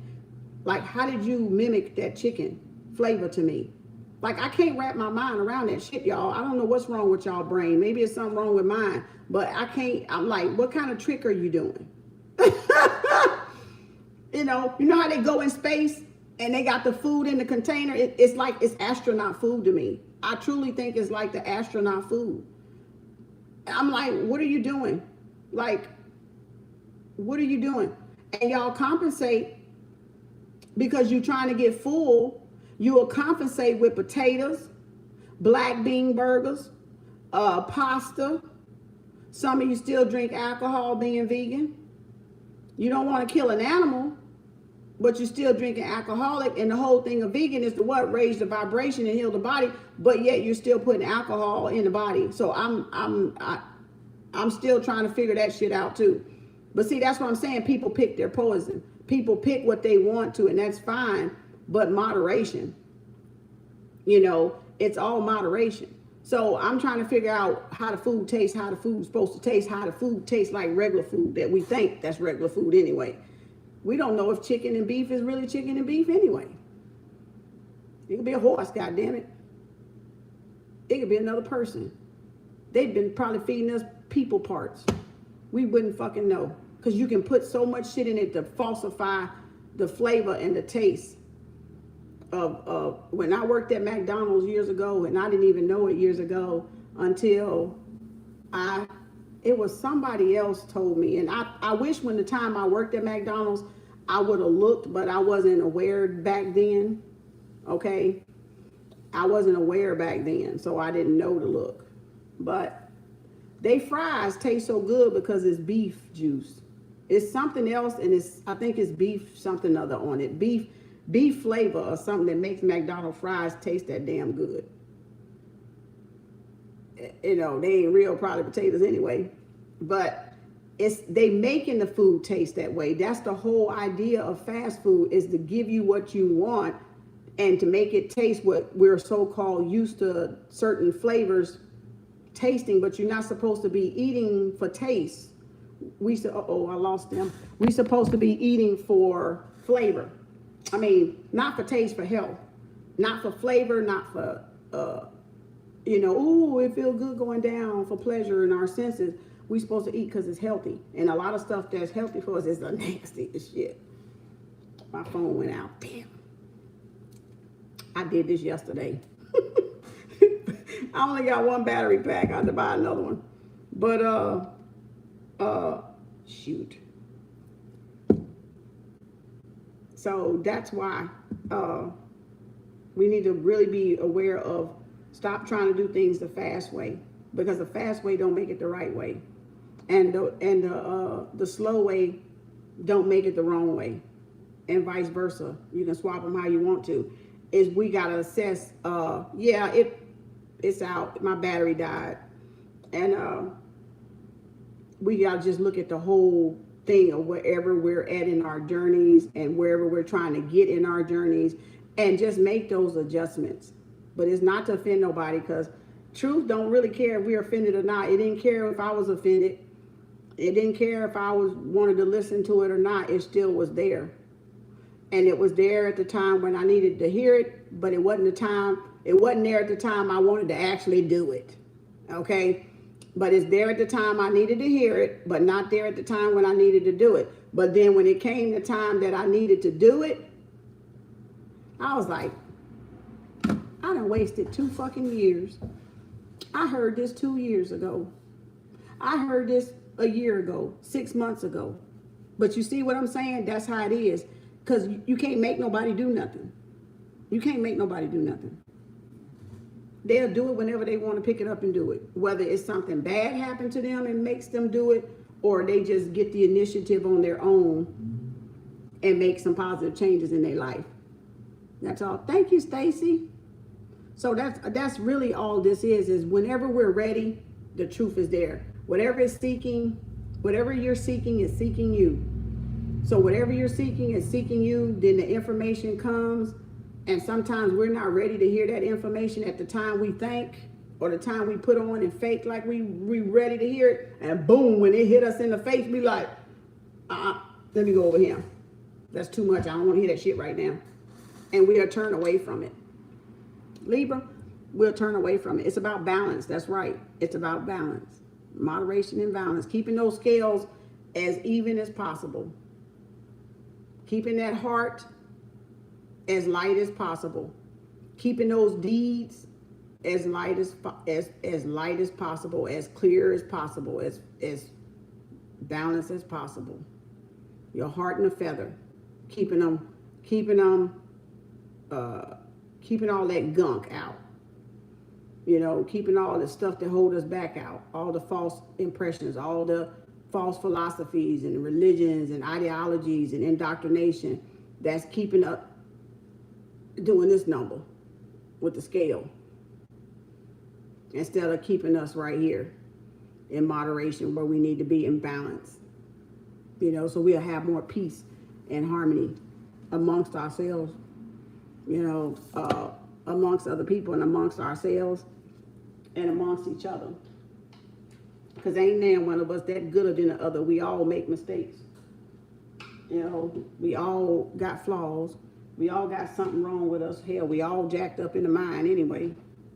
You know, we all got lessons to learn anyway. So to me, ain't nobody really better than the other when I put you on that scale. You know, it's just what level you're on. You met a soulmate 10 years ago, and they gave you the knowledge to find yourself and heal. So counterbalance that with, see? And that's exactly right. You counterbalanced it with somebody else. That's what happens sometimes. Where'd that thing go? Damn it. Where'd it go? God dang it. I can't never figure out how to bring that up. Oh, there it is. And also what true counterbalance is with another being. It sure is, because you bring each other that knowledge to grow and to help each other. And to help. And if you got somebody that ain't helping you grow, baby, you got the wrong one. Baby. If you got somebody that don't want to see you grow and ain't helping you grow, you got the wrong one. Because that means when you start growing, that person ain't going to like you growing. That person ain't going to like you outgrowing them. That person ain't going to support you growing, because we all going to be growing, and it's always going to be ever changing. And if you got somebody that ain't supporting your growth and ain't excited about your growth and ain't wanting to grow with you and be excited that y'all growing together, y'all better look at that shit again. Y'all better look at that again. Y'all better look at that again. Stop looking at that illusion.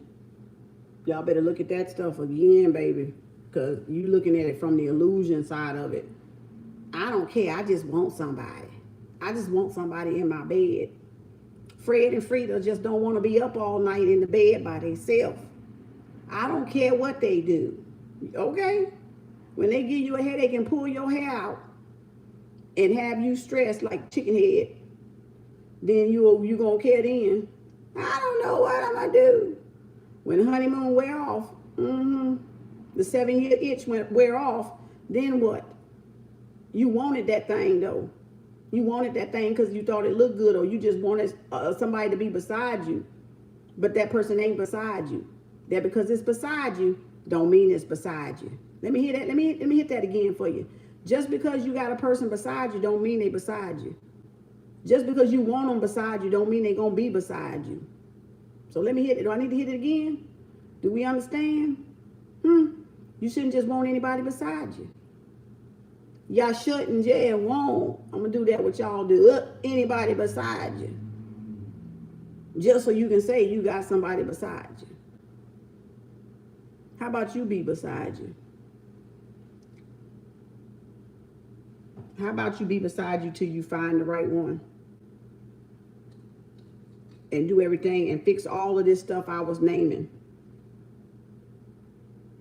Oh no, that's gonna take too much time. It ain't gonna take all that. You just think, oh, I gotta be perfect. No, you ain't gotta be perfect. You just gotta be working on something. You just gotta be working on something.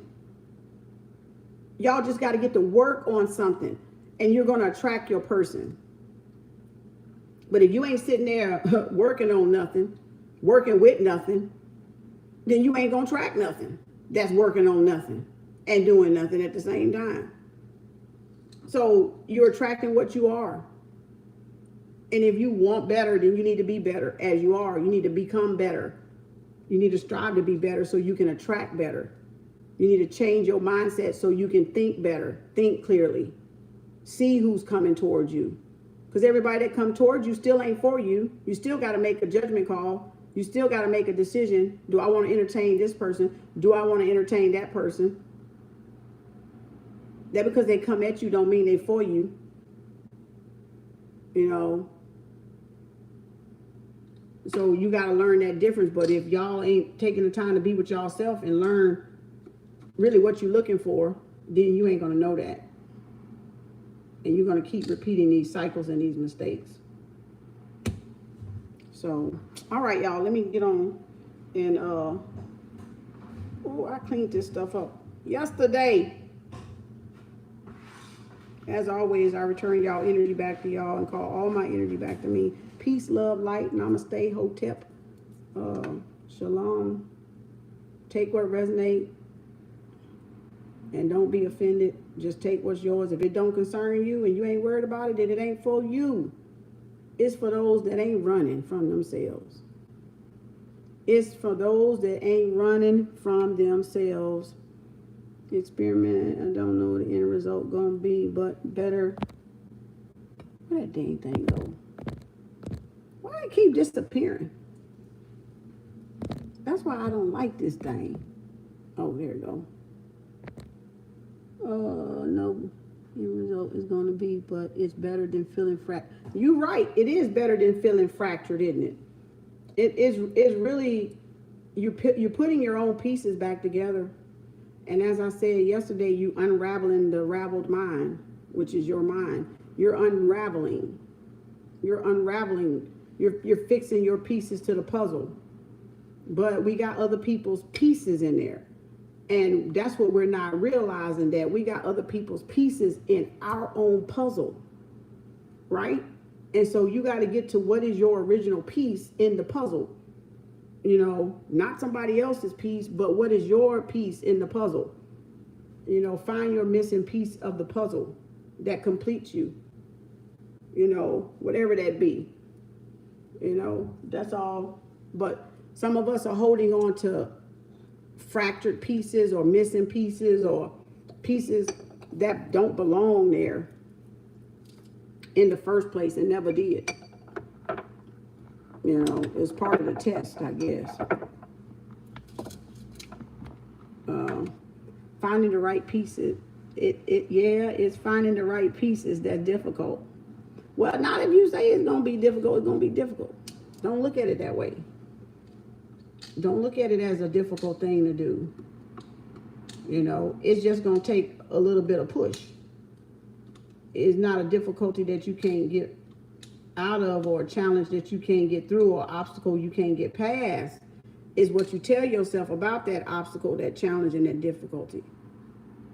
Thank you, sweetie. I appreciate you. Thank you, Stacy, for the super chat. It's just what we telling ourselves, y'all. We got to tell ourselves something different. Don't lie, but we got to tell ourselves, like, I can do this. I'm built for this.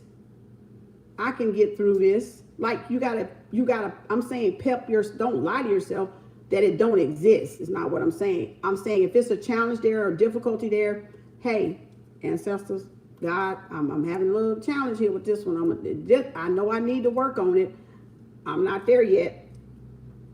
I'm working on it though. Can you help me? Can you help a sister out? Can you help me out here? I recognize I need to, you know, get some improvements going. Can you come help a sister out? Because I know I ain't getting it. Okay. You talk how you talk. Me, I'll just be talking like that. But talk how you talk to whoever you talk to. Your posse, your entourage, your spirit guides, your ancestors, you know, the source, your creator. Look here, God. Look. Come on now. I thought we were cool. I thought we were cool. I thought you were going to help me out when I asked. I'm just saying, y'all taking it too serious, but all you got to do is ask. That's all we got to do is ask. You know, if it's a challenge there, admit it's a challenge there and ask, what do I need to do to improve this or get over this challenge that I'm having right here with this thing or with this thing?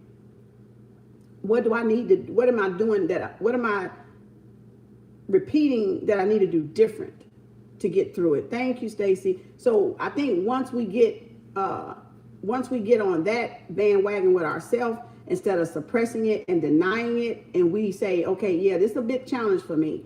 We all got challenges. We all got obstacles. We all got difficulties at certain different levels of different scenarios.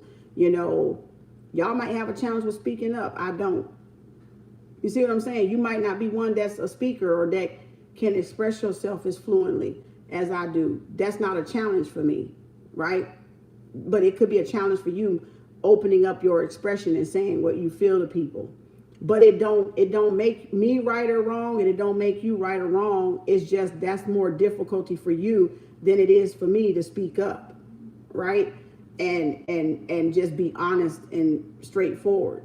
And a lot of people don't like honesty and straightforward people. Some people respect that because they know where the person coming from. When you shaking and skin and grinning in my face, I can't tell where you coming from.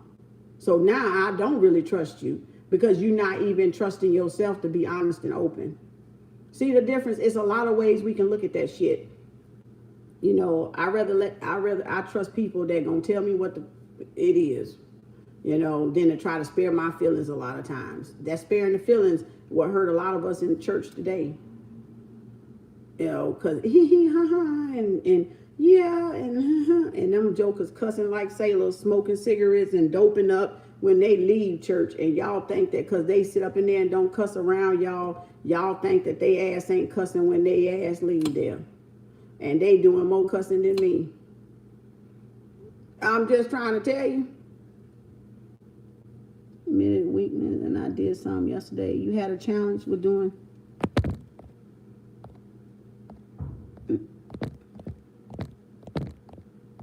Where that damn thing go? That dang, oh, there it go. You have had a challenge with doing paperwork, but as soon as you admit it is a weakness and did something easy. See there?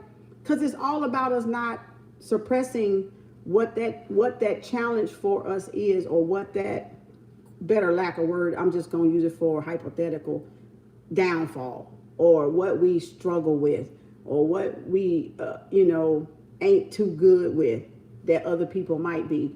Whatever that is, if you, like you said, just, you know, admit, yeah, I need help on this. Help me with this. Help me get better with this. Help me be a little bit kinder to myself. Help me be a little bit nicer to myself. Help me love myself more. Help me give back to myself more. I give so much to other people. It helped me give back to myself more. Help me think of me first. You know, help me do this. Help me do that, because it's been a while. And it's all in us all admitting whatever that downfall or whatever that is. I ain't taking time to myself. I ain't treating myself well. I'm not thinking about what I eat. I'm not doing, you know, getting more sun. I need to go out there and walk a little bit more, 15, 20 minutes a day. Keep the doctor away. I'm just saying it's like the apple. 1 or 2 apples a day keep the doctor away. So I'm saying 1 or 2 walks a day keep the doctor away. Is that mine? No. Oh. And so that's what I'm saying, y'all. So whatever our issues are, then you find how you need to admit it to yourself and your creator. You ain't got to admit it to nobody else, because it ain't none of nobody else's business. I just don't want you to continue to lie to yourself, because if you're going to continue to lie to yourself, you're going to stay further away from yourself. But if you're admitting it, then you'll take on that action to fix it or to correct it, when you can admit that there is something there that is off balance. So if it's something off balance, you ask. When I used to get a lot of channeling, when they used to always channel before I freaking knew that I can go, okay, hold on, I'm gonna need y'all ass to slow down, please. You know, and because they're gonna flood your ass, and they will flood your ass with that. So when you're channeling even, and you're getting a lot of message or a lot of thoughts, you can say, look, I'm gonna need y'all to slow down. You're taking me too fast. And so when I would do that to them, they ass would disappear. They go, okay. And I would have peace. And I would have peace, because they'd be like, okay, bye. I wouldn't hear nothing. And I'd be looking around like, what the hell? I ain't say disappear. I said slow down. They gave me a break. They literally gave me a break. And I was looking for their ass, like, where the hell y'all ass go? Like, where the messages go? Right? And so then I was like, oh, okay, you learning to turn it on and turn it off. Okay. All right, so then I'll sit there, and I was enjoying that fucking moment, damn it. I was like, ooh, good, I ain't got to think about nobody right now. And then all of a sudden I go, okay, I'm ready. Okay, let's get back to it. We got work to do. And then they come back. But they didn't. I said, but go slow. Don't take me fast. And they'll do it. And they'll do it. You'd be surprised. Y'all think that shit, you got commandment. You got commandment. I command. So you got power. You got power. And some of us, we got to use that power. We got to command stuff in order to get that what we're trying to get. So you do got power, whether you realize it or not, because I tested it. I was like, wait. I said, like, wait a minute. You mean to tell me I can tell y'all to slow down? And you know where I got it from? Because somebody else had said it. Because I didn't know. At the time, I didn't know. That was years ago. I didn't know. I could say, hold on, you're taking me too fast. Let's slow your roll for a minute here. But once I said, okay, I was nervous now because I didn't want to get my ass beat. I didn't want to get my ass beat, y'all. So I was like, can we slow down some?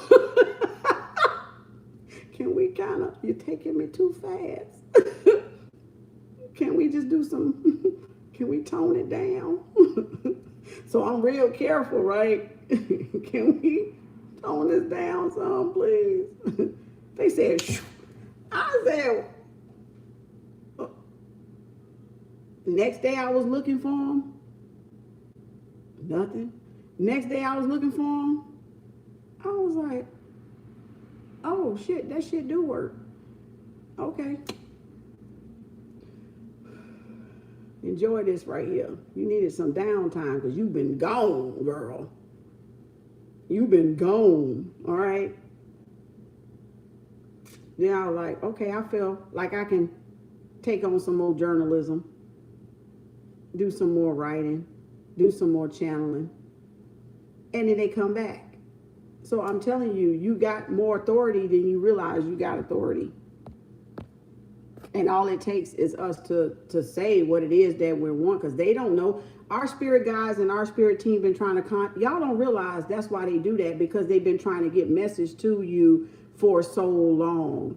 And they've been trying to give us signs that we weren't able to register what was going on, whether it was numbers, whether it was color codes, whether it was through somebody else and us being hard-headed, not listening, whether it was feathers on the ground, you walking over feathers and stuff, finding a whole lot of feathers, a whole lot of pennies, little certain things they were saying, or you hear something and you're like, and you just kick it back out of the side. That's them trying to get messages. So you got to realize when you wake up now and they know you're excited, they gonna dump. They gonna try to get everything through that portal that they could, that they've been trying to get to you message wise, for other people, for you, for whoever out there. They gonna try to just dump.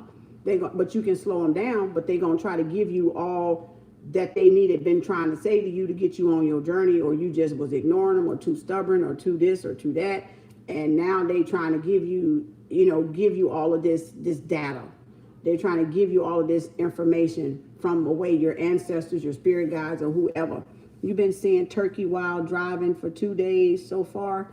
Ooh, look up the animal totem of a turkey and see what that's about. Look up the animal totem and see if they put a message there for you in the animal totem.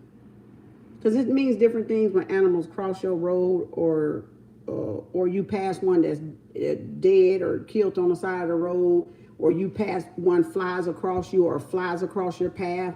That means something. And then usually when they land on you and stuff like that, butterflies and stuff. So you got to look them up so you'll begin to see what it means to you. Take it as a general. Just make sure it's general, like collective tarot. Somebody else wrote it. So long as you keep in your mind, another human wrote it. Ask your ancestors to give you the message that it is for you, but just know another human being wrote it. And once you know that another person wrote it, another person said it, it may be for me, I'm not going to mess with that. And I'm gonna leave that alone. Like, I always go to them with respect, though. You don't go with them with disrespect, because you're gonna piss them off, and spirits get pissed off too. So all our spirit guides and ancestors wasn't no punk bitches. They were fucking warriors and goddesses, and they were, you know, and the rest of them could have been cowards, wussies, you know, simps, coward, you know, but all of them wasn't. So you got to still treat them with respect, but because they in another dimension, you're not. But at the same time, you can still ask them for help when you need help. And you, as long as your heart is pure, when you go to them, they know the difference. You need a crossword? I was gonna get something. Was you gonna go? Can you go get me? What? Coffee? Mm-hmm. Yeah. You need it? Probably for a little bit. What? You brought it back? Yeah, last night or this morning. Mm-hmm. Oh. I'm gonna go tomorrow. I'll be back. You gonna come bring me one? Yeah. And so, long as you ask them to, you know, slow you down, take you fast, send you somebody that can help you, that ain't got no hidden motives, no intentions, you know, no harm. And you got to ask for those type of people, because remember, we had evil and good done crept in. Even though we don't, it's no classification really, or it's just a title or mindset, you still dealing with evil and good. You still dealing with plagiarism, exploitation, and all this other stuff. So you just ask for the spirit to guide y'all toward people that are sincere, people that are really truly there to help you enlighten your path and keep them other gremlins away. Okay, keep the other gremlins away that ain't, you know, that's their own devices. You know, and that's what you got to do a lot of times on this journey. So that's why you can't even think that everybody spiritual is your friend. And that's why I tell y'all stuff, because that shit I had to learn on my own. That shit I had to experience and learn my own damn self. They, because they say they spiritual, don't fucking mean shit. Okay, it don't really mean nothing. The abundance and connection with Mother Earth. That's what's most important, Teresa. That's what you need to count on. Damn it. Before you count on another human being, count on her out there. You know, before you rely on somebody else, take it out there under a tree somewhere, you know, and let her talk to you. Because you'll get more insight when you come in from out there. You'll get more insight than anybody on any of these, even me. You will get more insight than anybody out there could ever give you when you go to the source yourself. And that's what y'all got to get back to. You got to get back to going to the source yourself, so you can get your own information that's for you. So you can be in your own field, auric field, right? And not nobody else's, not taking up somebody else's, or not absorbing somebody else's, but get and see what nature says to you yourself. But you got to put yourself out there. Symbolism, it said that's what the turkey symbol is, plus more. What, being in nature? That's what it said. That it was being in nature, the turkey symbolism.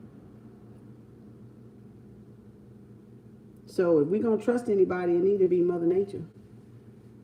It need to be getting out there, getting some sun and getting out there in nature, getting under trees, listening to the birds, listening to all the sounds, you know.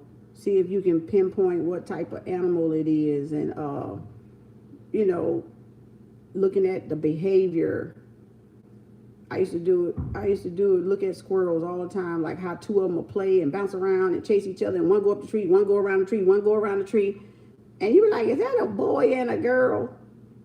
Are they cousins? Are they brothers? The abundance and connection to Mother Earth. Oh, dang. And see, I didn't even know that. I don't even know. I didn't even know that. See, sometimes we know stuff we don't know we know, but we know. But you know, looking at the squirrels play and trying to figure out, is that a boy and a girl? Are they kin? Are they friends? You know, are they from the same, you know, litter or whatever you want to call it? Like, are they just two different, you know, squirrels one run around the tree, the other one run back this way, and the other one run around. And that's so good to watch sometimes. If you sit out there and really watch squirrels, that's so good to watch. It's relaxing too. I got knowledge lately that I be keeping to myself. It's okay. You ain't got to tell you. I used to keep shit to myself. Look, honey, y'all don't know. I keep half the shit that I keep to myself. I don't tell y'all. Y'all think I talk a lot, that I'm telling y'all everything. No, I'm not telling y'all everything. I can't tell y'all everything. Because some things ain't for y'all to know. They just for me to know. So you can't tell people everything. Don't ever think you got to tell people everything either. Because some things is not. Some things is general, but some things is not. So you will know when it's something you can share with the right person that's on that vibration. You can't go around sharing this type of shit with people that don't fucking know nothing. They ain't hearing nothing anyway. It's like hitting a brick wall. They ain't gonna understand nothing, and you can't make them understand nothing, so you don't even try to make them understand nothing. And they sure don't want to hear about you seeing a damn alien. All right? They're gonna look at you like, how you seeing a damn alien and I don't? You crazy. You know, it's some shit you can't tell people. All right. It's just for you. It's just for you. So even though I talk a lot, even though I got a lot I channel, because I got an open connection, but even though I got a lot to say from source, that's because a source has a lot to fucking say to different people over the world. Okay. And that's the people that has not been paying attention to their messages.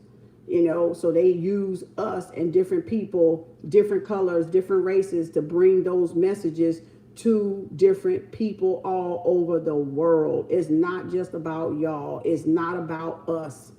It's not about me. It's about that's how spirit relate. And y'all ass didn't say no fucking different when y'all sitting up in that mega church listening to those mega pastors open their damn mouth and give y'all messages. This shit ain't no damn different. It's the same thing. Spirit uses who spirit uses. It's not the messenger. It's the message y'all need to pay attention to. It's not the messenger. When you lose sight of looking at the messenger, then you miss the message. And that's why so many people are missed out there now and lost as a goose, because they do, I ain't listening to that person white, or that person Chinese, or that person Indian, or that person don't know, I don't like the way, and you don't even try to even hear anything that could be for you. You close, especially if you get a trigger right off, you can hang it up. You're running. You ain't trying to hear nothing. You're running. So, but that's why, because we're not paying attention, and source is trying to talk to us as it does from a human standpoint of being, because we ain't tuned to spirit. We're not tuned to spirit. So a lot of people can't hear it. It gotta come through the mouth of a person in order for y'all to hear it. And that's what spirit does with men and with women, with children, with dogs, with animals, with whatever, the car going down the road, the car saying, oh, there the car go. Your eyes working. You saw that car. You heard that, your ears are good. Okay, you getting a self-checkup. There it is. You can hear very well. Okay, you're present. You see that car? Yep, the car went down the road. Okay, I'm here. So you're getting all kinds of signals and self-corrections to make yourself stay present and to stay grounded and not, just be just in this bubble that only you in, but you get to see other things too, and you get to hear other people communicate. You get to hear the birds chirp together, and the crickets in the morning, and anything else, and butterflies flying together mating, and dragonflies flying together mating. All this stuff we get to see how spirit is moving and flowing. And for us, we just happen to be a species that talks. All right. What if we walked around and did this?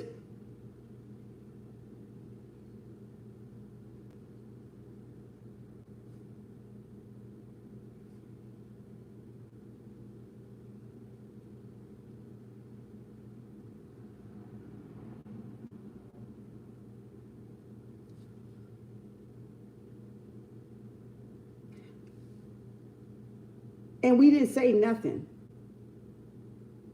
But how do we know one eye is yes and one eye is no? How do we know that means I don't know? How do we know that means you bored?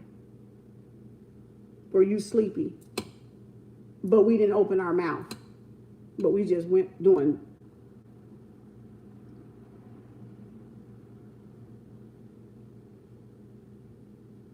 this everywhere we went. Would we be bored? Would we be bored?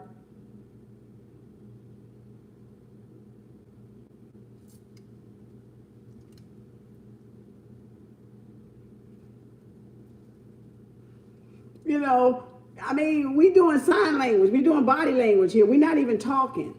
So would we be bored if nobody said anything? And just sat and we looked at each other and didn't say anything. We just read each other's body language. Could you read the next person's body language to know what they're thinking or know what they're saying or read their mind? What? So we take a lot of stuff for granted. We take a lot of stuff for granted. You know, the closer the more natural you are, the closer your connection is. The more natural you become to yourself and detoxifying from all the chemicals, the sprays, the chemtrails, the pesticides they putting in the grass to keep the fungus down, they mowing, they weed eating, and we got allergens, we got pollen, we got emissions, we got all that stuff floating up in the air. It's already on us, y'all. We're already inhaling it. We already breathing it. We can't avoid the contact of a lot of stuff because it's environmental factor. It's what it is. They spraying stuff on our vegetables to keep them preserved in the grocery store. Soon you get it home in your own vicinity, it wants to rot. They're freezing the fruit, and it's in the freezer in Walmarts. You get it as hard as a rock. You get it in your house. It changes. The whole atmosphere changes. And the fruit begins to get bad quicker. You got to wash the coatings off the apple, soak every fruit, clean everything off to get all the pesticide that they have to preserve it, to keep it fresh. So you'll go in the store and you'll buy it.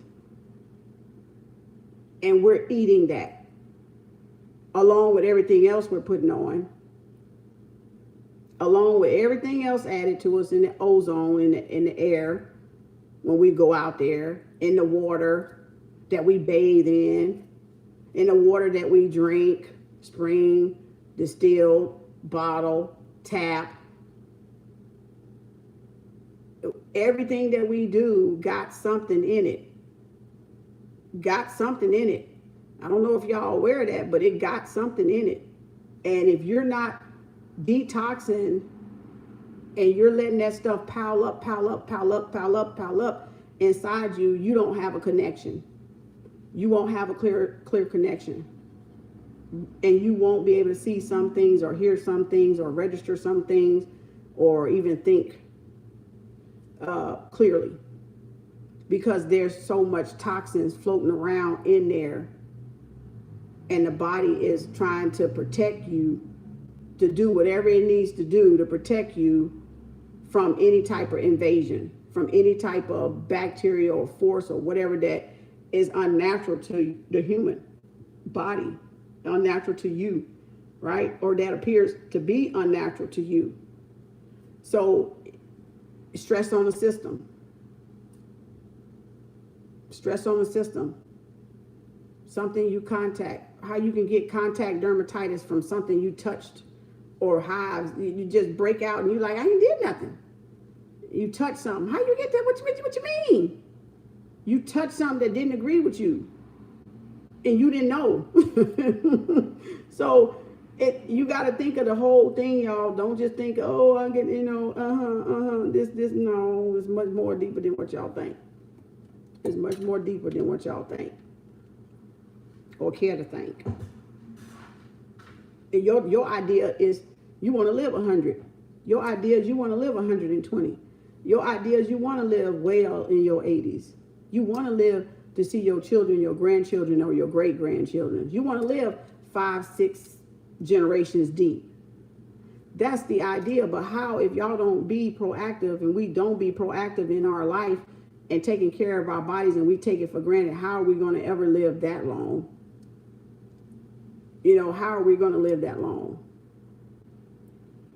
So if we don't take care of ourselves now, if we don't do things to better ourselves now, I'm just asking a question.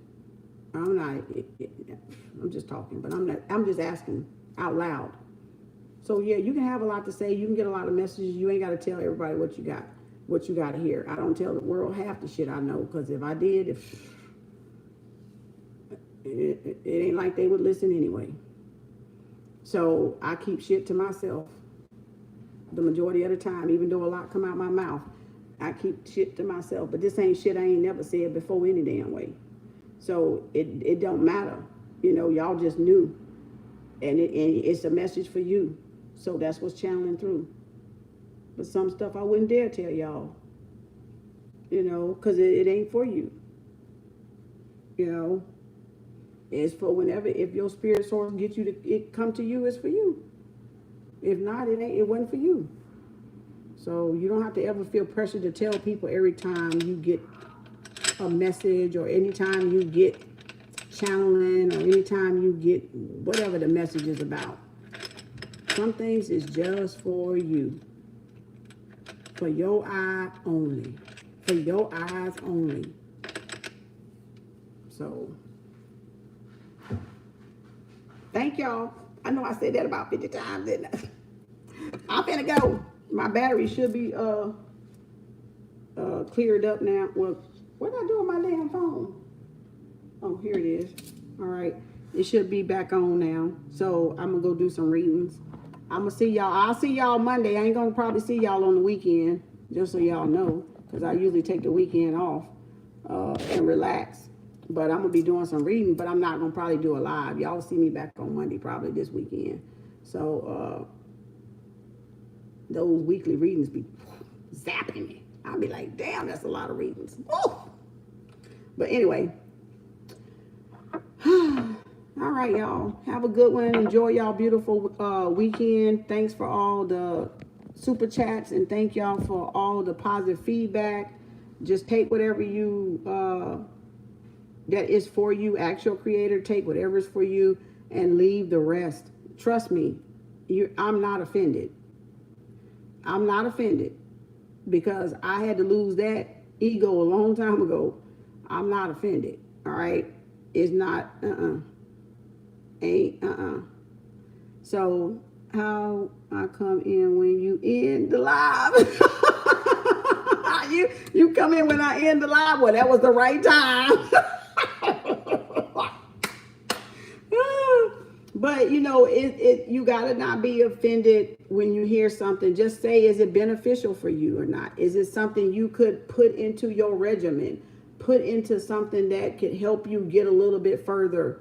Herbs is not telling you nothing wrong. Eating kiwi is not telling you nothing wrong. Being in moderation with drinking, smoking, makeup, hair, it's telling you stuff to help you so you don't lose your hair, so you can clean your pores out, so you can unclog your pores, because all that stuff is going in it, and I'm pretty sure some of y'all ain't even researched what the shit that shit got in it. I'm pretty goddamn sure.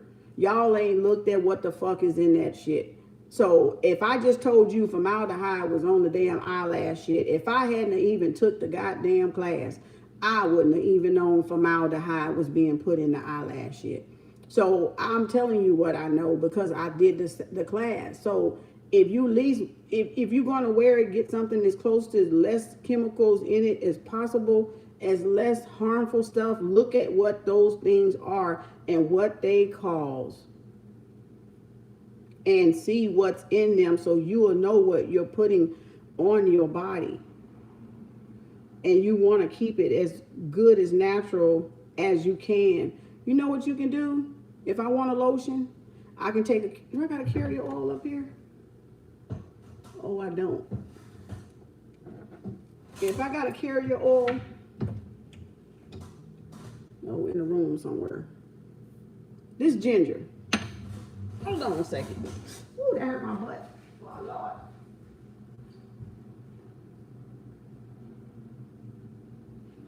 This sweet almond oil. If I want to make a moisturizer, or I can take that olive oil over there that I cook with. Carrier oil. Just something so it ain't pure alcohol. And this is ginger. Let me see how this smells. Oh no, I don't want that on me. let me get something else. I'm like, oh hell no, we ain't putting that. Okay, I got jasmine. Jasmine and peppermint. Lemongrass. A white thyme. Okay. Cedarwood is all good, light and thyme. Okay, I'm gonna show you how you can do shit that's natural. And this is cloves. So I got a few out of there. I don't think I want cloves on me though. Ooh, no. Ooh, I don't want to smell like that. I don't want to smell like that now. Ooh, no, I don't want to smell like that. This is the one I use for my wound. I remember that smell. Lemongrass. I don't want to smell like that either. I think I'm going to have to do these three. Okay, I can smell like that. That's jasmine. This is peppermint. We can smell like a little peppermint. This cedarwood. Let's see. No, I don't want to smell like no wood bark. Okay, don't want to smell like no wood bark. Now, I ain't got nothing. I ain't got nothing here. I ain't got nothing. I'm just going to show y'all a little something. I'm going to use my little. But even though this is for herbs and you can use it for oil, but I'm just going to say, like, if I want to just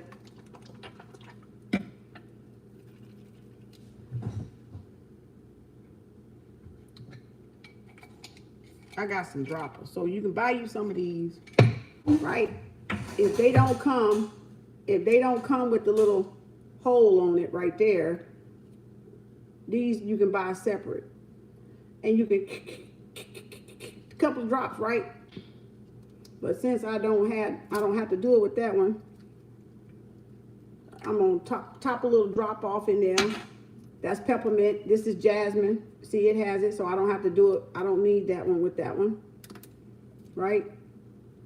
A lot of times you can count the drop if you don't do it too much. Carrier oil. This is sweet almond oil. I can use that olive oil over there.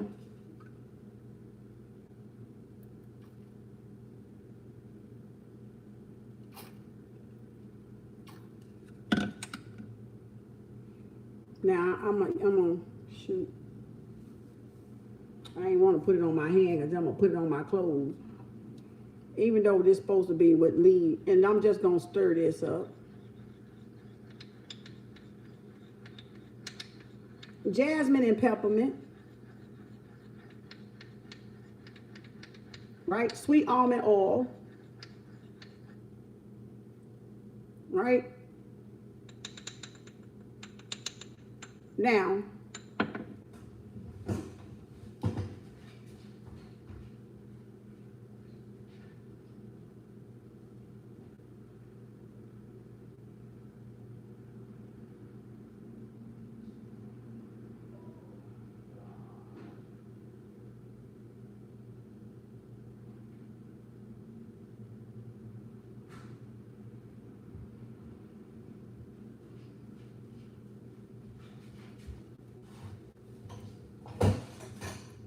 get you some bottles. This is the sinus one I made. You see it's still stuff in it?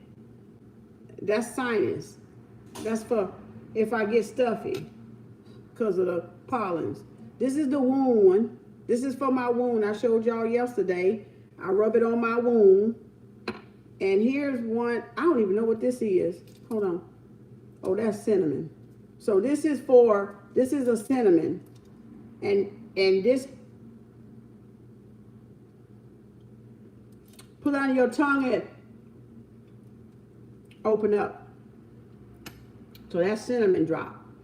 Now, if I want it, I'm going to pour this in something. I'm going to pour it in, this was a pill bottle, but I'm going to pour it in that because I ain't finna waste it and I won't use it. So now I got this all over the place.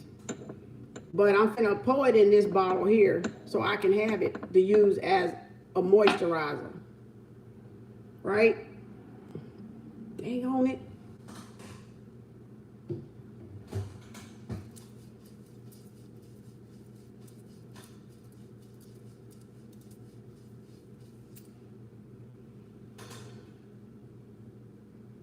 Smell like who? Smell like what? Peppermint and jasmine. Peppermint and jasmine. So soft. My own skin so soft. So now I'm finna pour it in here because I ain't got nowhere else to put it. And I can use that as, now if I want to put some herbs in there that I got, peppermint herbs, I got lavender, I got chamomile. I can put it in there. Right? Whatever I got up in the cabinet. Now I'm going to have to clean that out because I got it all juicy. But I'm showing y'all how you can make your own.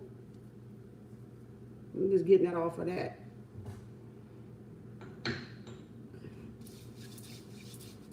Moisturizer.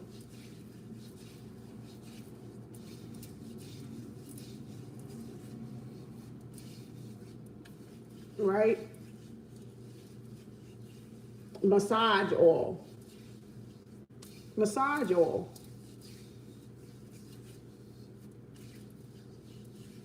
Right? Hand oil, moisturizer. Right? For my face. Moisturizer. Right? Peppermint. Right? What did I do wrong? Did I do anything wrong? I didn't do nothing wrong, did I? Because I only grabbed almond, sweet almond, grapeseed, olive oil, acacia oil, right? And diluted the little fragrances you use in a humidifier, right? With the kind that I want to smell like, right? And made myself something natural. Made myself, and they do different things, right? Peppermint is good for relaxing the senses, the sinus, it opens up, it is real relaxing. I think this one has peppermint. I think this one has peppermint in it because it's got sinus on it. Yeah, it's got peppermint in it. It's got oil and some peppermint. So that's that one. So it's on my face now. But you know what? You know what that do? Keep you stress-free. Because now all I smell is peppermint under my nose. That's all I smell. And my sinuses just said when I did that. So you tell me. Y'all tell me, what did I do? Look how easy that was. Going to wherever you want to get your oil from. This is from Arbonne. And it helps you sleep, relax, lavender too. Yeah. And so I can rub the rest on my hand. It ain't gonna do but smell like peppermint. Even though that's a sinus one. And see, now I'm relaxed.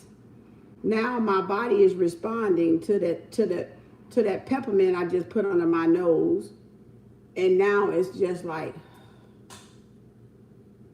it's like I'm relaxed now, like I had a massage and I didn't. You know, I use the lavender essential oil in my bath too. Yeah, you can use these in your baths. You can use these in your baths. I'm gonna put that on. I'm putting this on. I ain't gonna throw that away. I just concocted up something. But, you know, just to show y'all, it doesn't take much for you to buy or to make your own little stuff. You just gotta trust yourself. And you can count the drops. You can Google the drops. Of course, I got an aromatherapy book back there. I think I showed y'all before. Let me see if I can get it.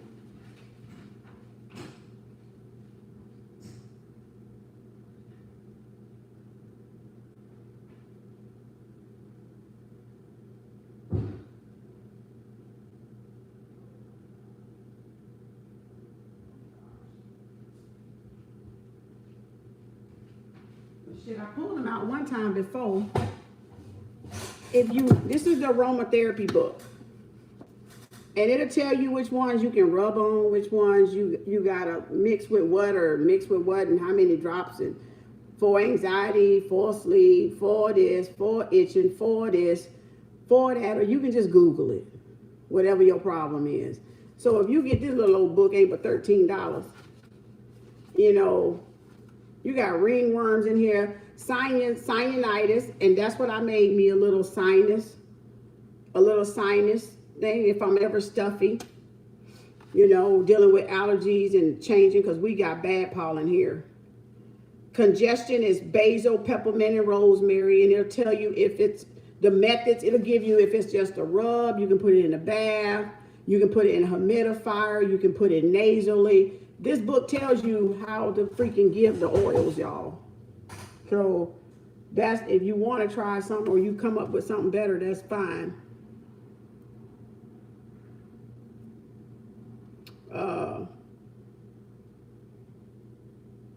And it's got other little burning them, hot rubs, how many drops you need, things like it. It's a good learning thing. If you want, them are the magical ones right there.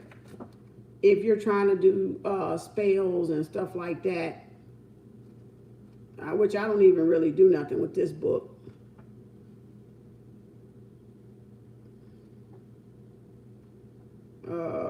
Got a success spell in here. Anointing oil, altar oil, different. It's got like bath, fragrance, potpourri, and then this one, I don't really do nothing with that one either. That's incense, oils, and brews. So that's what you would probably use that little grater for, because this might have herbs. No, this ain't got herbs in it. Oils, incense. Oh, okay. Yeah, finding down the frankincense in there. I just saw juniper, rosemary, langley, rituals, preparation, business incense. You can make an incense. So if you want to learn how to make incense, dang, you can learn from that book right there. That's Cunningham. He got some good books. Scott Cunningham got some good books. If you look up all his books, this is his herbal book. Tell you which one is female and male, you know, jasmine and all that good stuff. The encyclopedia, raspberry. Raspberry is feminine. See? Raspberry is feminine. Red raspberry, that's a feminine. So it shows you what it looks like.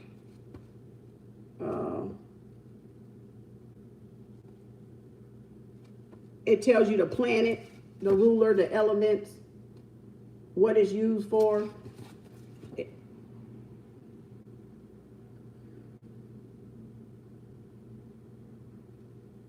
Oh, I probably can find them ones that's in them new pills I got up in here. I saw one of the names.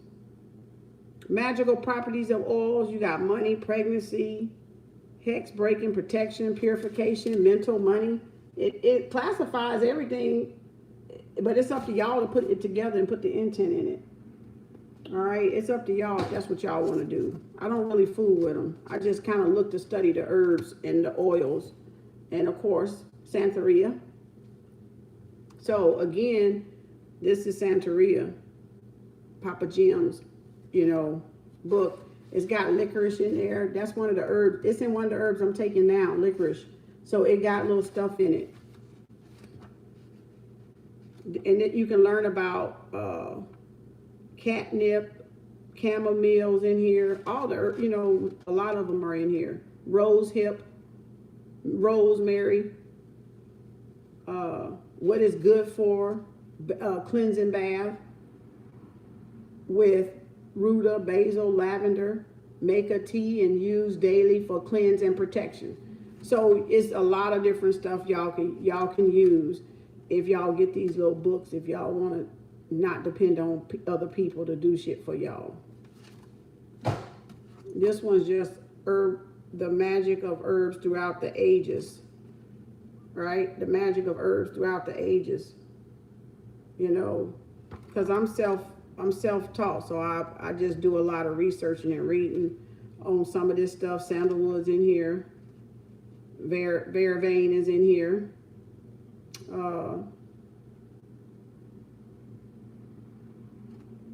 What else? Myrtle, clove, poppy. valerian, rosemary, dragon's blood.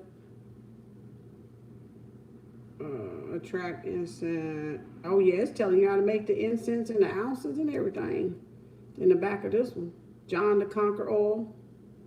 That's for court cases.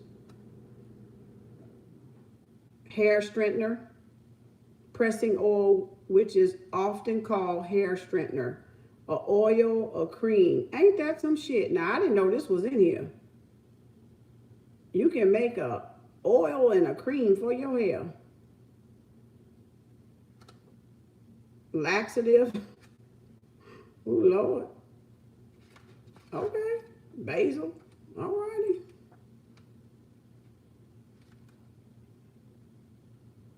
What is this? I don't even know what I was reading then. I was reading something because something's marked there. I don't know what I was reading. It's been a minute. And this is just his Cunningham's crystals. He wrote a lot of books actually. He got a few. Cunningham. So you'll see all his selection of stuff. But that encyclopedia one is a good one. Evil eye. Glossary. I like this one because it gives the birthstone for the signs right there. He gives the birthstones and there are a couple of stones that go with your sign. And Taurus is emerald, jade, and lapis lazuli. And I have all three of those. So that's interesting. I got all three of those birthstones for that emerald, jade, and lapis lazuli for Taurus. Carnelian is one for Taurus. It's a lot of them, but he just naming three of them. And I got all three of those. So, and I love my emerald. Like I love this because he breaks down the planetary metals. This is a good one if you want the gems and the metal magic use of them. So the planets,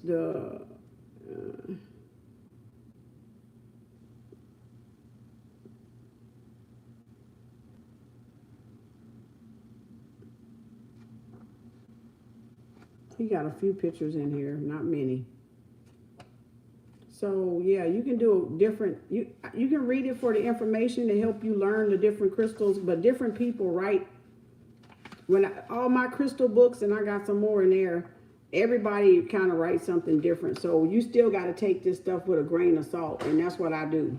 I don't take it word for word because it's coming from different sources, and different sources got it from different sources and different cross-reference book, and that's all you can do is gather what you can gather, make sense of what y'all can make sense of, and go from there. Because don't ever think it's all set in stone and it's one way or the highway, because they all got watered down information anyway. They got passed along information anyway. That's it. Ain't none of that shit 100% what it was, you know. So once you just take out what you need, you know, be in the vicinity of whatever it is you're trying to create, use the right oils, and use the dropper. Get you a dropper, you know. If you can't see how to just do it like that, you can use, this one comes with a dropper. I bought this from it, so it comes with a dropper, so it's easier with that one. But get what you need and just, you know, do the best y'all can. What you feel led to do. Thank you, son. Appreciate you. Love you. You can go. All right. What time you gonna be back? I don't know. Do you need a question? Is he in there? I thought he was gone. Hey, cut it out. Stop it. Oh, he is. Never mind. No. Take what you need, y'all, and don't be afraid to make you your own cologne, body oil, body spray. You can buy those body oils, but I mean, just for moisturizers when you get out of the tub or the shower. All right, the tub or the shower, you know, that's soft. Start off small. Make sure you don't have a reaction if you got skin problems. But like, I feel soft because all I feel is that oil. So all I feel is the oil. It's not overbearing. It's not, It's not overpowering. I can smell. You can use one or the other, peppermint or the jasmine, whichever one you want to use that you want to smell, or whatever kind of oils you use, you know, or just use it by itself. You ain't got to mix nothing up in that. You can use that as a moisturizer. It says organic skin care oil.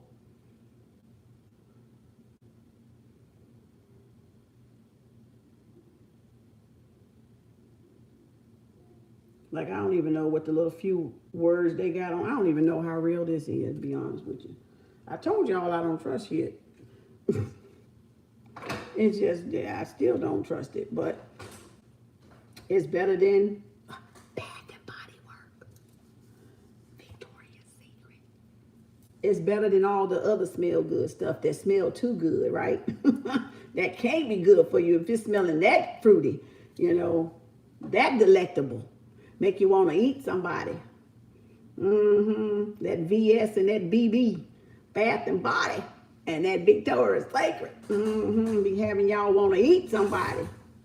You know, have them for breakfast, lunch, and dinner. I'm just saying. But that's how we get carried away, you know, with stuff. But we don't think about the consequences of those things, or to detox our body from those things. It's almost like toothpaste. You don't think about what toothpaste do, but you get the toothpaste and the sodium fluoride calcification of that pineal gland. You know, because we were told we got to have certain stuff to protect the teeth. So you got to kind of I'm going to make my own toothpaste. I saw that on TikTok too. With some turmeric and some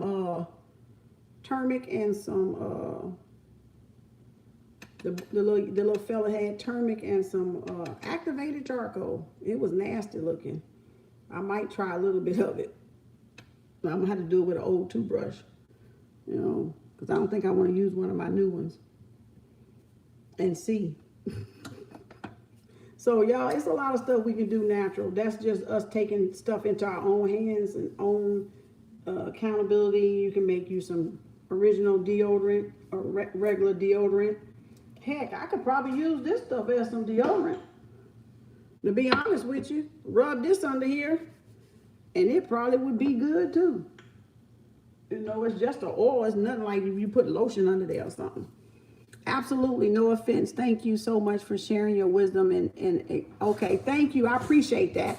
Because I'm just trying to get us to better ourselves and to be more cognizant of the things, more aware of the things that we do, and everything that we think we got to do, we really don't have that to do. Thank you, Deidre. Appreciate you, sis. Just everything that if we can just ask ourselves, do I really need to do that? Do I really need this? Do I really need this? Do I really want this? Am I getting it out of emotion, or I'm asking out of emotion, or I'm trying to collect this out of emotion I'm trying to not deal with? So when we look at it like that, or am I running from something? Why do I feel like I gotta have this? Why do I feel like this ain't good enough? See what I'm saying? And it's so deep. Our psyche is so deep. What they did to all of us, they did it to all of us, y'all. Seriously, they did it to all of us. They did. They bamboozled all of us, but that's okay. But they did. And as long as you can sit back and you can go, okay, is this programming from a commercial? That I need this? Is this from that commercial I saw 1,000 times? Or do I really need it? I don't got teeth to even brush. Teresa. Teresa said, I don't even got teeth to even brush. Why'd you say that? You got me laughing. I'm not laughing at you though. It's just funny that you put that in there. I'm not laughing at you though. But So let's just think about that and think about things we can eliminate that's not good for us and things we can replace them with. Because of every bad habit that you remove, you got to remember, y'all, you got to replace it with a positive habit to work. You can't just take a bad thing away or a negative thing or something that you want to break a pattern of and then don't replace something positive with it. It's negative positive. So if you got something, I want to stop eating fast food, or I want to stop, let me use my kiwis. I want to stop eating sugars, right? I got this coffee though, but I want to stop eating candy or looking for pies to get my sugar out of. Well, I just replaced it with the kiwi. So if I did, it take 14 days to break a habit. Remember that, 14 to 21 days to break a habit, to get you to get it out of there. If you do it 30, 90, you good, you out of there 90. If you can hold out for 90 days, you there. You damn, if you go back because you chose to go back and you want to go back. Because 90 days is enough to kick a bucket, all right? You know, when you ain't done something for 90 days. So, because that's what, 30, what's that? 30, 60, 90. And another 30 would be what, 120? If you can last 4 months, 30 days, you really in there. That's why Rich say do it for 6 months. They tell us go try something for 6 months. Discipline yourself. They give you half the year. They throw you in there because they know we gonna go back on some shit like this, and we'll have to keep starting over. Oh shit, damn, I messed up my cycle. Damn, I gotta start all over again. Because that's what they tell you when you're doing what? Subconscious work. If you miss it, if you don't do it 30 days, you break in there, you got to start that 30 days over. So they giving you an extra 2 months. So just take what the rich say, do something, just try something for 6 months, half a year. Try something for half a year, I dare you.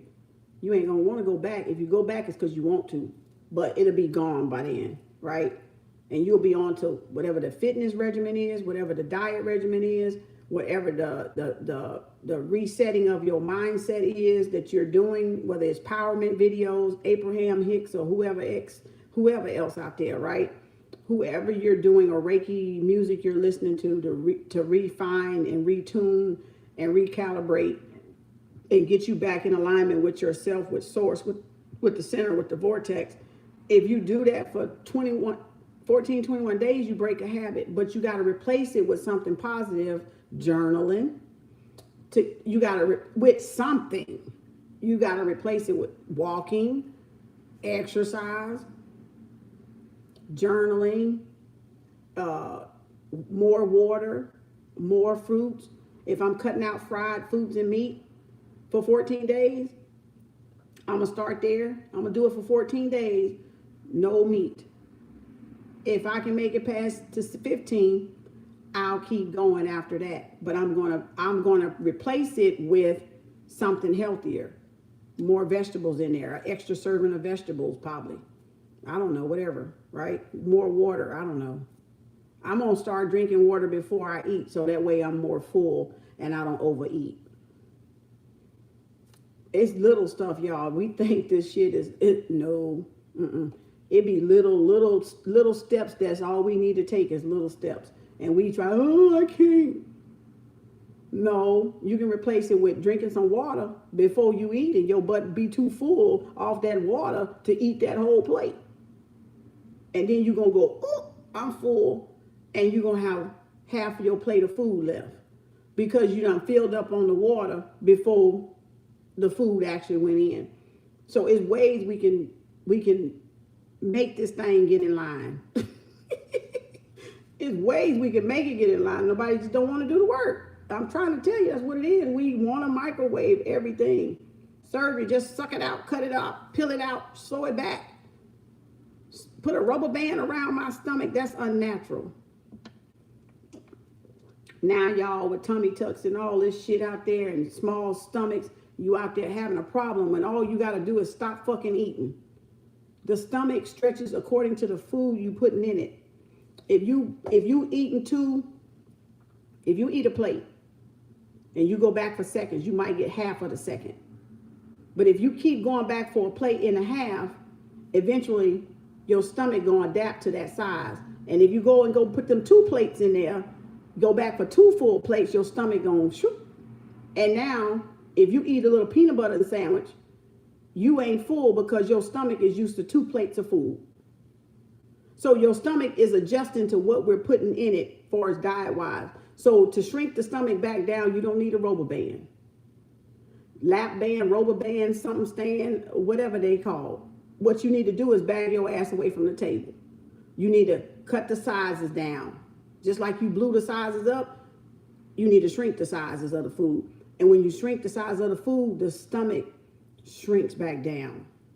And you're no longer able to put the 2 plates in there no more because you ain't stretched, you got out of the habit of stretching the stomach out with 2 plates, and you started going slowly in, eating little by little, not eating to get full, but just eating to just maintain some food in there, balance, whatever you want to call it, nutrition or whatever. But the stomach is not going to be that big anymore. The stomach is going to shrink down to the normal size. I don't need a rubber band around my goddamn stomach. It didn't come with my fucking stomach. I don't need it with my stomach, right? So you got to train the stomach to go back down, and that's the pain, the hunger pain, and everything else kind of pain y'all feeling, trying to get that weight off, and you still hungry like you can eat the refrigerator, but you like, oh, this ain't enough. Oh, I gotta have 4 ounces. Have you seen 4 ounces of nuts in your hand? Like it's barely nothing, right? So you gotta eat 4 ounces of meat that's barely covering this whole palm circle. And you like, I can't do it. It's so hard. I can't. Because you used to eating like this. Come on now, y'all. Microwave. You want it microwave. You don't want to do the work. So face it when you don't want to do the work. Because that's the only way I can get you towards your healing is if y'all face you don't want to do the fucking work. Because I got to face it on shit I don't want to do. The work on that I know I need to do the fucking work on. Like this damn thing right here. Okay? So, but this is, to me, minute, but I call it still crack coffee, right? Because you just addictive. It's just caffeine's addictive, right? Just like everything else you do too much of, it becomes a mindset thing. So now I got to break my own mental, drink my tea more, drink my water more, and I'll never finish this anyway. So it's really a waste of money for me to even buy it for a couple of sips that I drink right here and throw the shit away. But in my mind, them few little shots, just to buy this whole damn thing and get the few little shots about right here in my mind, I feel like it got me going. I feel like I can challenge my day, go through my day, jumpstart my day off of this much coffee. Because the rest gonna go over there and sit down and get poured out. You see what I'm saying? For $2 for $2. Because it's just regular. This ain't no fancy shit. I don't do the creamy cream, all that stuff. It's some steam. Some steam half and half probably in here, but I don't do all that flavor, all the extra $7 coffees. And this is regular coffee like what I make. But it's the idea that I'm paying for it, $2, and I'm only gonna drink about this much of it, and mine wasn't enough. So it's this. And see how your difficulty, your challenge is different from my challenge? But you like, oh girl, I don't even drink coffee. I don't even like it. That's so easy when I quit. And I'm like, really? It ain't easy for me because I love it. Okay? But see, I know what I need to do. And I know if I sat down to it, I can, because I quit coffee several times before. And normally don't drink it when it get hot. It just ain't been hot for me enough to quit it because they've been playing with the weather. So they won't let it get hot so I can quit. It's their fault. It ain't mine. So you see how that work? It ain't my fault. It's their fault. They won't let it get hot so I can quit. So I'm going to blame them out there. I'm going to make them be the excuse why I won't quit my coffee. And I'm going to keep drinking my coffee till they make it hot enough out there till I don't want none anymore. You see what I'm saying? It's so easy for us to throw excuses than to say, yeah, I got a fucking problem. I'm wasting $2 for an ounce when I can keep that damn $2 and just quit drinking it. right? And tell myself I don't want it and I don't need it. I'm just saying that those are the excuses we tell each other. We tell ourselves and we tell each other. I'm not mad. I'm showing y'all I got struggles too. We all got different challenges and struggles. But the thing is, I know mine. I know mine. You see what I'm saying? I'm not running from mine. That's the difference. I'm not running. I know what they are. This damn goddamn coffee here. Right? That's probably why I need them kiwis. Y'all, that's probably why I'm bloated. I'm telling y'all, that's why. It's the damn fucking coffee. It's the raw sugar. I got raw sugar, like I said, because I don't use white. There's a little bit of milk up in there, but I don't even drink this that much. Some days I skip and weeks I skip. Because I got my own little thing over there and they be putting too much. But sometimes I just want that stronger than I got Maxwell. Get me going. So y'all don't be so hard on yourself. It ain't to say to be hard on yourself, but it's to show y'all that we do got challenges and we lean on each other for support, moral support, not to beat each other up. I ain't trying to sound like I'm beating y'all up, but it's just we need to really, if y'all want to live, trust me, if you want to live and be as independent as you want to be in your years, in your elder years, you have to be proactive about the things we're doing. We have to make those hard changes now. That's what this is about.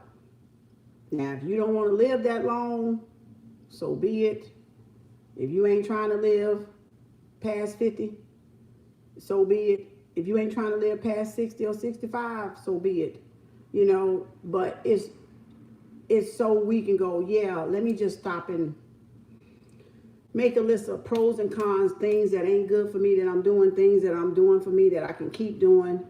And if I want to take this off, and don't try to take everything off at the wrong time, because that'll jack your system up and shock you into craziness, because you're trying to remove too much at one time. So you got to take your time, even breaking certain habits. You got to kind of take a few at a time, replace them with good, then work on the next set.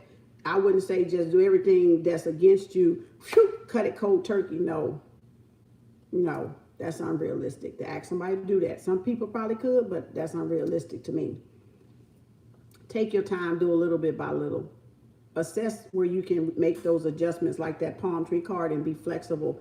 And know that, yeah, you might bounce back and forth at first because you wrestling with this here and whatever you done concocted in your mind, whatever I done concocted in my damn mind about seeing this Starbucks and all of y'all out there with this damn Starbucks included.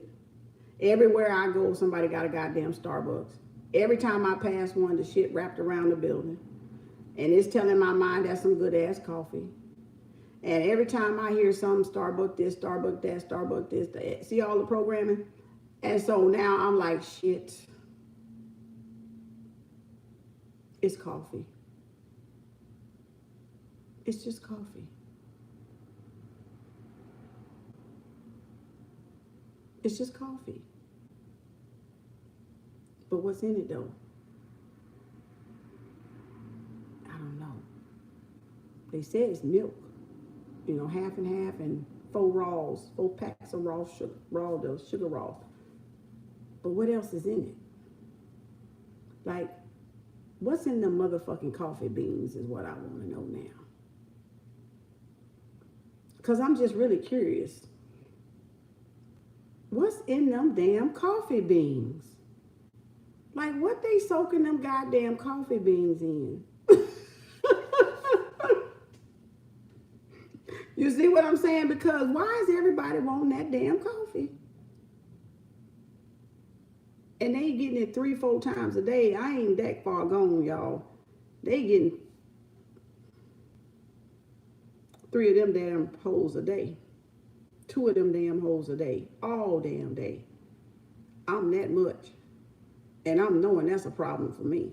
So I'm knowing that's even a enough to be a problem for me.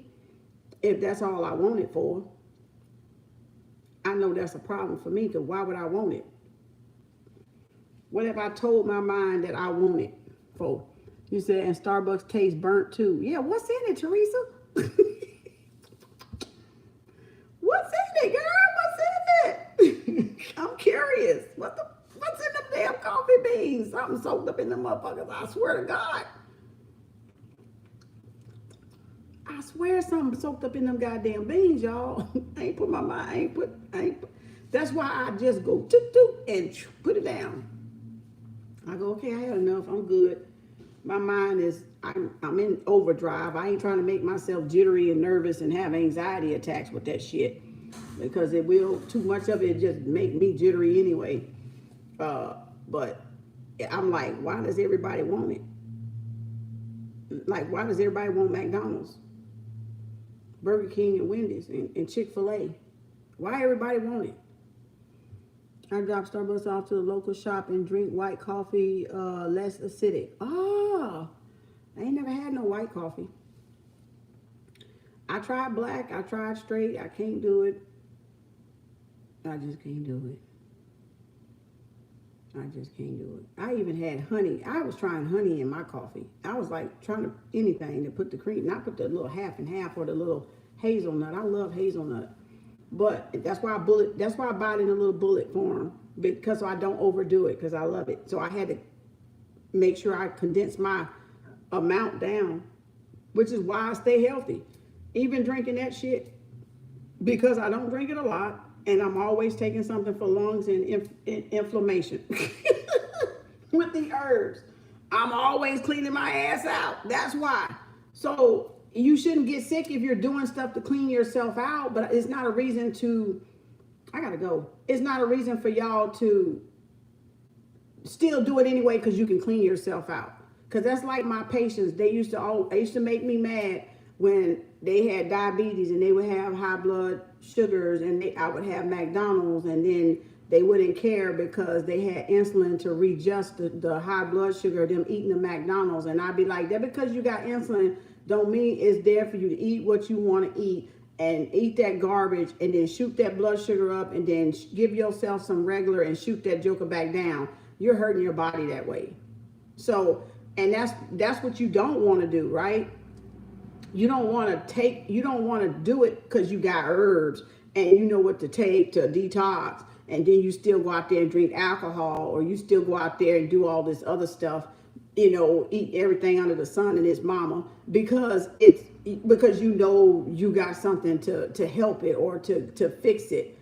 But I was doing that anyway. I'm gonna do herbs anyway because I've been doing them for so long. But that's why I still don't even kill the whole thing, because I don't have to kill the whole thing.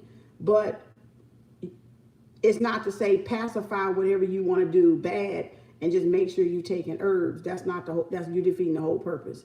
So if that's the case, then don't take the freaking herbs.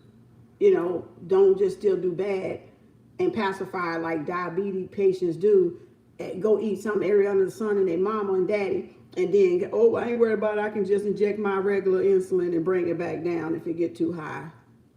Isn't that the reason why you are diabetic? Because you were eating that junk shit?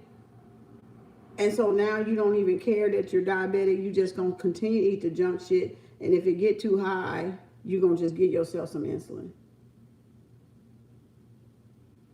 That ain't even natural.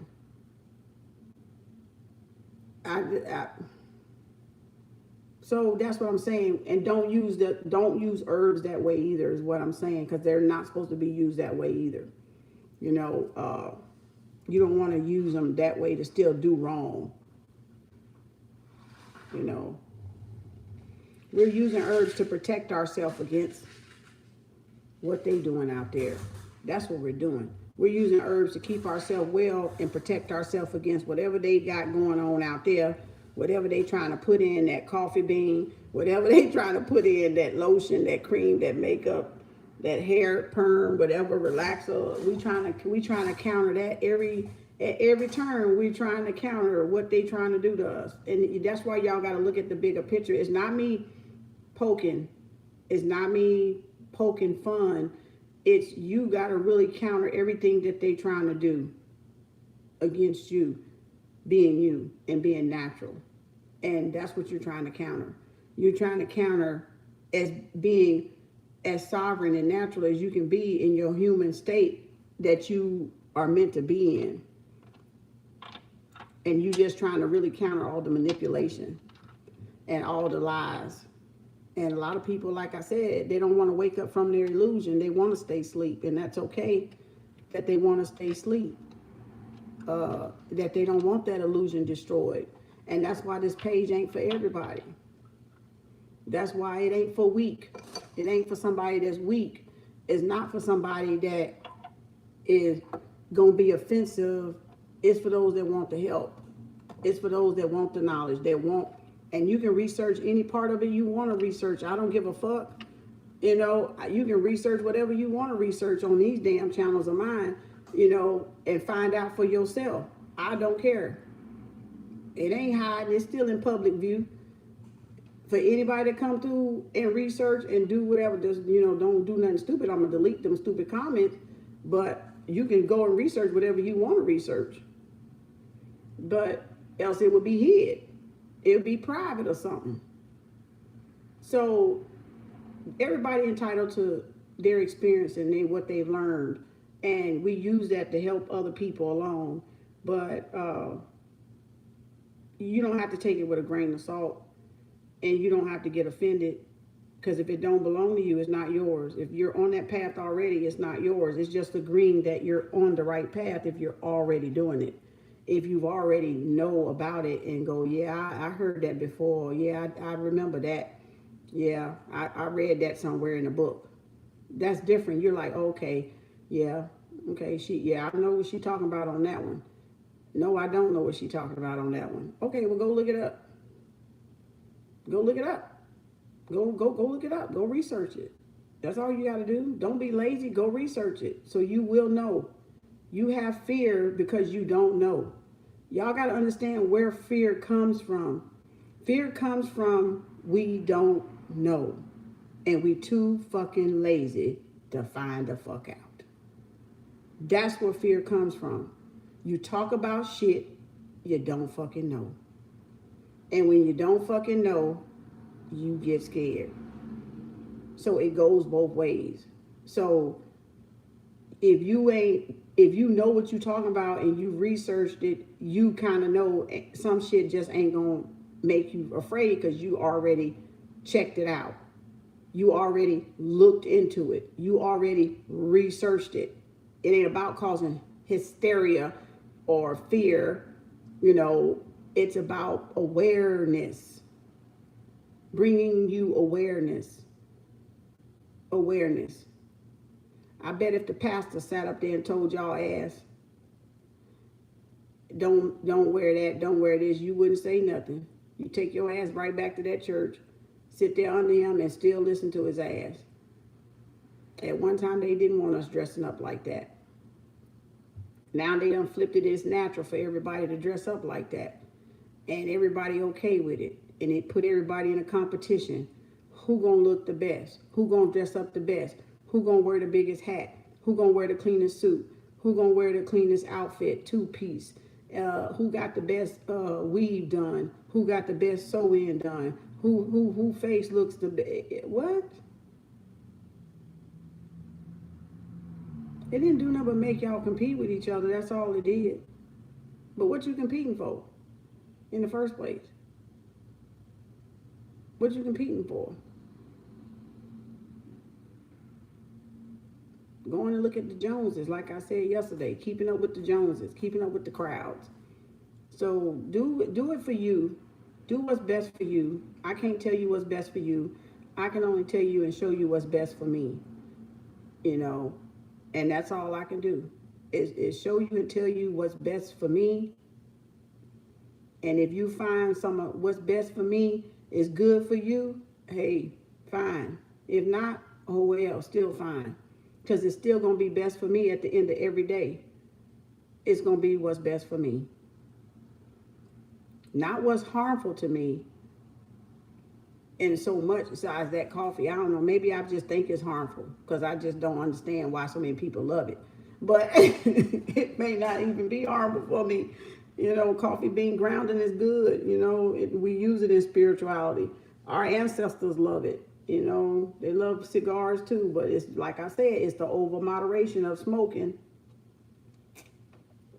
They loved alcohol too. They were some alcoholics and some smokeaholics and some other kind of coffee drinkaholics.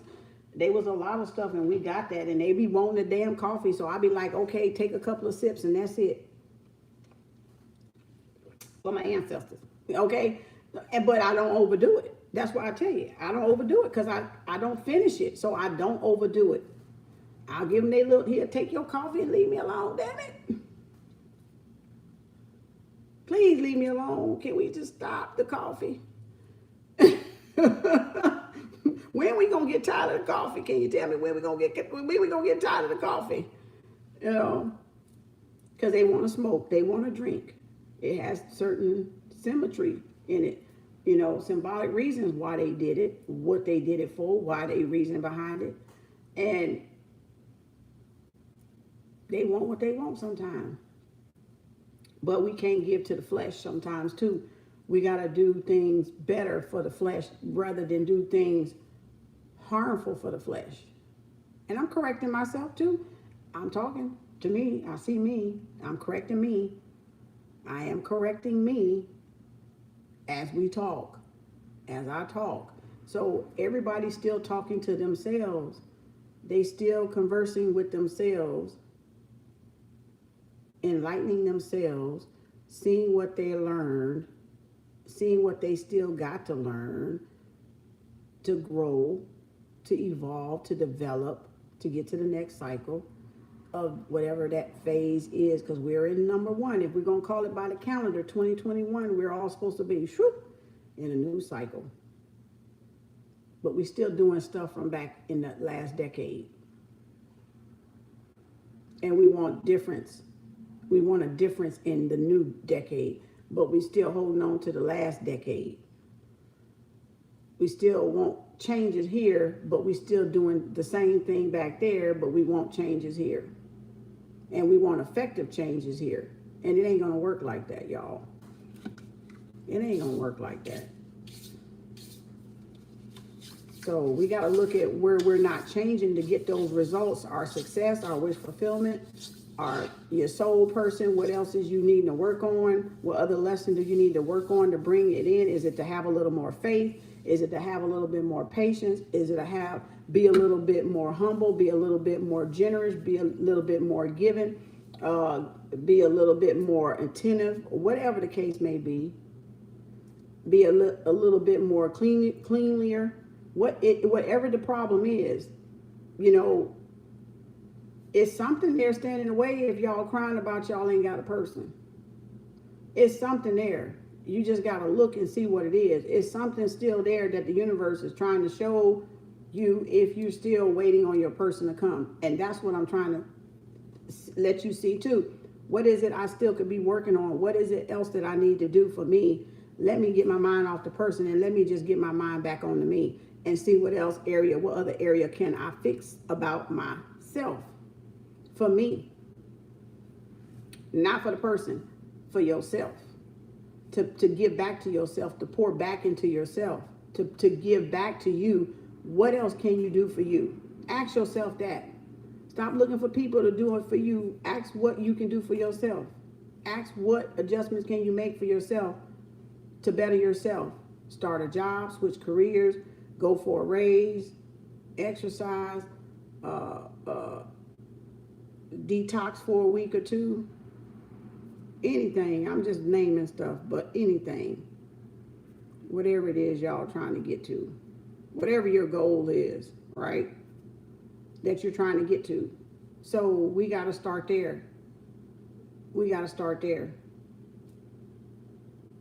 I'm just randomly calling out some stuff.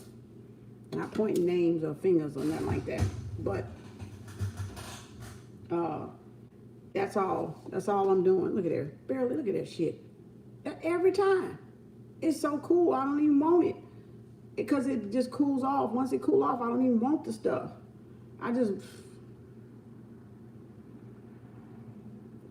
That's a shame. Barely get past the rim there. And I really didn't even want it. Just them ancestors inside my body did. I'm blaming it on them. It's their fault. They were some coffee drinkers. You know, but thank y'all. Appreciate y'all. Have a lovely Friday. It is Friday. June 4th. We got June 4th, 2021. I will not be on this weekend. I will be doing some readings and relaxing, most likely. Unless Spirit says something otherwise to me that I need to come on or do a TikTok or something. Usually I'll take it off. And be back Monday. All right. And be back Monday. So other than that, y'all be good. I can take this down and put my other new list up now. That was my weekly dates.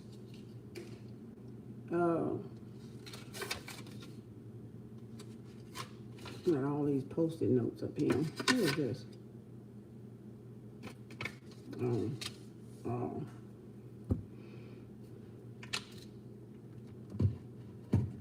But just think about that as what you can do to better yourself and put yourself in a better position for 2021 and beyond.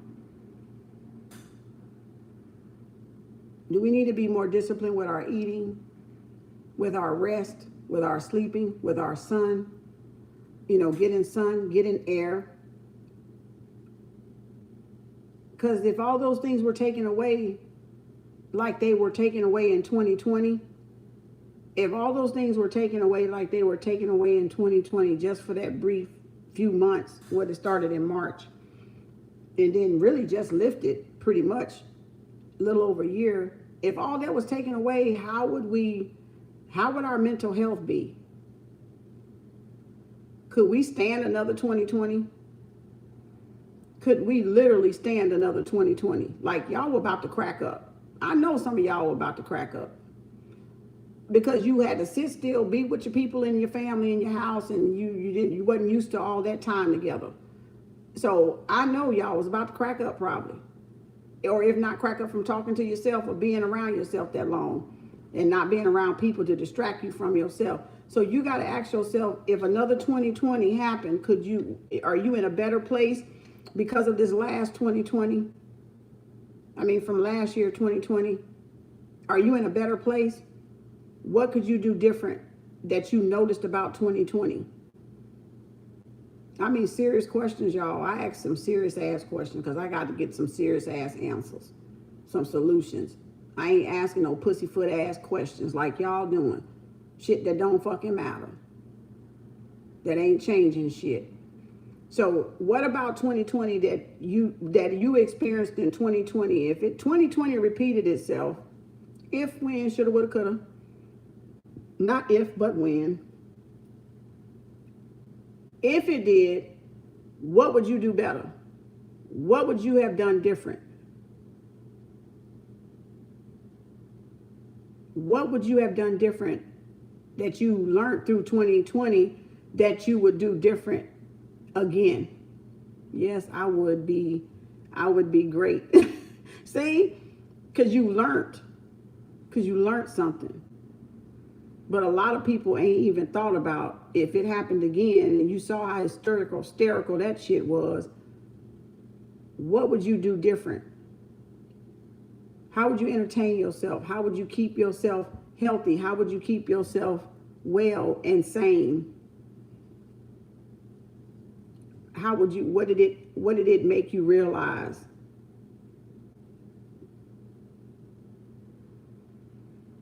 Where were their values at? Did you even care? I don't know. So if it happened again, would you be prepared? I'm just hypothetically, if it happened again, would we be prepared? Because we've let almost another whole year go by. And we can't wait to get naked on the beach. And we can't wait to get to clubbing. But how soon we forget it was just a few months ago. It was only a few months ago. And we ain't even thinking about, oh, I need to be prepared. I don't need this shit to happen again, ever again. Isolate myself more from the world and spend time with myself. I heard that. You and me both on that note. But you know, other people ain't, because they not thinking it from that point of view. They're not looking at it that way. Hopefully they'll stumble across this and hear this part. But if it ain't meant for them, it ain't meant for them. But like I said, this is a page for the strong. This ain't a page for weak people. You weak, you might want to get on off. But because you won't like this page at all. You'll be madder and madder, you know, until you change. And that's why I said I'm not picking, it's just what it is. I had to realize those same truths from other people. I had to realize those exact same truths from other people. What? How dare you say, because I'm this, I ain't that. It makes logical sense though. It do. It's like, how can we call ourselves spiritual and we doing all this stuff? Or how we call ourselves religious and we doing all this stuff ass backwards? All this ass backwards stuff. How? How? Y'all want people to accept y'all as y'all are, but you don't accept truth people as they are. But religious people want people to accept them as they are. But then when somebody talk against something that you don't practice, you don't want to accept people as they are, but you want people to accept you as you are. You see how backwards ass that is? That's really backwards. Really backwards. But you want somebody to accept your shit.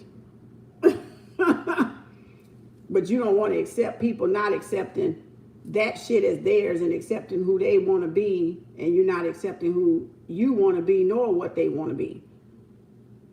Because you don't know what you want to be right now. You just don't know what you want to be. You think you're being it. We think we're being it. We're not being it. Being it is out there. That's being it. Mother Nature, that's being it. Until we get back to nature, we ain't being shit. That's what we ain't being. That's what we ain't being. Until we get out there, we ain't being shit, but talking shit. That's it. We ain't being nothing. You're still working on that one, but I'm starting to accept myself first. That's the first start. No matter what your nature is, no matter your color, no matter what, we gotta accept. We gotta accept it. That's who we came here to be. We ain't changing it. I don't care what kind of bleaching creams you put on. I don't care who hair you put on your head or not. You know, you ain't changing it. At the end of the day, I'm still gonna be black. When I croak, they gonna still label my ass black. You know, they ain't gonna. It don't matter if I got a bunch of Caucasian friends or Mexican friends, brothers and sisters, Latino, if I got a bunch of African, Mama Africa friends, at the end of the day, I'm still gonna be black.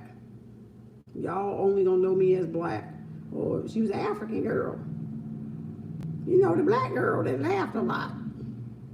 You see what I'm saying? You still gonna know my color, but you still gonna, I'm not gonna change it. Little Kim, Janet, and whoever else, Michael, they still, at the end of the goddamn day, black to our asses. You know, we don't care. They change whatever the fuck they want to change. And in our eyes, we saw you black, we know your ass is black. You know, you can do whatever you want, cream it to death if you want to. You know, spray brush it over, dye it, bleach it.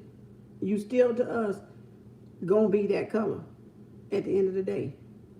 So that go to show y'all, you can't run from yourself. You cannot run from yourself. You got to accept and love yourself. You got to love your true self and be in touch with your true self to be in harmony with yourself. And that's where all this stuff is coming from, because we are all out of disharmony with ourselves and our nature, and y'all not getting the bigger picture of it. You're trying to stay on that little old illusion side of it. And you're not wanting to say that you're in disharmony with yourself. But if you mess around and you admit that you're in disharmony with yourself, then you will be more apt to do things to get back in harmony with yourself, rather than still live out of harmony with yourself. And that's what you're missing. Sadly, but that's what you're missing. That's what the majority of us are missing, is that harmony. Being in harmonious, you know. That's why. And we can cover it up with clothes and purses and heels and all that other stuff, and crystals and locks and wraps and unks and all this, all we want. We all can do all that, all we want. Yoga, vegan it. We can yoga it. Oh, we can exercise ourselves crazy. And we still not be in harmony. And we still not be in harmony. And it still is a daily fight to be in harmony. It still is a daily fight when you're not in. Don't mean nothing, y'all. Don't mean a damn thing at the end of the day. Don't mean shit.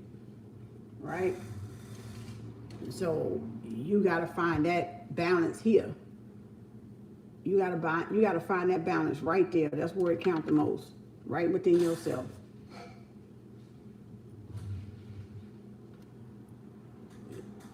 That's where it's gonna count.